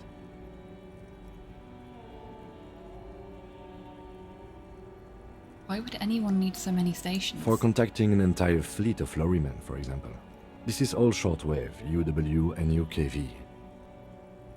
Looks like we are dealing with an impressive organizational tool. The nerve center of a huge operation, with quite a range too. A 20-kilometer radius at least, perhaps extended by an attachable antenna that's not here right now.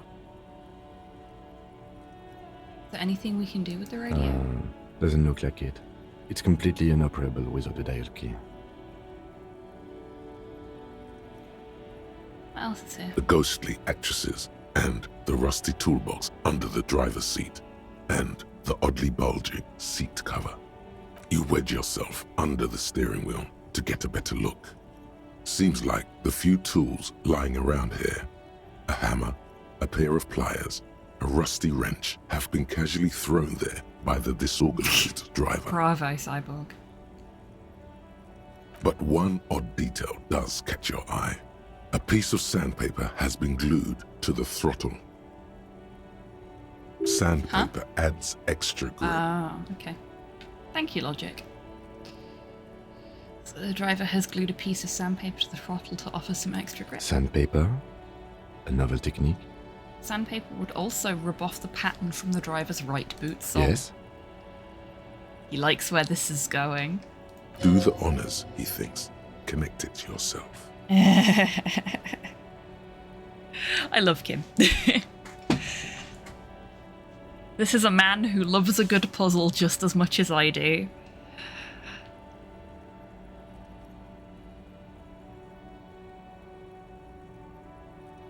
One of the footprints at the crime scene had an aberration. One sole was smoother than the other. Which means that the missing lady driver was present at the lynching. The lieutenant's eyes light up behind his prescription lens. Ah! We made Kim happy, everybody. The missing 8th Hardy? Here? Looks like her, yes. She's also the one running the drug trade. What a handful. Now we know for certain who's the missing 8th person at the lynching. Do you think that Hardy and his boys could also be involved in the drug operation?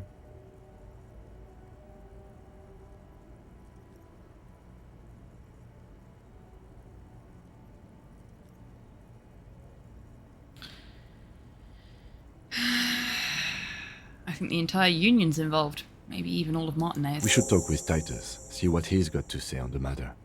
Are we finished with the lorry? The movie stars are still smiling from the walls. A metallic drawer slides out from the seat. It's empty, except for a folded newspaper.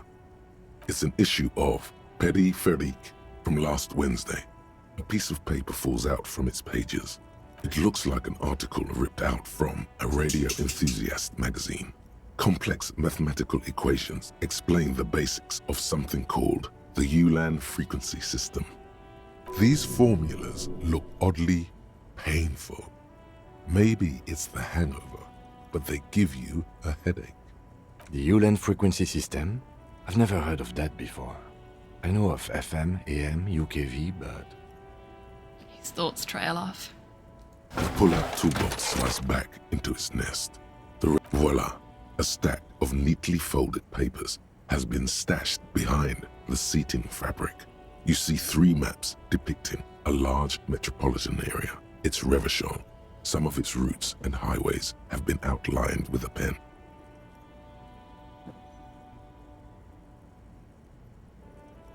Bonne prise. The lieutenant commends you as you shift through the treasure. Well worn and folded into neat squares.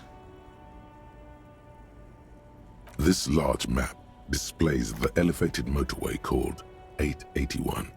The intake leading to Martinez is marked with a blue X. There's another X on the off-ramp at a place called the Old South. Toll booths at the intakes are marked with a circle. It looks like there are scant few ways of getting onto the elevated motorway that runs over Jamrock, and this person knows them all. There, hundreds of thousands of motor carriages roar on the 881, high above the mess of brown and red roofs that is Jamrock. The commuters don't even look down. The world ceases to exist outside the windshield.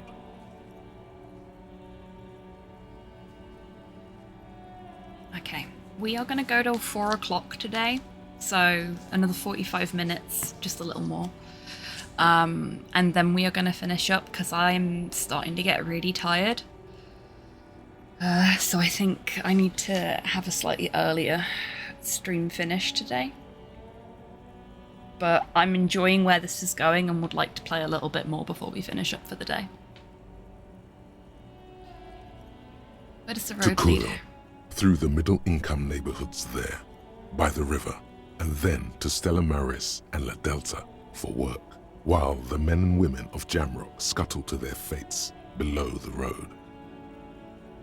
This municipal map from the 30s displays a complex system of storm sewers underneath a sub-district called the Pox, old military hospital, right adjacent to the 41st precinct. No storm will ever drown Revachol, the great solution to the riddle of history. Wind rips through the empty hallways of the once great military hospital, now just a ruin under an overgrown park. Beneath the hospital, great sewer tunnels hum and vibrate with life of their own. The rattle of motor carriages and lorries driving through long-forgotten tunnels, lit by gaslights. The final map displays a labyrinth of service tunnels left over from the construction of Motorway 881. A few routes have been marked with a pen, where the tunnels and sewers surface near the eminent domain and a traffic island in central Jamrock by the lake.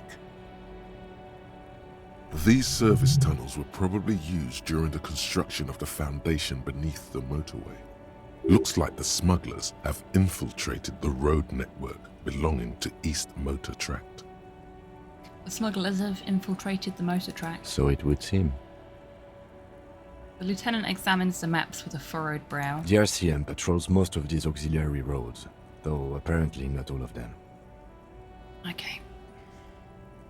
We've still got some questions to ask, and we're running out of time before the break, and I cannot snooze the break. So, now is a great time, everyone, to grab a drink, grab a snack, have a stretch, get some fresh air, all that good stuff.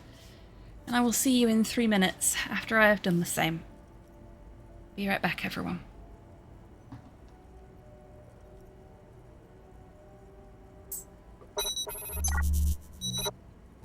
And for everybody that's met him before, look! A bigger view of Porthos.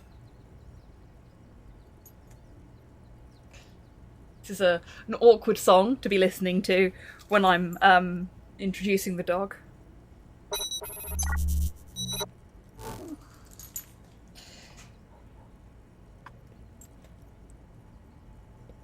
It's Unchained. Just gonna.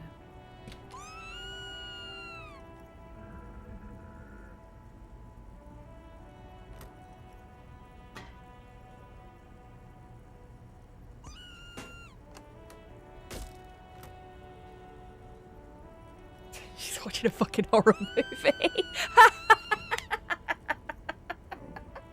I love her. I love her so much.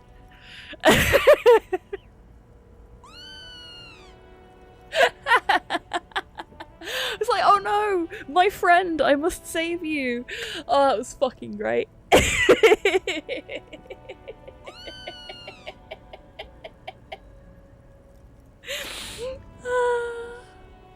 Oh, you came back.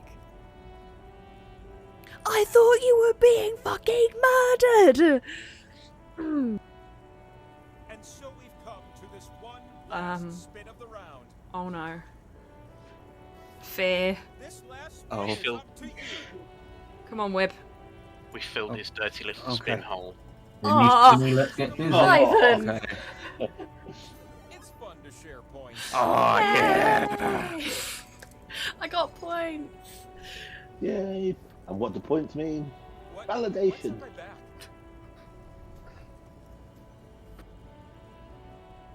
It's fine. Just pick the one you'd most want to boink. Okay, Tidders, get ready with a poll, I think. I think that's how this is going to end up going. They ruined my life. There will be no boink. Okay, no, I'm dead. End the stream. Oh, fuck. I hear you, little friend. I'm coming. There you are. Hello. Hello. Oh, shit!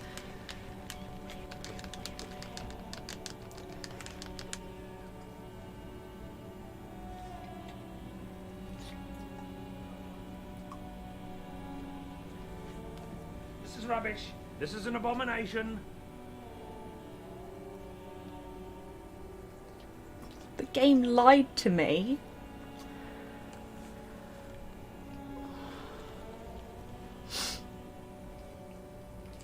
I feel betrayed.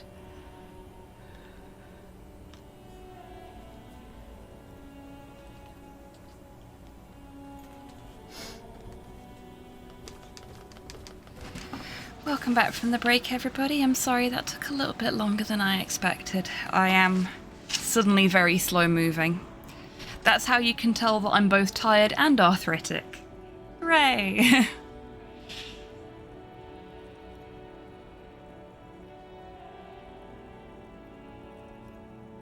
Okay. Where does the contraband end up? Hard to say. This distribution network looks certainly large, yet still vague enough. It doesn't reveal much about the Besmerti behind it.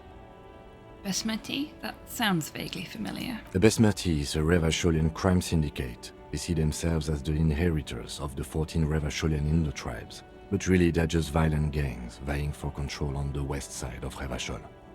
Oh, great. Love that. With cool names like La Puta Madre and Aura Masta. It's a dark parody. I like how knowledgeable he is about this stuff. I mean, we should be this knowledgeable about this stuff, because it's kind of our job, but we blitzed our memory with drugs and alcohol, so... Who do you think is behind this? It's definitely not the Union. They just do some logistics. This operation has spread everywhere in Jamrock. If it's that widespread, then Madre remains the most likely suspect. Here's bad news. There have been attempts at a serious investigation before, but they haven't ended well for those involved. Well then. Lieutenant Kitsuragi is a brave man for saying Madre's name without the winces and whispers that usually accompany it.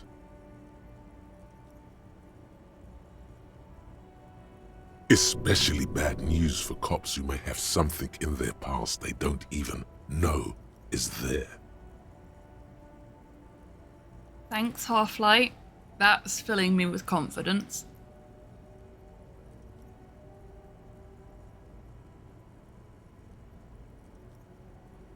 Best not to disturb the scene. I'll have forensics go over the lorry and pick this up later. Thank you, Kim. The stack of maps looks just like before, barely noticeable. The movie stars look silently by, and the pull-out toolbox has a rubber handle, worn from years of use. You close the rusty old lorry door. Great. I think we got everything. A word, detective? Before we return to Joyce? He steps away from the lorry. Yeah, sure thing, Kim. What do you want to talk about? Alright, we've finished here. Let's quickly debrief and go over what we found, so we don't do it in front of the company rep. A very smart plan, Kim. Seems like something police would do. What do you think of all this, Kim? Honestly, I'm quite worried by what we've seen so far. The evidence seems to point to a rather extensive and well-organized operation. I'm especially intrigued by that radio transmitter, particularly the sheer number of stations it can connect. Looks like this alleged drug trade casts a wide net. This means it's well funded. Technology like that, a major player must be financing it. I'm not sure what the Ulan frequencies are all about, but they may hold some significance. Perhaps it's a better way to connect between fleets while avoiding frequency bleed, or maybe it's used to tap into RCM networks. Listening in on your calls between you and your station, a worrying prospect. Indeed. Oh, and the maps we found. They reveal the geographical extent of the operation. Looks like they've used abandoned tunnels and access roads to stay hidden. This is useful info. And last but not least, it looks like the Hardy Boys knew this driver, as we know that she was present at the lynching. This may be the Union connection we've been searching for. The probe and the case converged, he thinks. This was quite the find. We already know who the 8th Hardy Boy was. So I guess we go talk to her before we carry on. It turns out this is connected to the Union. Like Joyce told us, yes, logistically. But don't expect to bust this open during our stay here. At best, this is an angle we can use against them, to other ends, as extra ammunition. Will the RCM open an investigation into this? We should return to the murder case. See what Joyce tells us about the lynching. When we are done for the day, I call my station and suggest our narcotics department look into it. There are more than enough grounds to start an official investigation, sometime later when we are done here. We do not want to get caught in that. He stops to think. What are you thinking? The fact that one hasn't started already gives me pause. An investigation, I mean. Especially if the Madrid grouping is involved, and I can't imagine they aren't. It's certainly worrisome. Corruption? All the same, I don't like the idea of internal affairs descending on the matter. That won't help anyone either. He nods. About the movie posters, how do they factor in? As elegant as they are, I don't think they are relevant to the drug trade. Don't be fooled. Desire always plays a role.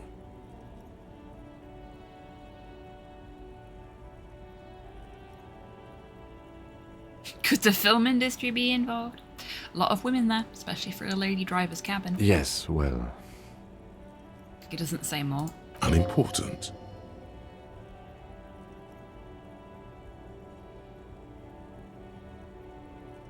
As elegant. Don't be fooled. Desire always plays a role. Maybe the trader is some sort of cinephile. Yes, well... Unimportant. Okay. Debrief over. He doesn't think either of those is important, though it may be important. Confront the pigs and get your gun back. Someone's been running around with your sidearm, pretending to be a police officer. You must meet her near the old fish market, 2200. We've got a while before that. Let's go talk to the Hardy Boys.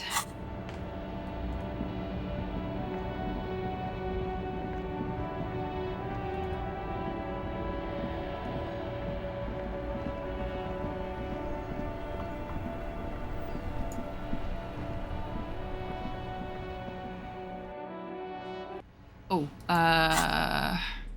let's change our clothes.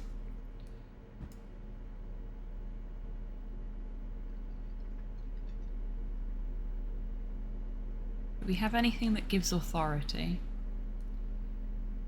Let's at least put a different jacket on.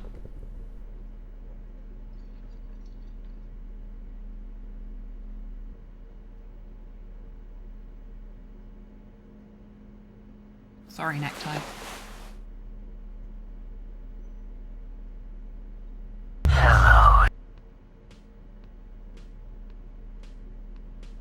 Hello, I'm Marie. Welcome in. I hope you're doing well today. That's a negative to authority. We don't want that. We do indeed.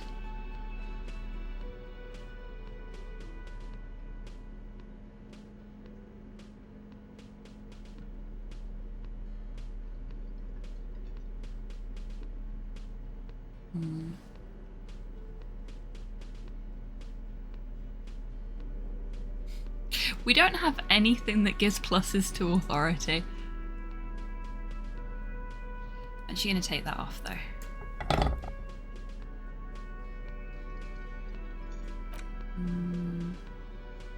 Let's put the armoured gloves back on.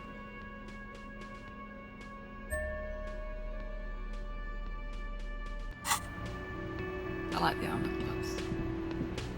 I know where they are and I know how to obtain them. I'm just waiting until Kim goes back to his hotel room to deal with them.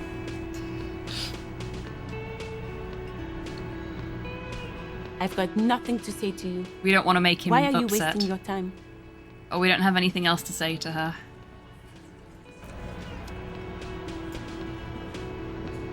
Looks like the circus left town, but the clowns are still here. Hello, Titus.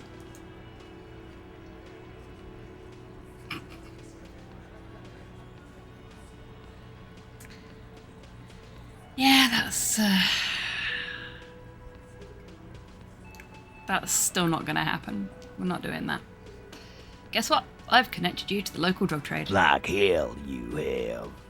There is no local drug trade. This place is as clean as a rifle. Go back to Jamrock and ask the local junkies how clean your streets are in Precinct 41 Kilos. We'll do that. In the meantime, did you know that there's an abandoned lorry at the intersection that was used to move raw ingredients for drugs from Terminal B to Jamrock? The person driving it was present at the hanging. It was one of you. We've connected the footprint. Detective, do you want to deliver the coup de grâce? Oh, thank you, Kim.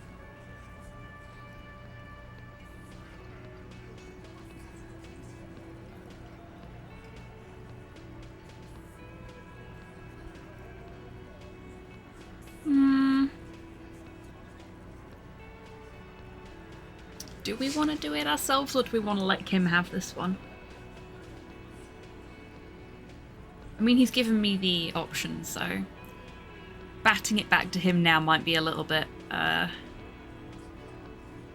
rude. Kim is the best. Yeah, we love him.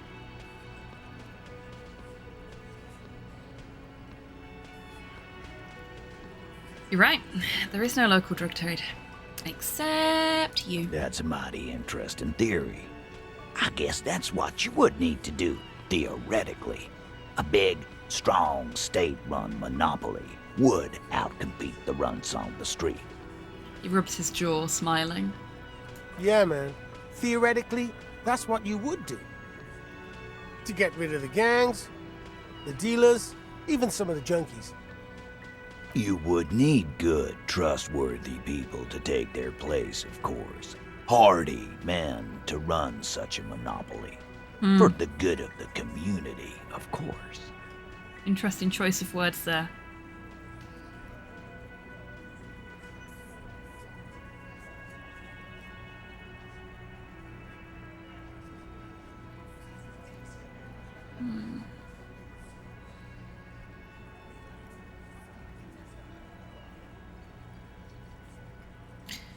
Keep telling yourself that. I know for a fact there's still plenty of drugs out there. No, there aren't.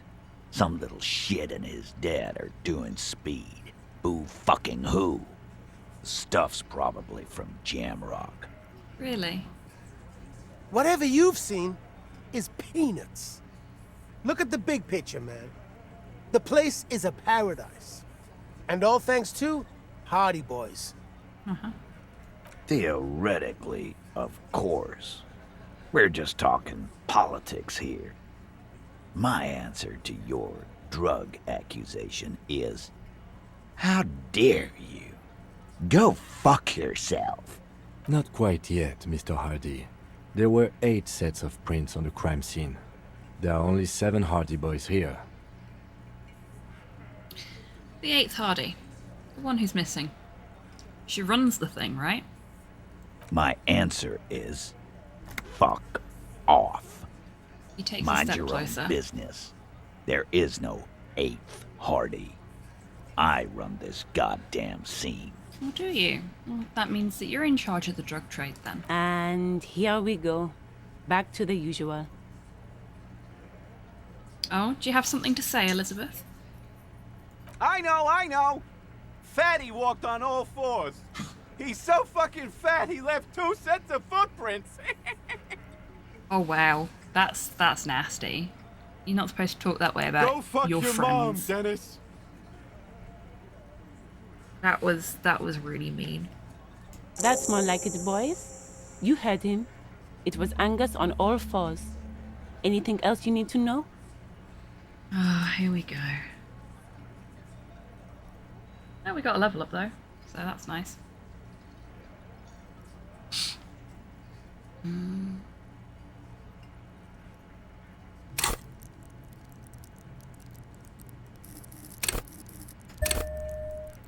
Let's see what that does for our authority score. Ooh, that's much better.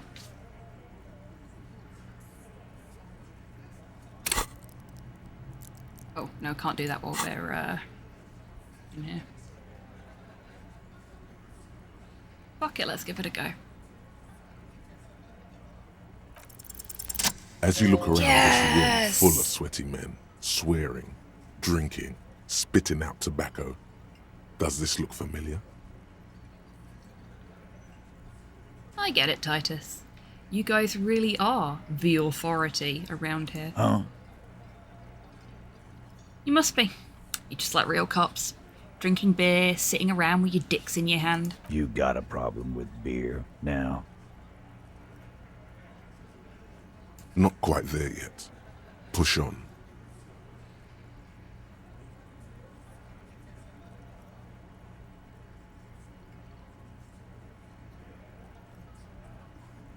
No, I'm also a big fan of beer. And jerking off instead of helping people. You saying we don't help people? I've been doing this job for 10 years. Martinez was a dump before we put this outfit together. They don't know, man. They weren't here. We had 3 shootings a week, kids dead, fucking graffito everywhere. You cops haven't shown up since the 30s. Congratulations on the graffiti removal. All I see is you sitting around talking about Monica's titties while there's a rape victim. So what? What do you want from me? We took care of that fuck. Picks the beer back up. Don't let him drink that. One more push. Quick.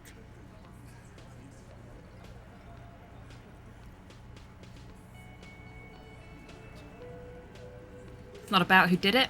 It's about the victim. She needs help. Titus? He looks at her. She stops mid-sentence. That's it. You got him. He's going to give it up, but on his terms. You wanna help her, cop? Fine. I'm gonna let you help her, but you treat her with respect. If you don't, if you question her, harass her, a freight train of pain, buddy. Titus taps his chin with his fist. What is her name? The lieutenant takes out his notes. Glacia, I'm on due. She's staying here at the Whirling in Rags, a real pretty one. Silvery jumpsuit, blonde. That's Amonju with an O-U. Oh no, is that the woman that we asked to make fuck with? Shit. The girl. The girl upstairs? That can't be her. Remember what you said to her? You told her you want to have. Hello! Oh dear.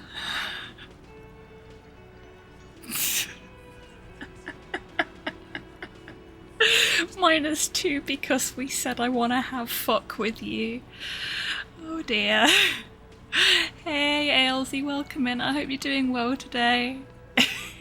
Glad you're here for the reveal that we said the single most embarrassing thing ever to a fucking rape victim, and she laughed at us. Which, you know, that's a really good way to have responded considering, but holy shit.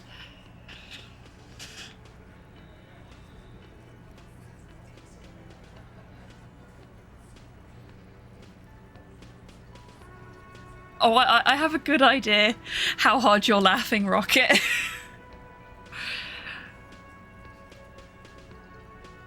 Miss Orange Disco Dancer? Sure. Why not? You've probably seen her around.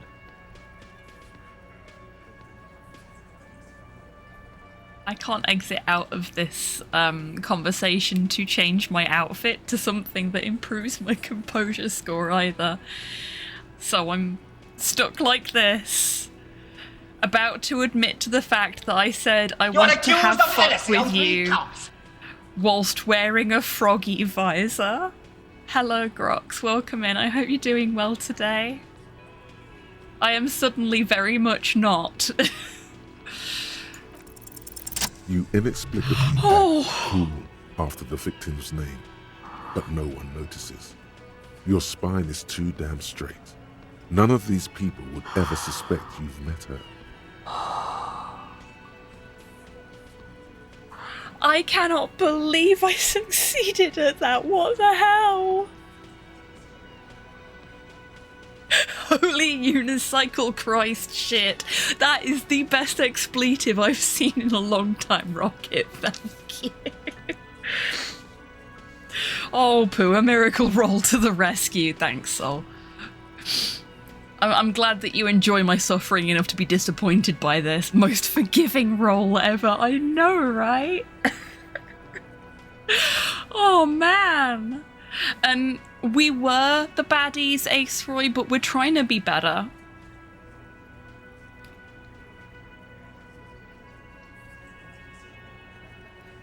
That was a time to roll a 1 in 36 chance. I know, right? What was her relationship with the mercenary? There was no fucking relationship. He raped her. That's their relationship.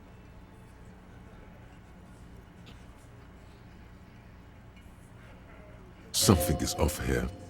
His anger is possessive. Was like that karaoke incident all over again. Or like some of the other girls he was harassing. Okay, enough. All of this is irrelevant to your stated investigation. No, it's not. When did the rape happen? He did it before we killed him. He's not gonna do it again. So what does it matter? He crushes his half-empty beer can. It would help if we establish a timeline. All right. 2 weeks, maybe? I don't know. I need another beer. He turns to Glenn. Here you go, boss. What's your relationship with her? I know her. He looks around, and an uncommon silence fills the room. I've got to admit, I was feeling super tired, and had already said I was going to finish up in what is now about 20 minutes. But getting that god roll has woke me up a bit. So we might go for a little bit longer. Who'd have thought?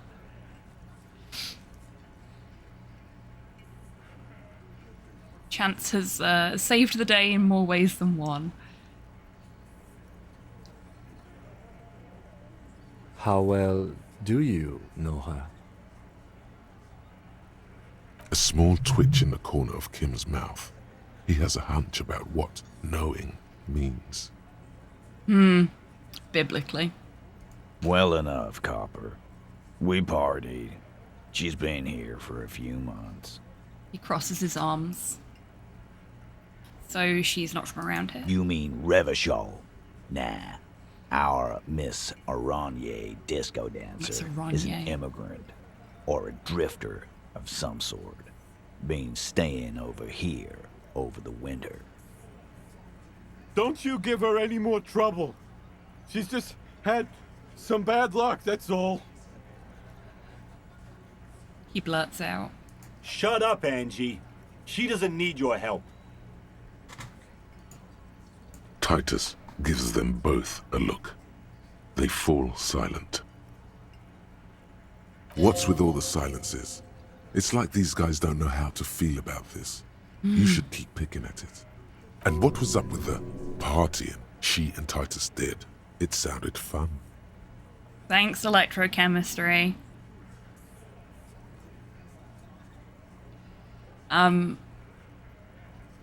We are going to keep picking at it, because you know what happens when you pick at something? It leaves a scar. And these guys have given us the runaround, so I'm more than happy to cause a few scars.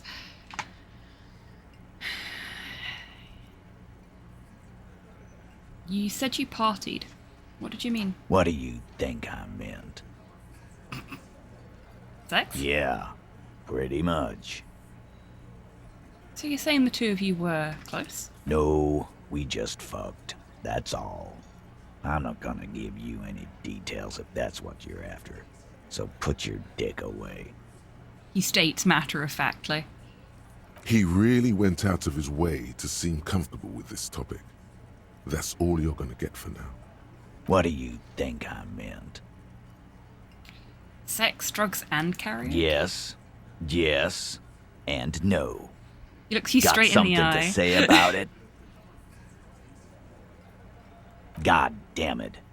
Get it over with already. I think I know her. You don't know her. You're wrong, I do. Not the way I do. You know, for somebody that wasn't close with her,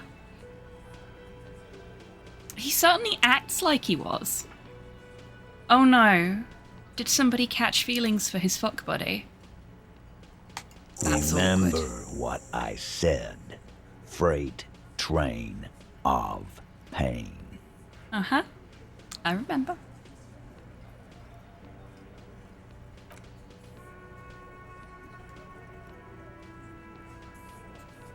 Oh, we have to wait for him to walk back before we can leave. Ugh. He needs to learn to walk faster.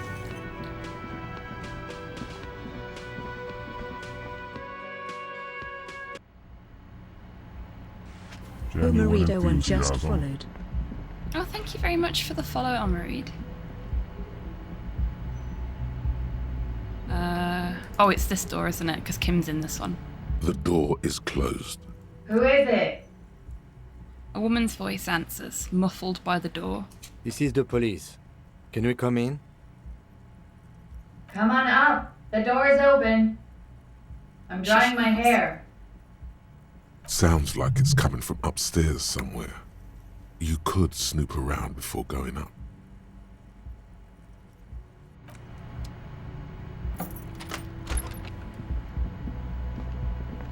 Which we're absolutely gonna do. Hotel bill calculations, looks like she's had an extended stay.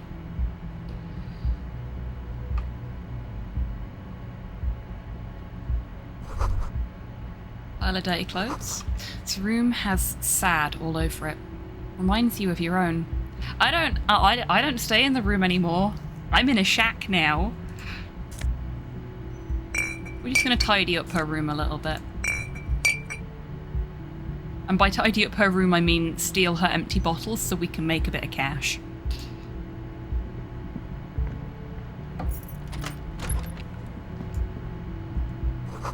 You see the yard below. The corpse is no longer there. This medicine cabinet is full of wares. Sheets of pills, haphazardly stacked, one on top of the other. There's also a toothbrush somewhere in there. Pharmaceuticals line the shelves, sheet upon sheet of pill bottle next to pill bottle. Acetylic acid, APAP, eye drops, blood thinners. That is quite a lot.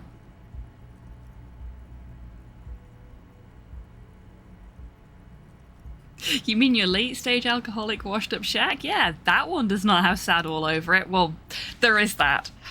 But I'm not in the room anymore. Now I have an entire shack to myself.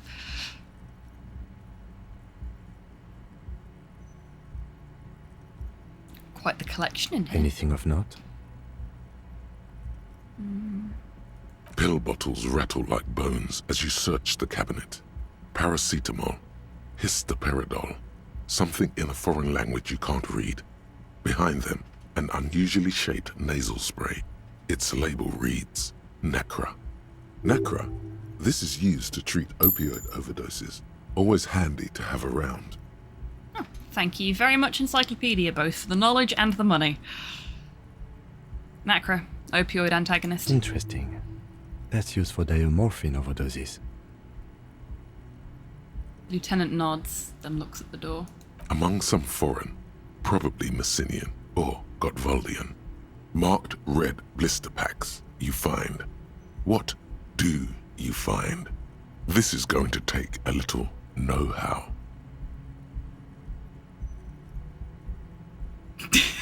Hooray! 92% chance of success because chemical hangover. You watch us fail this one now, after succeeding at that composure check before. A bright orange Never mind. bottle with Preptide stamped on it, in sunny, happy letters. Jackpot, baby. That's the stuff you're looking for. Your palms begin to sweat just holding that little plastic container. What's so exciting about this orange bottle? It's speed, man. Just what you were looking for. They call it dextroamphetamine and talk about psychological disorders. But what we're seeing here is some scientifically advanced trucker speed. Okay, Electrochem, I normally hate you, but I really appreciate the info dump. I'm just sad I'm not getting bonus experience points from it.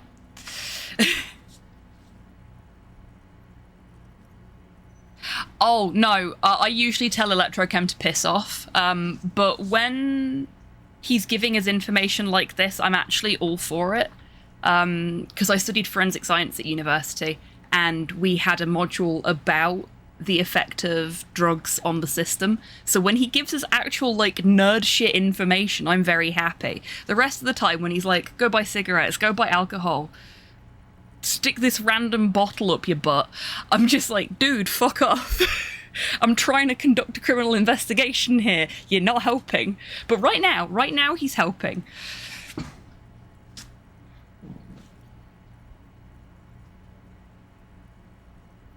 I do like that he chimes in all the time, though, even if you ignore him all the time, because I'm kind of playing Harry as a guy that has seen the edge and gone, oh shit, no, I can't do this to myself or the people around me anymore, and is trying to, like,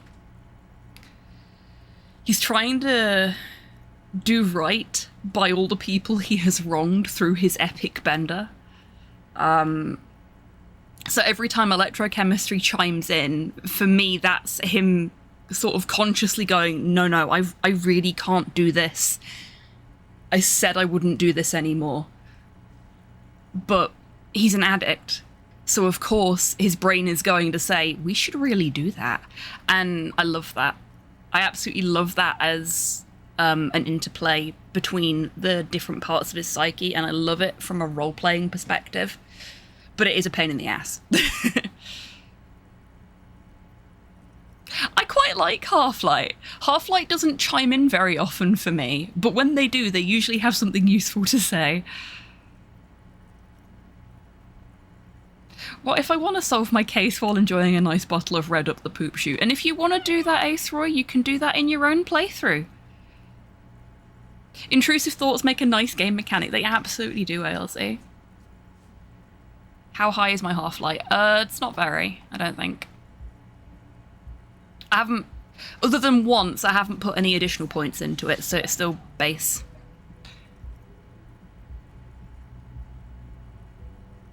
Lieutenant, I also see a brand called Preptide. Preptide, a euphemism for pharmaceutical amphetamine. Prescription speed.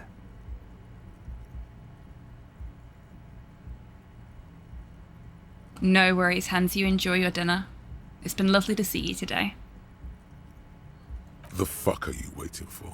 Let's get super fucking preppy. No electrochemistry. This is like crime scene shit. Oh, I shouldn't have told Kim about it.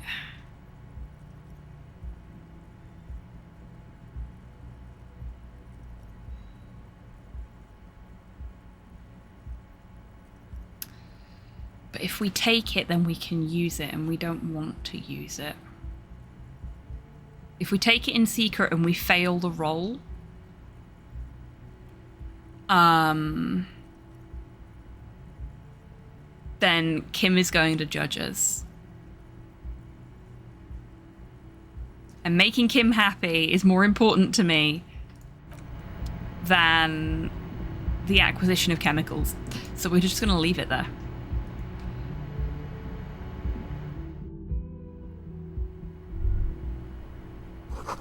You feel someone watching you behind the glass door. A woman. The bed has been hastily made. Anything more for us to investigate here? There's a window.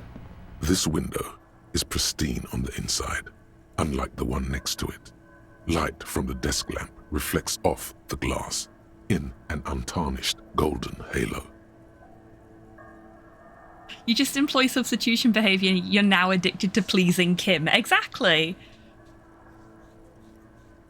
I fully endorse this method of action. As long as Kim is happy, we're happy. And he was really nice about us, you know, shaving all of our facial hair off. I was expecting that to fail and me to injure myself horribly, and I succeeded at the test, which is very upsetting for me. And Kim tried to be really nice about it, even though I look like a smacked arse now. Smooth as ice. There are spots of mud and rain on the outside, even smudges. But the surface of the window is clear from the inside. No chips, no hairline fractures. Stop chewing your paws, buddy. Following your lead, the lieutenant leans in closer to inspect the surface. This window was recently replaced. Looks like it, yes. You're just as glasses. I think Kim prefers the chops, but he's not going to be mean to Harry. No, he's nice to us all the time. You know which window now that we've gained his trust. Recently replaced? Yes, I know which window has not been recently replaced, Inland Empire. You don't have to fucking remind me. What is this, guilt now? Maybe it isn't. I mean, 24-hour window is out of business. What were your options? Then why did you have to say anything, Inland Empire? Oh my god. I have to deal with enough shit from fucking Electrochem, and now you're chiming in to make me feel guilty about shit that I can't fix. Inland is so passive-aggressive. I know, right?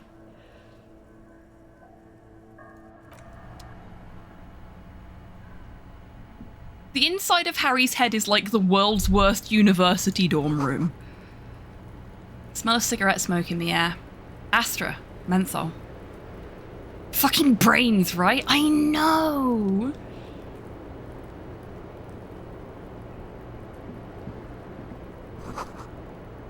Cold coffee. An ashtray that looks like a hedgehog. I don't even smoke and I want an ashtray that looks like a hedgehog. Look, a handful of dried white wildflowers. Just as you look at the flowers, a gust of wind raises them from the roof, picking them up in the air. You catch a single white flower between your fingers. The rest fly off into the wind. It's a Maybell. The young woman looks at the Maybell in your hand. Just a glance, then takes a drag of her cigarette. The lieutenant gives you an acknowledging little nod. Kim thinks we're cool now. We did something badass.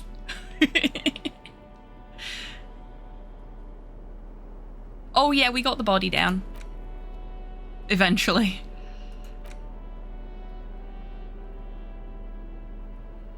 Six crumbling petals rest on your palm. They're white, a bell-shaped crown. What's this, Kim? This is the Insulindian lily, called Maybells or Lucille's tears during the Revolution. Girls used to pin these on soldiers before sending them off to battle. So we spin-kicked a fascist in the face. And then we made some deals that I'm not particularly happy about with Everard. Yeah, then the body was down. We tried a few other methods prior to that, because I didn't want to have to go and talk to Measurehead. Because I find him singularly infuriating.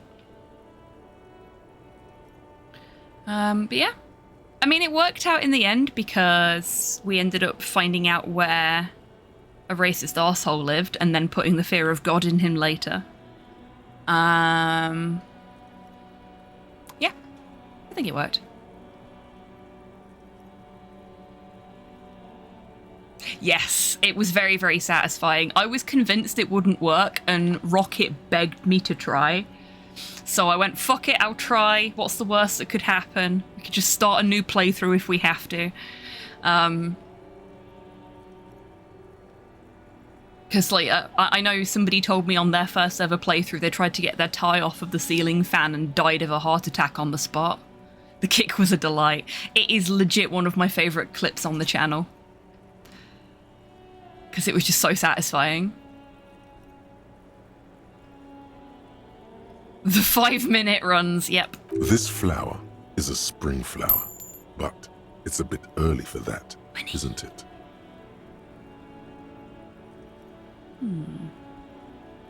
Does this flower blossom in early spring? Yes, but not this early. Not to my knowledge. It looks dried, preserved. He observes the petals. Is it a coincidence? It being on the roof? Maybe. Maybe not. We'll see. Who pinned them? Which The side? revolutionaries, so the communers and the anarchists. White's their color, but the custom started in the suzerain's army, so it held meaning for the kingsmen too. It's about girls and boys more than sides. Girls sending off boys who are going to their deaths, then also dying themselves in the ruins from dysentery and consumption. It's a symbol of the civil war. Well, that's delightfully bleak. Thank you, Kim. Very well. The petals feel dry and fragile in your hand. Water flows under the channel bridge. Dark water. You rub your sides for warmth, but there is none. Flashbacks to the tie in the ceiling fan. Oh no, Soul. I mean, I put my back out trying to get it the first time and then was just like, fuck this noise, I'll come back for it later. Inland, above the Martinez distributary, the channel that brought wastewater from the silk mills of Jamrock, and then dead bodies during the war. The wrinkled fingers of an old man crush flower petals, then sprinkle them in the stream like white salt. Shivers, seriously, mate, you need to start writing, like, gothic romance novels. They will make so much money.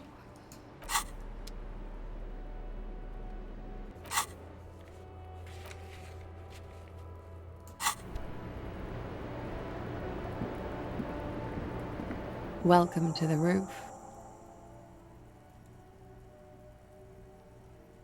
I have to say, though, it is rather amazing to immediately die in a game after gaining the freedom to act. Yeah, I suppose it is.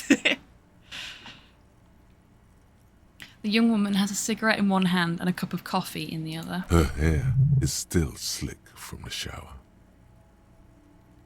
Below her silvery jumpsuit, an athletic young body, built long and lean. Hot damn, Sinister. Love games with a stupid early ending. Yes, me too. The best thing is stupid early endings make up some of the best meme speedruns as well.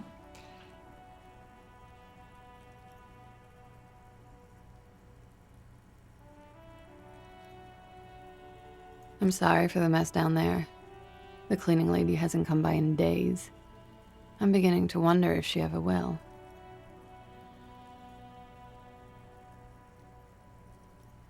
Is there a cleaning lady? I think I need one. Oh yes, legends of room number 1 have made their way around the building.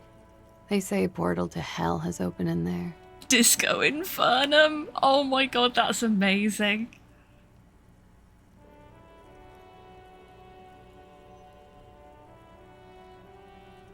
No, I just trashed the place. Don't be boring. Disco Infernum. They also say that's why the cleaning lady quit. Because of the Infernum. Ah, yeah, sorry about that. I am Kim Kitsuragi. I am a detective from Precinct 57. I see you've already met my colleague. The lieutenant steps in. Please don't tell him how we've met. Pretty please don't tell him how we've met. He does not need to know that I failed to proposition you so spectacularly that it will live in my nightmares for the rest of my days. This does not come as good news to him. Yeah, that's fair. Have I ever? This man has an unforgettable way with words. Don't you dare, lady.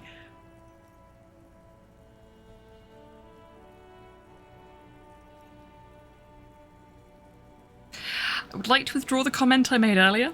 Given the situation we find ourselves in now, it seems out of place. And what is that situation? Miss, we are investigating the murder of the man down there. The people who put him there have asked us to talk to you.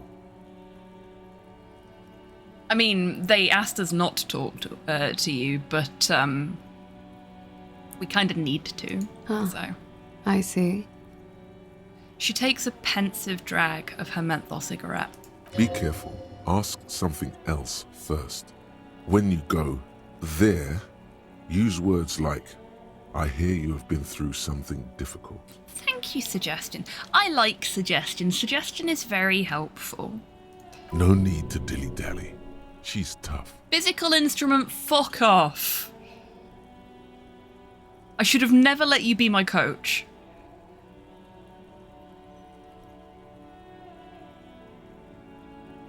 Thanks, coach, but I think I'll dilly-dally this time. You sound like a namby-pamby. I don't care.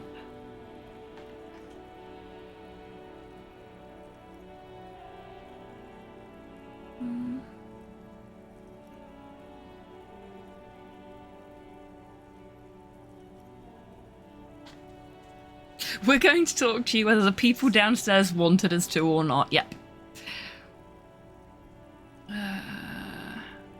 What's your name, miss? For the record. Clausier Amondou. Where are you from? Vredefort, Republic of Oranje. How old are you? I'm 28. What do you do, miss? What is your specialization? Something stupid. Want to hear what's stupid? Somewhere in a one-room apartment on Boogie Street, a young man shows Patrol Officer Tilbrook his genital warts. Ask him if they're cancer.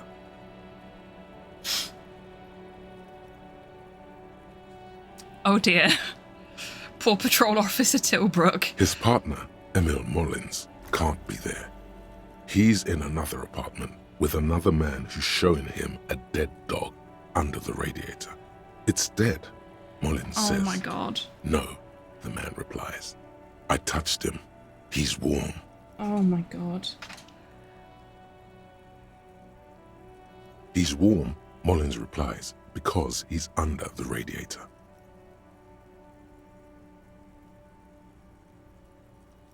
You're a cop? No, no. More stupid. Oranese lit. Oranese lit? Oranese literature. It's what I studied at the university. She raises both eyebrows. What is Oranese literature about? Fear of failure, fear of death, how it sucks to be Oranese. All national literatures are... Only the name of the nation changes. If that's true, then Revacholian lit would fit you like a glove. Yeah, it would.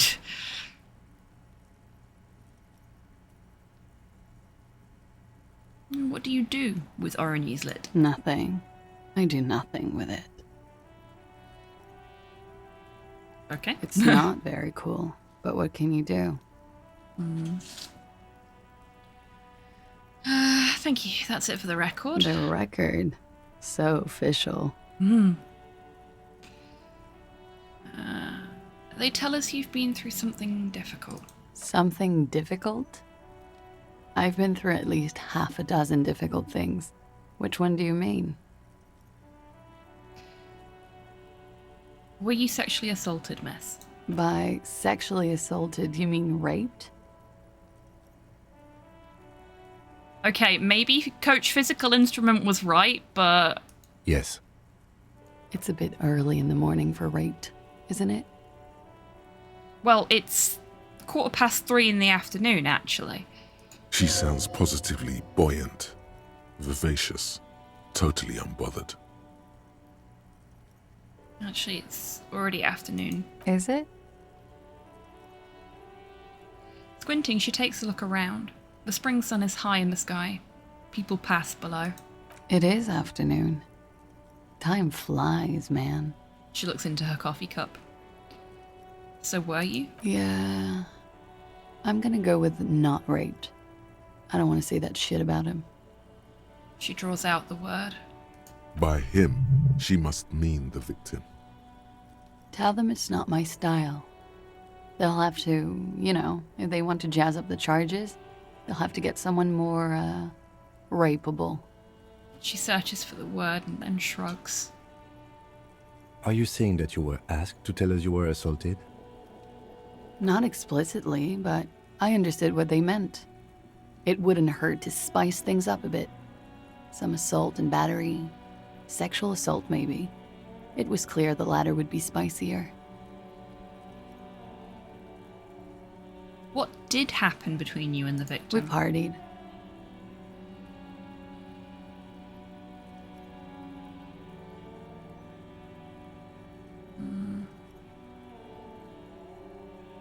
What kind of partying? The kind I do? With all due respect, sir, I think we partied a little harder than that. Harder than this? I didn't know it was possible. Oh, it is. You're still alive. Just barely. I very nearly wasn't. Repeatedly. She takes a long drag. What did you do when you partied? We drank, sir. A lot. For weeks, basically. We had that effect on each other. We made each other drink harder. That's why I liked him. What else? Stimulants. Speed also has that effect, making you drink harder. And then drinking harder makes you do more speed. It's quite the combination. We also had sex. Were feelings involved? A little. The drugs were good enough, and we did enough of them. How did you two meet? The lieutenant's voice is quiet, calm. Downstairs, at the bar. He was on some sort of assignment, a military man, as you probably know. Had a cool, scary scar. She taps on the roof with her 10-centimeter heel. When was this? A month ago? Something like that. So Titus asked you to spice things up. For us? Pretty much. She cradles her coffee cup in both hands. Warming them.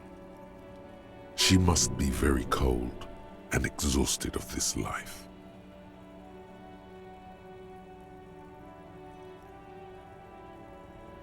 Must have been hard for you, seeing him there. Oh, yes. I've had a great view.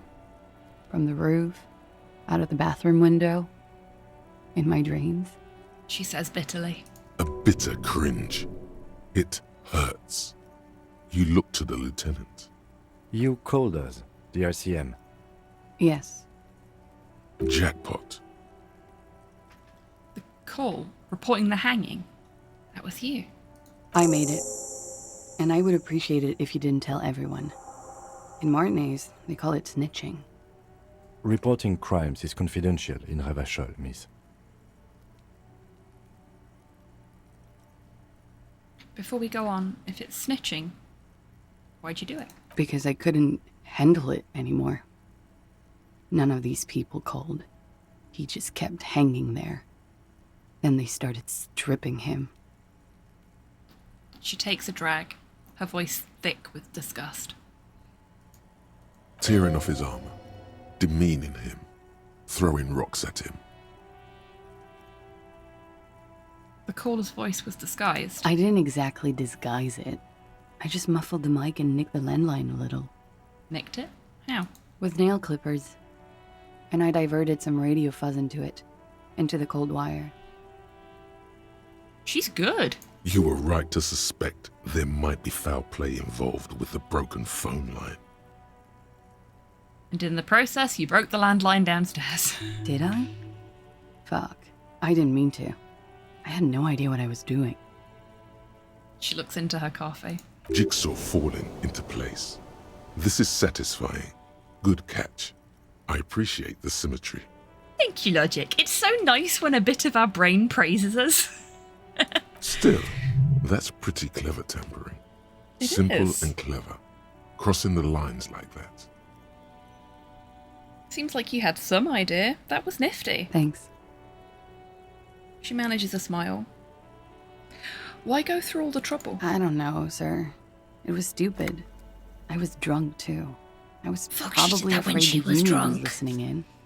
Locals say they have ears in the wires. Thank you for making the call, miss. It was the right thing to do. It absolutely was. Kim is correct. I didn't want to, sir. But if I hadn't, he'd still be hanging there. He would. What can you tell me about him? Name, eyes, age? I'm sorry, I can't do it. Not right now.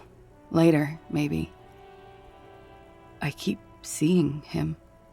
Like he is now. I can't talk about his... I don't know. Hair. Another puff, more nervous. I know it's difficult, miss. We can return to it later. She meant she sees him in her dreams. I've also seen him in a dream. You have? Not like I do, I imagine. She's run out of cigarette. Time to light a new one. She sees them in each other's arms.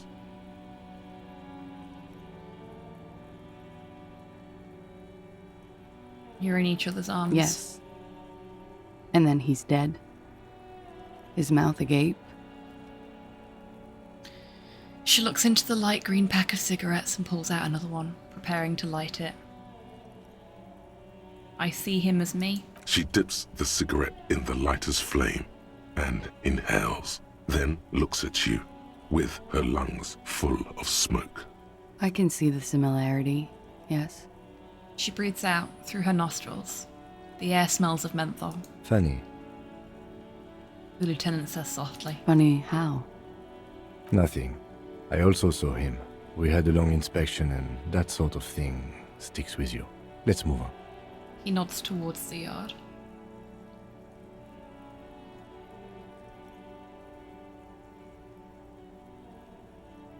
How do the Hardy Boys know you? They're frequent guests. Downstairs. They have a booth for union members.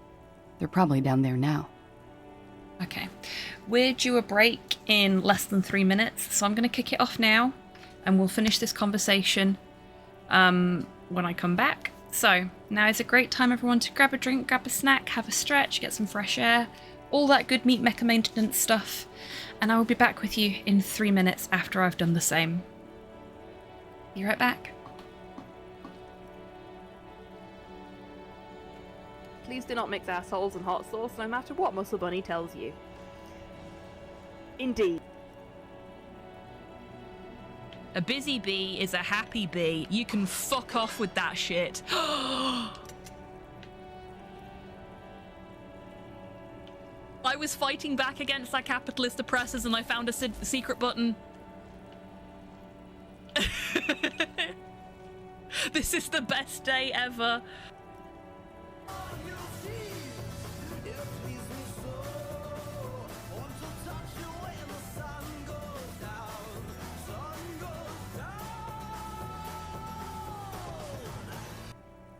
Something beginning with P and ending in Y.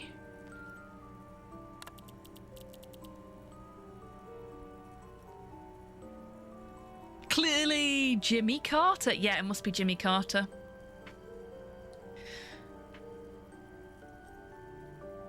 To be fair, the hair's way too well kept to be the other guy. Pussy. And maybe Pussy kill him. And enlighten me now. How exactly does someone pussy kill a person? A busy bee is a happy bee. You can fuck off with that shit. I was fighting back against that capitalist oppressors and I found a secret button. This is the best day ever. Oh, what's that? He's only a little excited, can you tell?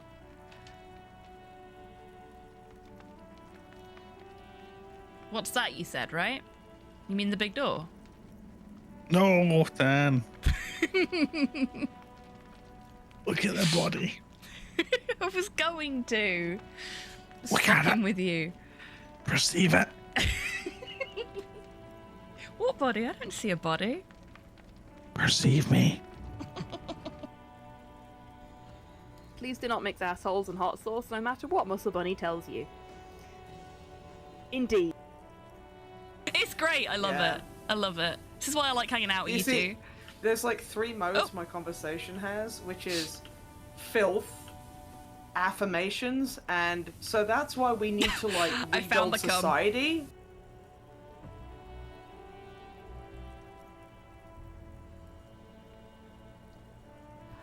I will take that compliment, Tidders. Thank you. Would like some more muscles, though. Look at me, taking fucking compliments without arguing the toss. If only Slow was here to hear this. Welcome back from the break, everybody. I hope you're all feeling refreshed. Time to continue this conversation with Miss Aranye. How did you meet? Over drinks. It's been a long, boring winter. Did you party? A little, yeah. Like you partied with the deceased? No, not as hard. I'm sorry to have to ask this, but have you had a physical relationship with any of the Hardy Boys? Let's see what she says to this. I'd be really interested if Titus said that they did have a physical relationship and she says no, they didn't. I have. Okay. Which one? Which ones, sir? I don't remember precisely. Titus, obviously. But as I said, it's been a long winter. What did they hang him for, if not rape? He had something to do with the strike. One has been roiling since I got here. Rotten timing. But you probably know all about it. That we do. And his role in this strike was what? I think he was in a security detail. He was ex-military, worked for Wild Pines, and against the Union. We didn't discuss work much, if you know what I mean.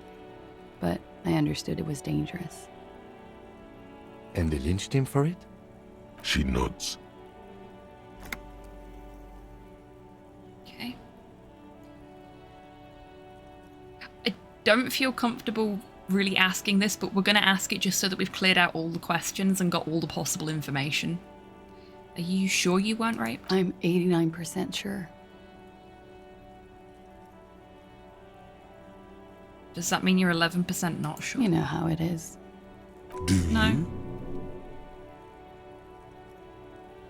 Do I? Maybe you don't. She flicks a bit of ash away. The ash lands on her jumpsuit. She brushes it off. There are numerous cigarette burns on those silvery scales. Easy to see now that you're closer. In conclusion, officer, I'm gonna go with a mild to medium, not raped here.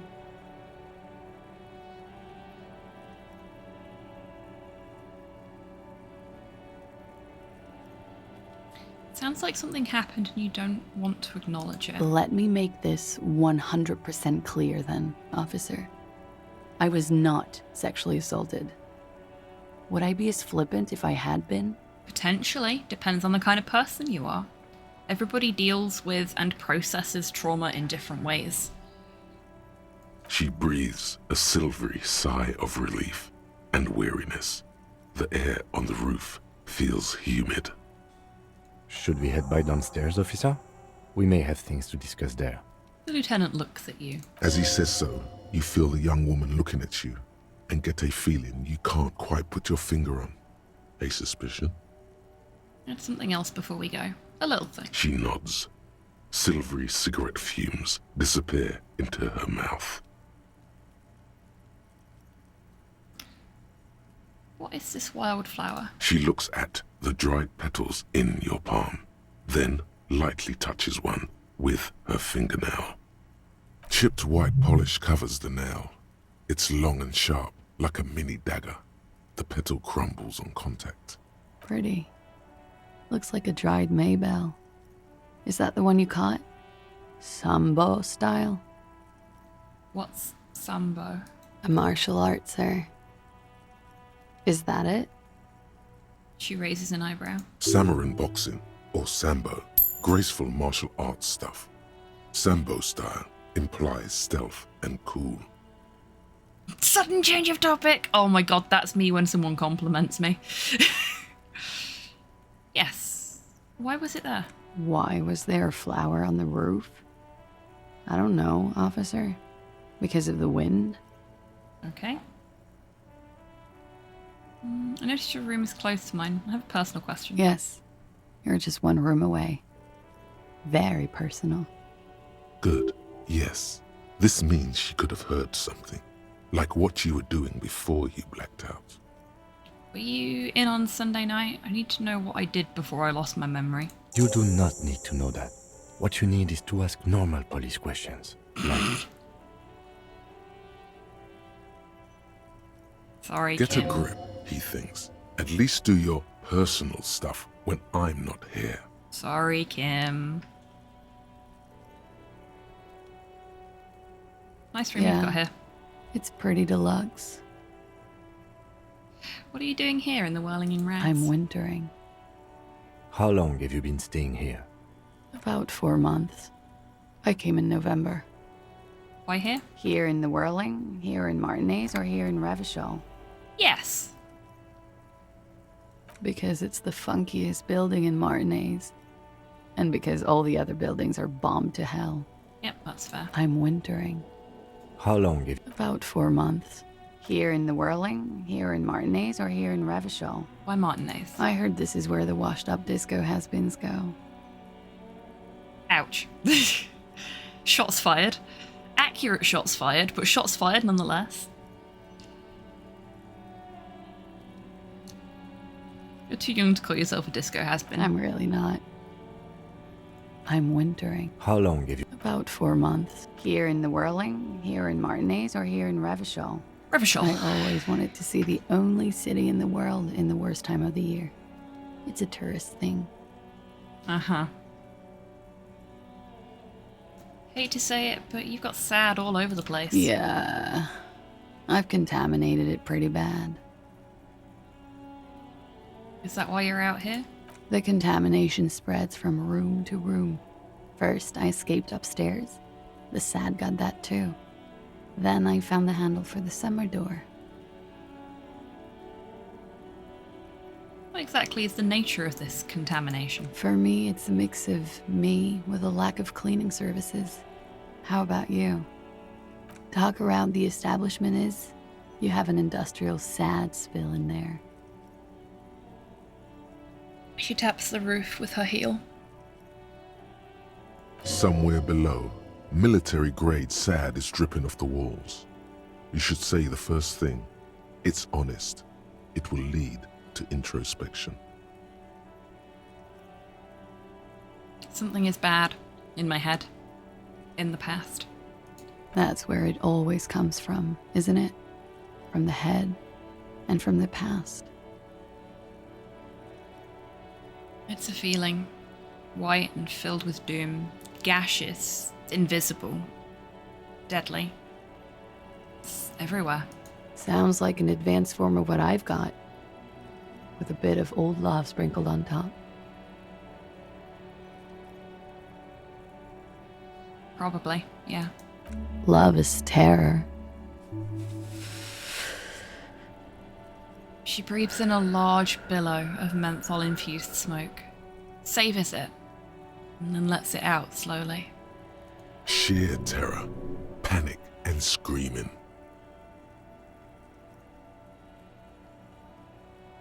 You have quite the collection of prescription drugs down there. Thank you. I've put a lot of time and effort into it. She says, without any discernible irony. Technically, possession of narcotics is legal in Revachol, but you should still reprimand her.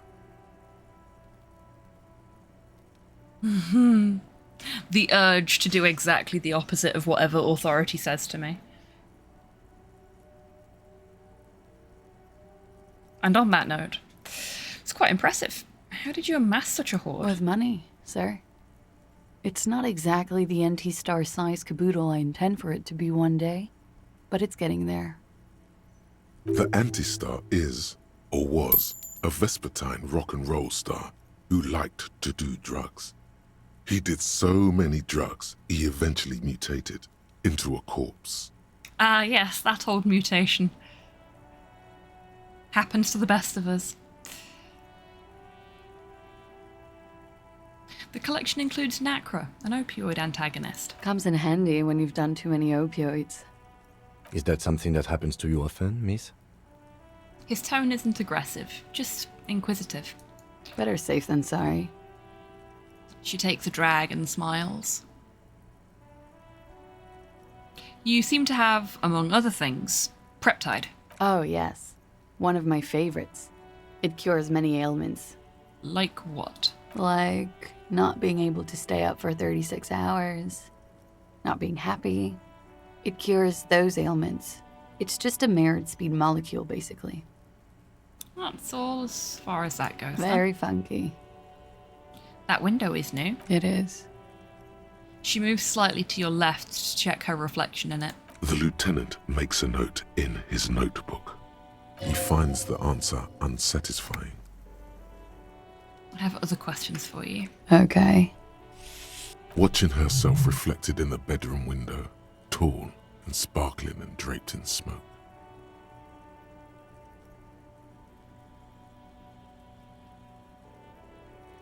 It's a white check, but we can improve our volition, I think. So Why let's just quickly clothes. We've already got the volition necktie on. Let's just check and see if we've got anything else we can add to that. Or anything we can remove that will improve it further. Oh, is that a shirt? Not a shirt.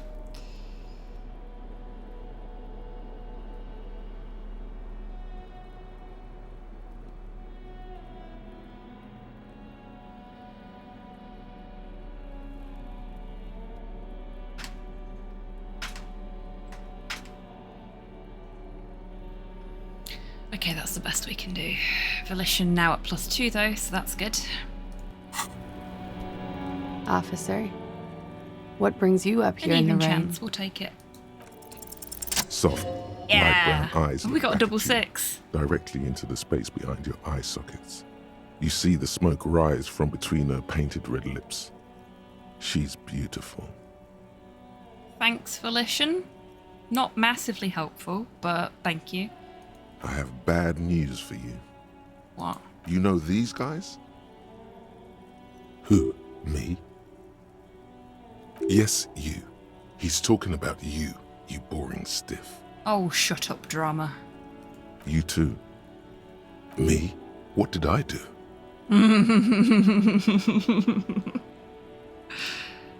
These guys are compromised. She's got them singing along to her tune. The little bleeps and bloops you trust for info, you can't trust them anymore. I knew something was off. I'm sorry I didn't catch it sooner. It takes conscious effort on your part. Which ones exactly are affected? There's no way of knowing.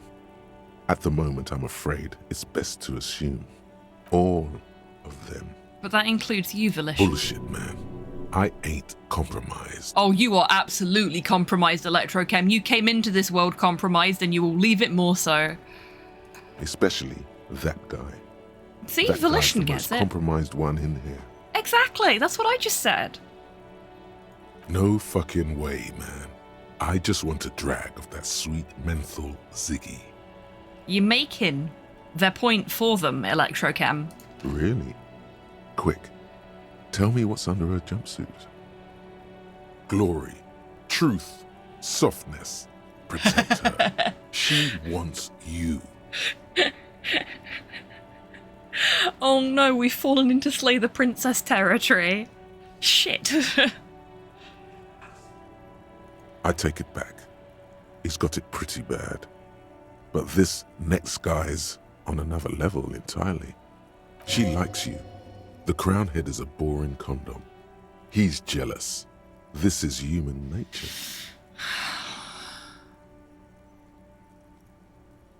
Does this mean she's been lying to me? I think it's safe to assume, yes. Mr. Thespian here hasn't been speaking up. If he were, I suspect there would be paeans to her truthfulness. Like this. No, he's not going to show up. I'm sorry. Your lie detection isn't working. It's not her doing. He's just totally inept. It looks like you're also an idiot. But that's not her fault. Ouch. Wow, our brain really hates us today. Hello. My drama is absolutely too low because my drama has no points in it. Hello, Sparrow Son, welcome in. No, not an idiot. You're just more of a sensitive type. Thinks with his heart. Exactly. This woman's pain draws you in. Yeah.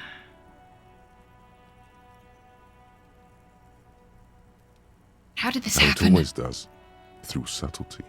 What can I do? There's nothing you can do about it. You are how you are, and she is how she is. Things will go as they do. Can't you turn them normal again? No. What use is this then? It's better to know you're being played than to be played without knowing it, is it This not? is true, yes. I mean, you know, maybe we like being played, but we can't say that if we don't know we're being played.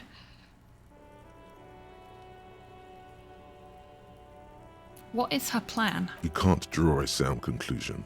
The one he usually does said she may want to control the information rollout, not to become a suspect. She may have a past she's escaping, unrelated to this case. You doubt it's something truly insidious. Do I? Do I, Logic?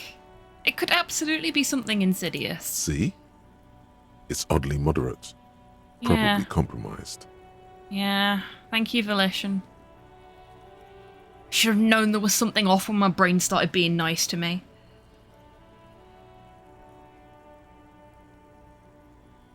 I've been talking to myself long enough. Let's get back to it. Don't worry. It's only been 4 or 5 seconds. You've got this.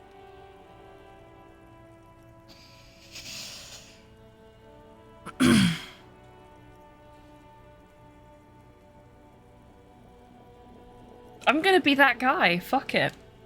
Miss, are you manipulating me? The silence broken. She exhales a little cloud of smoke and says, God, no.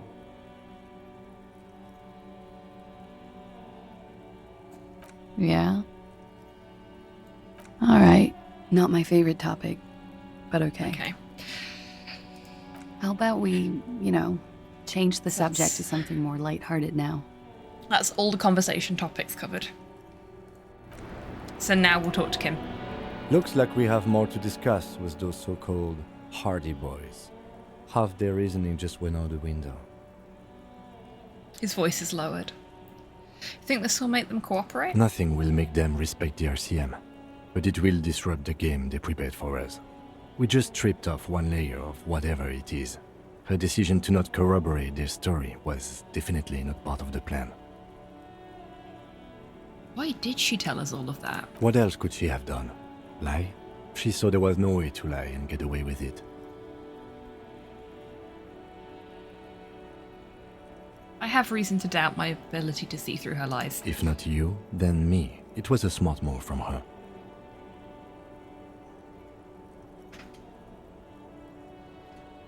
Something is off here. You think so? She seemed forthcoming. Unusually so. Being forthcoming about some things is a good way to obscure other things. Exactly, Kim. The best liars are always forthcoming. Anyway, we should move. I suspect our investigation will bring us back here soon enough.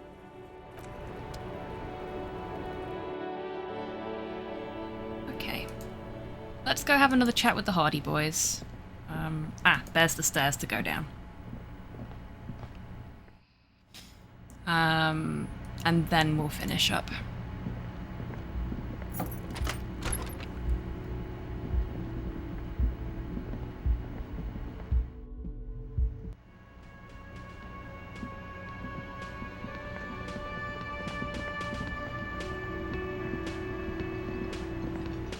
Oh, Titus. It's you You again. lying bastard. What is it? He acknowledges you gruffly.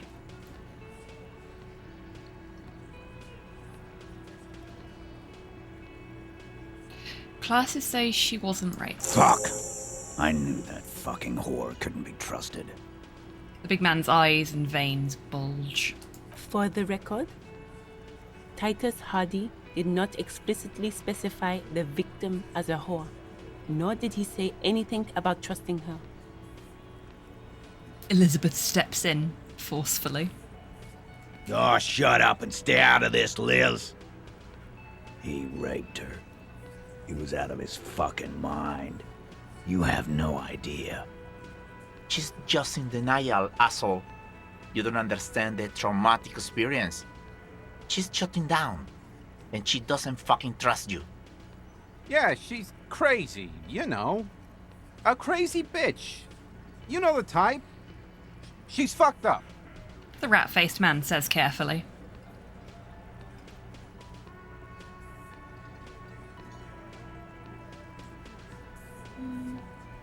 Crazy? What are you talking about? She was very lucid. She wasn't raped. The witnesses' statements were very clear.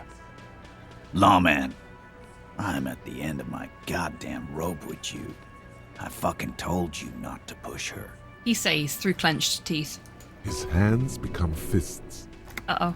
And you went and pushed her. Go on, assault an officer. Gonna fucking... Give Kim a reason to take you in.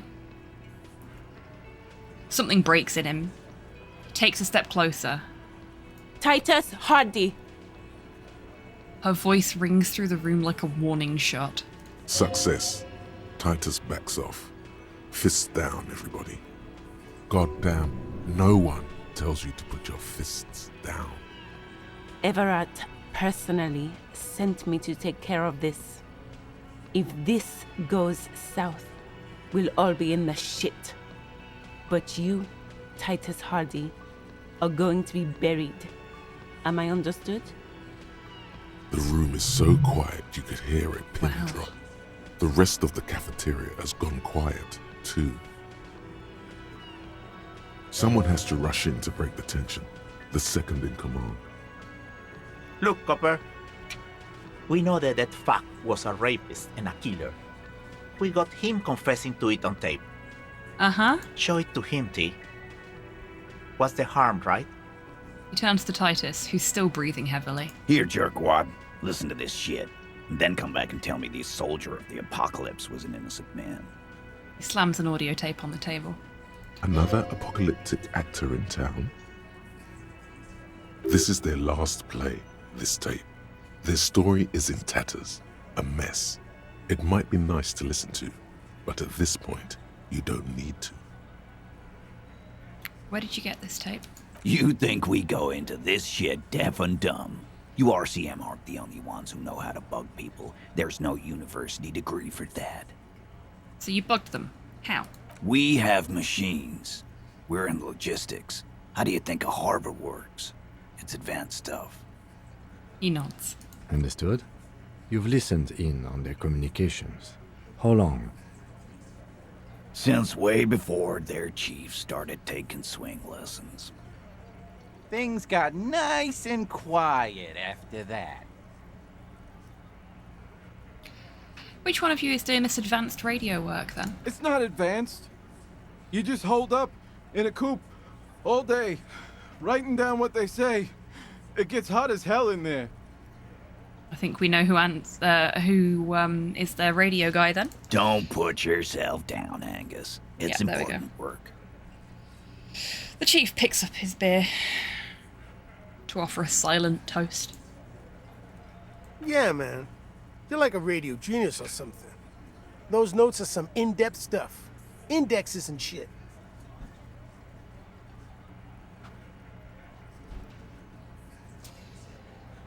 It is now too windy for me to have the window open.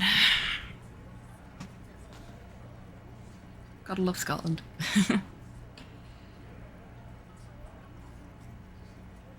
So what's on this tape? What's on it? We call it the door gun a mega mix. You'll know why.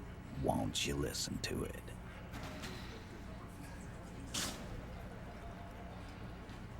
Why should I care about the tape? You lied to me. You don't care about evidence. The fuck are you a cop for, then? His eye twitches. Pigs, T. They don't care about getting the truth. They care about getting convictions. They are fucking keeping a score on their bulletin boards. I won't be on your bulletin board. If you don't listen to the tape, we got nothing to talk about. And where can I listen to it? I'm sure we can find a tape player. The lieutenant whispers. Where can I listen to this? Why don't you try shoving it up your ass, genius? Yeah, play it with your ass, cocksucker. Wow. These guys are like S tier for comebacks, aren't they? So mature, so well reasoned, so smart. I don't think that would work. I mean, unless you were like a robot with a tape deck in your butt, then it might work. But we are not a tape deck butt robot. I'm sure we can find a tape player. It's not a problem. He repeats calmly in a hushed voice. Your room had one. Or maybe it's too broken. That's enough for now. I'll get back to the Don't forget investigation. your tape, lawman. Compliment. You do that. Take the tape. Oh, and keep it. Maybe you'll need a reminder of human ugliness someday. I love how he talks about you not caring about evidence, even though he was lying about facts of the case and therefore withholding evidence. Yep. Hobocop needs a tape deck somewhere. Absolutely. A few more things about the tape. Yeah. Let's see. What about it? Okay, we You don't have do anything that. new. So let's just get him to leave us alone. I hate talking to him too. You can tell the characters in this are well written because there's several where I'm just like, I hate talking to this guy. Right, I think we already have a tape deck. The porter reel is just what you needed. The reels attach to the apparatus with a satisfying click. The tape is routed behind the magnetic reader. You push Command set, and the tape starts spinning. Violent static and machine sounds fill the air. This isn't Revachol. This is a fucking village. I can almost see the elephants. A loud screech, some kind of machinery. The harbor. That's the son of a Kvalsund crane. The lieutenant takes out his notebook. I love how he identified the crane that he was so obsessed with the first time we went there, just by the sound of it moving. Kim, you're such a dweeb, it's adorable. He's right. When this shit is done, I'm gonna tear that place up. Soldier of the Apocalypse style. Kill shit. Dogs and chickens too. Gotta love nerds. He just really loves machinery. He does. And I love that. Like, it's little things like that. As much as the game has outright told us already that he's a big nerd for machinery, it's little things like that where he's just so quick to go, oh, I have identified what this thing is by the sound of it alone on a poor quality recording. That just really fleshes character out as like a proper turbo nerd for machinery. It's fantastic. There's so much stuff like that in this game. It's so well put together.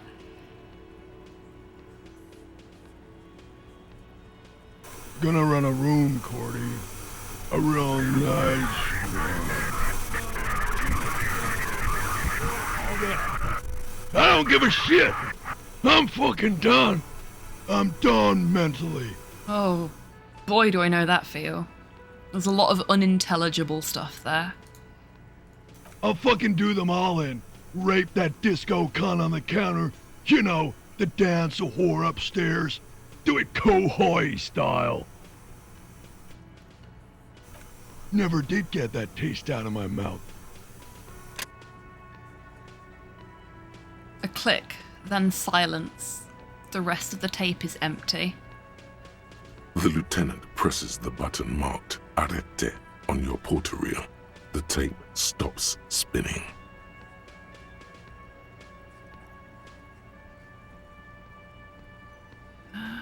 What was that at the very end? End of recording. What do you think? It seemed authentic enough. Probably recorded off the shortwave, then edited to seem more incriminating. He sounded like he was on patrol around the harbor walls. I agree. He also sounded inebriated. Still. The lieutenant looks at the tape. You are familiar with this look now. It's his look of suspicion. There's more going on here than we know. Who's this Corty? One of the other mercenaries, I think. The one he was talking to. Hello. Friend of his. Hello, Poirot. Welcome in. What's Cohoy? A village on the Samaran Isola, in South Safre. Grad committed war crimes there, the kind of thing he talks about. You think he was there? Who knows? Maybe the tattoos would have an answer. Or maybe Cohoy is just merc talk for atrocity, slaughter. Okay then. What now? I think we've got a few more questions for class here, don't you? This seems to contradict her testimony, at least to some degree.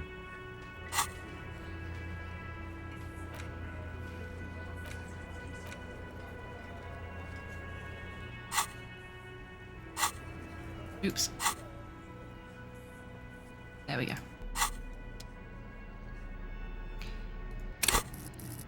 We got a level up. Yeah,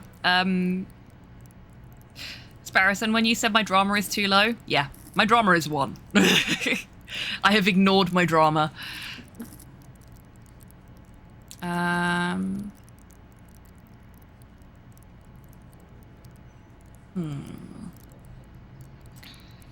Where did I want to put another point?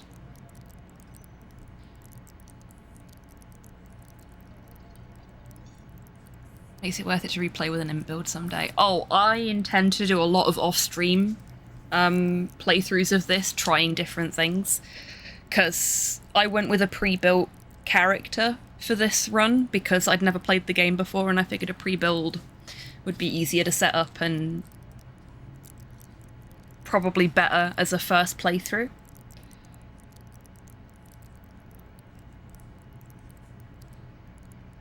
I like that the writing isn't black and white. For example, it seems like this guy might be getting set up, but he's also not a good person at all. Yeah, exactly.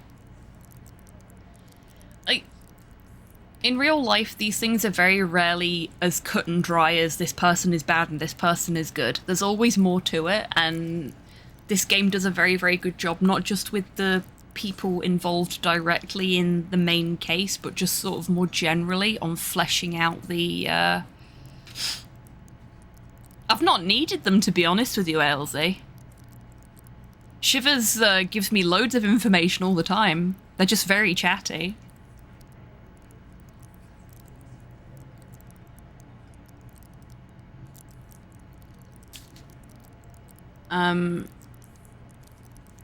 To be honest with you, I've been putting extra points mostly into intellect and motorics, purely because they're the lower scoring ones.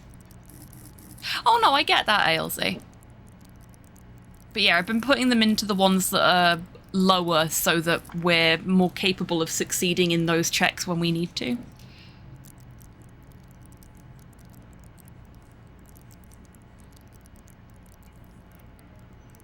Like how you took Wompty Dumpty and combined it with a low int build. Tried it once as a way to retain encyclopedia checks after the 3rd day. Oh, right, okay. I didn't do it intentionally. I just wanted to know what the Wompty Dumpty skill did, because I've never played this before. Everything is new to me. So I'm just going with what feels right, and I was really intrigued by Wompty Dumpty. It's a very compelling name. So I figured I'll give it a go, see what it is, and then went, oh, that's actually pretty neat. Yeah, let's do that. I don't mind some bonus experience points. Whenever I play this game, I just can't wait to reach the 3rd day. Well, I'm on to day 4 now. This is day 4, I think. So I have passed the 3rd day.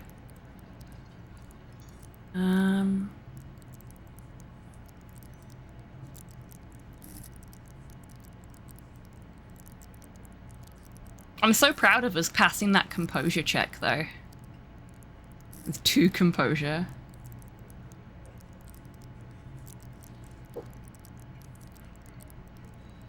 I'm actually just going to save that point for a little bit until I decide what we need next. No, we do want to go this way. So we'll have the other conversation with Classia and then we'll finish up. Because my second wind from passing that check has left me and I am getting tired again.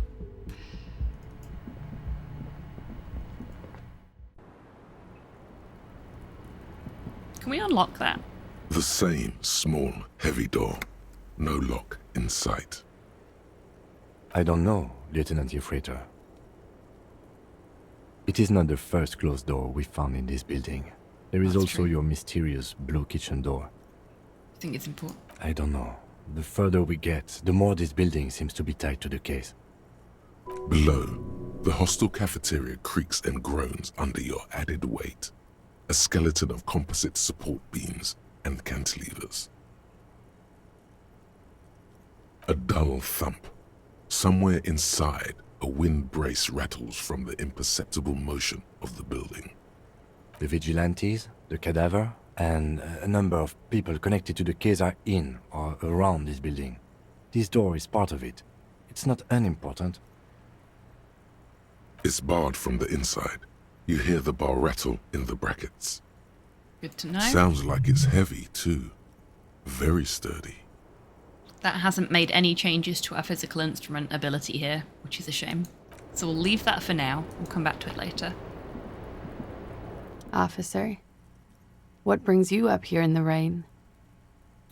Titus Hardy gave us a recording where the deceased states his intention to commit rape. She puts her coffee cup down. That's reasonable. With a soft ring. As the porcelain meets the metal table, this does not surprise her. Did he? I never said he was a good man, or that he had good intentions. Only that he was never bad to me. A smile flits across her face. On this tape, he specifically identifies you as the target. Where did they get this recording exactly? It's intercepted radio chatter of the deceased, recorded via a de-encryption station. It's authentic enough. Does he say he's gonna do it Soldier of the Apocalypse style? She arches her brow. Those are the exact words he used. Yeah. That was practically his pickup line. Fuck's sake. She picks the cup back up. A memory surfaces in her tired neocortex. It's not entirely unpleasant. Did he say whores a lot? Was he pretty much on the verge of doing it Kohoi style? The word whore was used. He liked the way it sounded when he said it. As to Kohoi? The woman lights a new cigarette with the butt of her old one. He wasn't actually there. He didn't do a tour, or at least didn't tell me he did. Would have been overkill anyway. He lived his own little Kohoi. It wasn't his everything. Why say things like that? Machismo? Yes, was he bragging? Oh no, I'm pretty sure he did all those things. Then integrated them into his idea of normalcy. To keep on living. Until they just sort of turn into his, what's the word I'm looking for? Persona? Running joke. I was gonna say running joke. And it sounds like you didn't even get the good bits. Lely's punchlines got way, way funkier than that. His name was Lely? He was like the Seminoles conflict, the Kohoi massacre, and the 36 famine in Yezud all rolled into one person, then cast in Orani ceramic armor, which he wore in bed and in the shower. Weren't you afraid? Afraid of what? That tape the Hardy Boys recorded? Your mother probably never told you this, but girls are evil. Had I the physical robustness and social support, I'd be in Kohoi. I would be tearing it up Soldier of the Apocalypse style. She wouldn't. She doesn't have the full Hoy in her. If you say so, Half-Light. Did he tell you he had actually done any of those things? He and Martinez, I mean? No. We were too busy laying waste to our own nervous systems to direct any of the fury outward. He seemed happy, I guess. At ease. As much as a man like him could be. What kind of man was he? Before you go, ask for details. She seems okay to talk about it. My brain is getting sleepy and I misread that as she was lighting the cigarette with her butt. I mean, that would certainly be a party trick, wouldn't it? Thank you for clearing that up, miss. Whenever you're ready. I'm interested to hear what Titus Hardy has to say now. She takes a very small sip of her coffee and smiles. Now that you've had some time, can you tell us more about the victim? Like, for example, his name? Actually, officer, I didn't know his name. I just called him Lely. New goal unlocked? I mean, not for me, thank you. But if you want to learn how to light cigarettes with your butt, then power to you. I hope to hear all about your successes in the Meat Mech workshop. A nickname? I guess. He came from Lelystad. It's short for that. And it was his army name, apparently. He said his real name wasn't his. I tried to pry it out of him, but it was no use. That's okay, I'm going to be prying some things out of him later. Well, off of him, I should say. Lelystad. That's a good start. The lieutenant writes this down in his notebook. We have a few questions you can help us with. A few things a field autopsy alone can't answer. Tears a page out and hands it to you. The young woman cranes her neck, trying to catch a glimpse of the page the lieutenant passed to you. On it is a list of autopsy observations, recorded neatly in blue ink. The last missing pieces of a puzzle of flesh.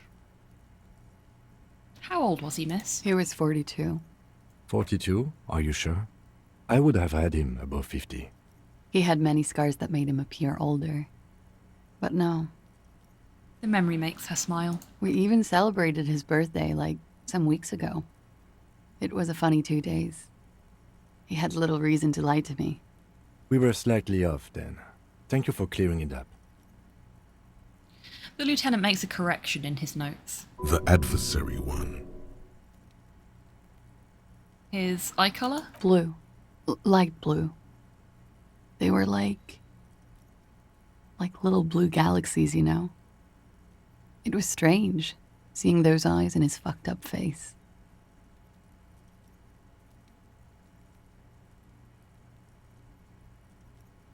Pardon the swearing. I do him an injustice. He wasn't ugly. And he had a beautiful, soft voice. Very surprising, what with all the scarring. It was quite something, watching him speak. Coming to Hobby's Chat has talent. The wonderful Tabby, the butt lighter. Love it.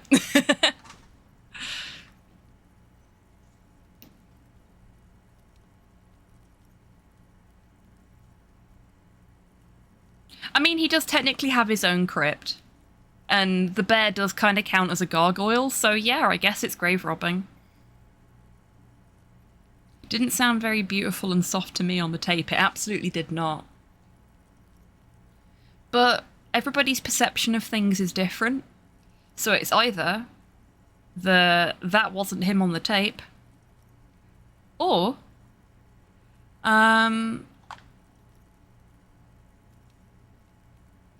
that she just, you know, heard it differently to what we heard. Maybe he gave her the ASMR experience. Maybe he was more himself around her than he was around his friends.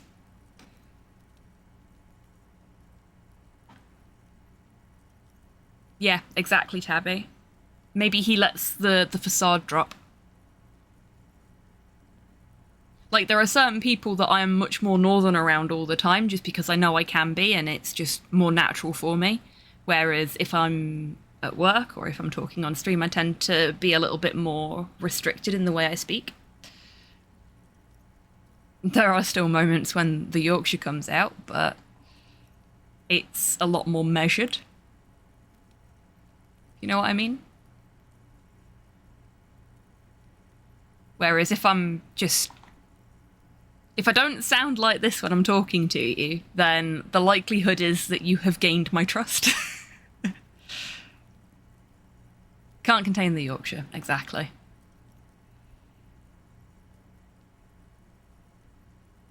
Because it always comes out in certain words, but when I'm very relaxed, it comes out more. You see what I mean?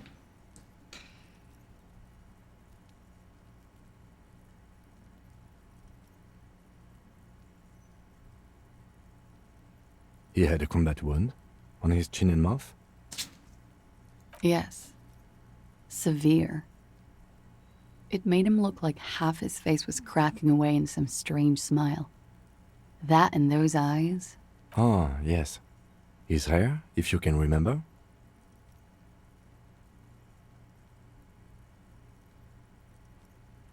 Oh, no, not a Yorkshire Terrier. It was just light brown. Almost the Yorkshire blonde. accent. He darkened it with brilliantine. Made oily. Not nice to stroke. I couldn't convince him to leave it alone.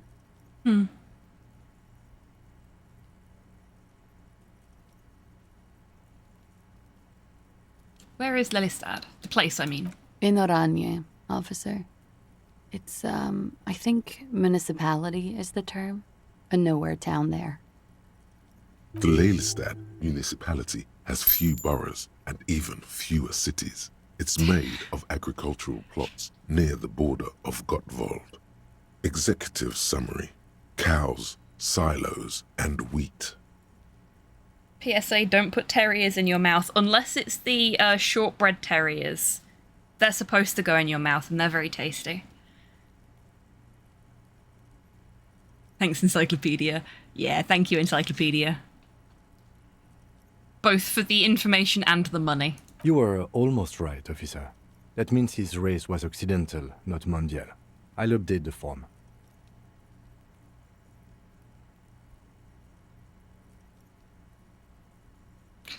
You were both from Oranje? Yes. We were compatriots. Did that bring you together? No. He was too old for that. And from another part of Oranjenrijk.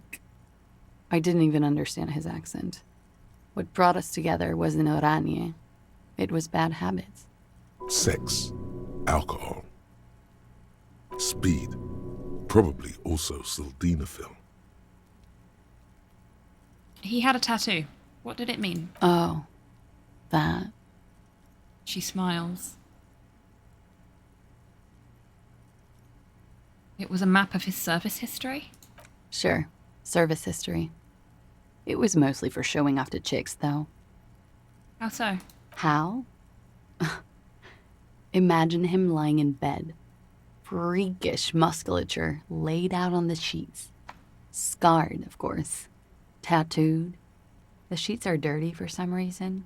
He's smoking and drinking, of course. And his chest and shoulders and arms are studded with stars. Tens, hundreds of them. Maybe even thousands. And the woman goes like, "What was this, baby?" And he says, "That was too hardcore. Don't ask me about that." So she goes, "Okay, but what's this, baby?" And he's like, "Saw some bat shit there. Killed some loincloths." And so it goes. Star after star. Port after port. Third world country after third world country. And he's done horrible things in every single one of them. She really did study literature, huh? Yep. You were the woman in this? Oh, yeah. She nods. Can you tell us precisely what these mean? No, thank you. I've seen enough of him dead. I can tell you what they meant without looking at them. She pours herself some more coffee. Go on. He was a blue-eyed boy with thick arms, from a small town. He was also poor, and the government of Oranje needed some people killed, so they turned him into a grotesque killer. For money. He went to Killer Academy in Vredefort. Then he killed some people on the Seminine Islands. And on other islands, too. All of the islands. After this, he came to Revachol and got killed himself. Thank you for clearing that up. Change of topic, perhaps? She looks over her shoulder to the sea, then back at you, smiling faintly.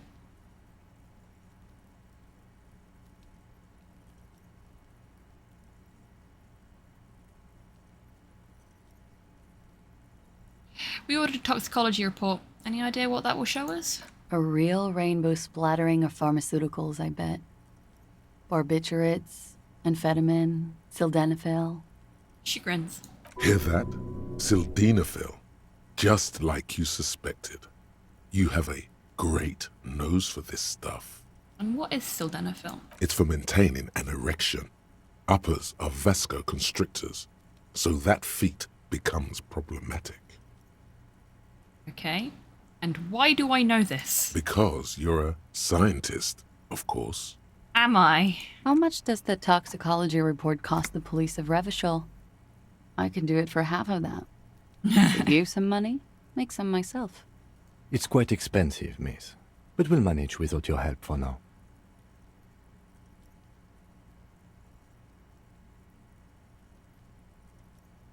We requested a semen screening from processing. Good for you. What do you think it will tell us? I don't know how a semen sample works, officers. How many days after intercourse does it have to be? I don't even know if he had sex with someone else. We didn't go steady. Is she avoiding anything? Technically not. Rhetoric, are you compromised? Technically not. Come on, man. Listen. You can't trust them. It's just you and me.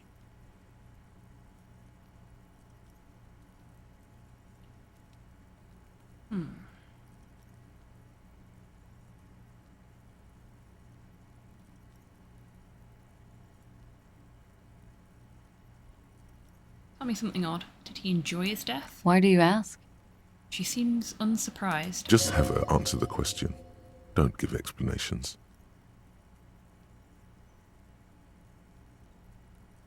Please answer the question. I don't think he enjoyed dying, officer.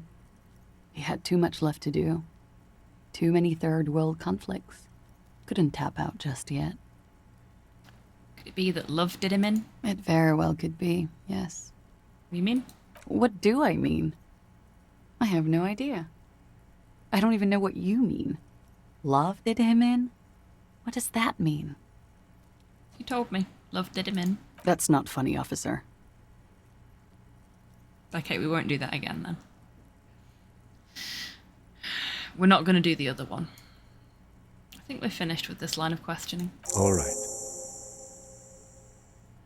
Coolly, gracefully, she pours herself more coffee. Let's return to this later. Okay. We will go and bother the Hardys again next weekend, because I'm really tired and I need to stop. I am sorry, folks. I would love to continue, but I am very sleepy and I want to be able to enjoy this. Yeah, we've made a lot of progress with the investigation. We know roughly who our victim actually is now. We've made some sort of headway with the motive behind the crime. Sort of. Kind of. Depending on how much they're lying. Still. But, yeah. Definitely some good solid investigative work there today.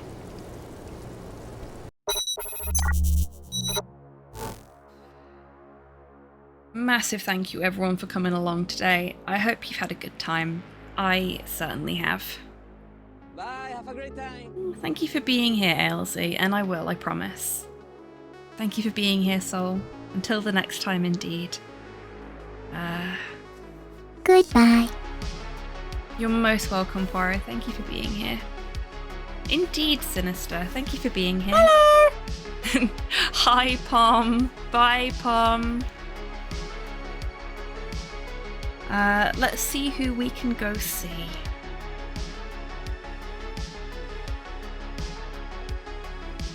Oh, I know where we can go. Let's go and see Anya, because I've not had an opportunity to raid her recently.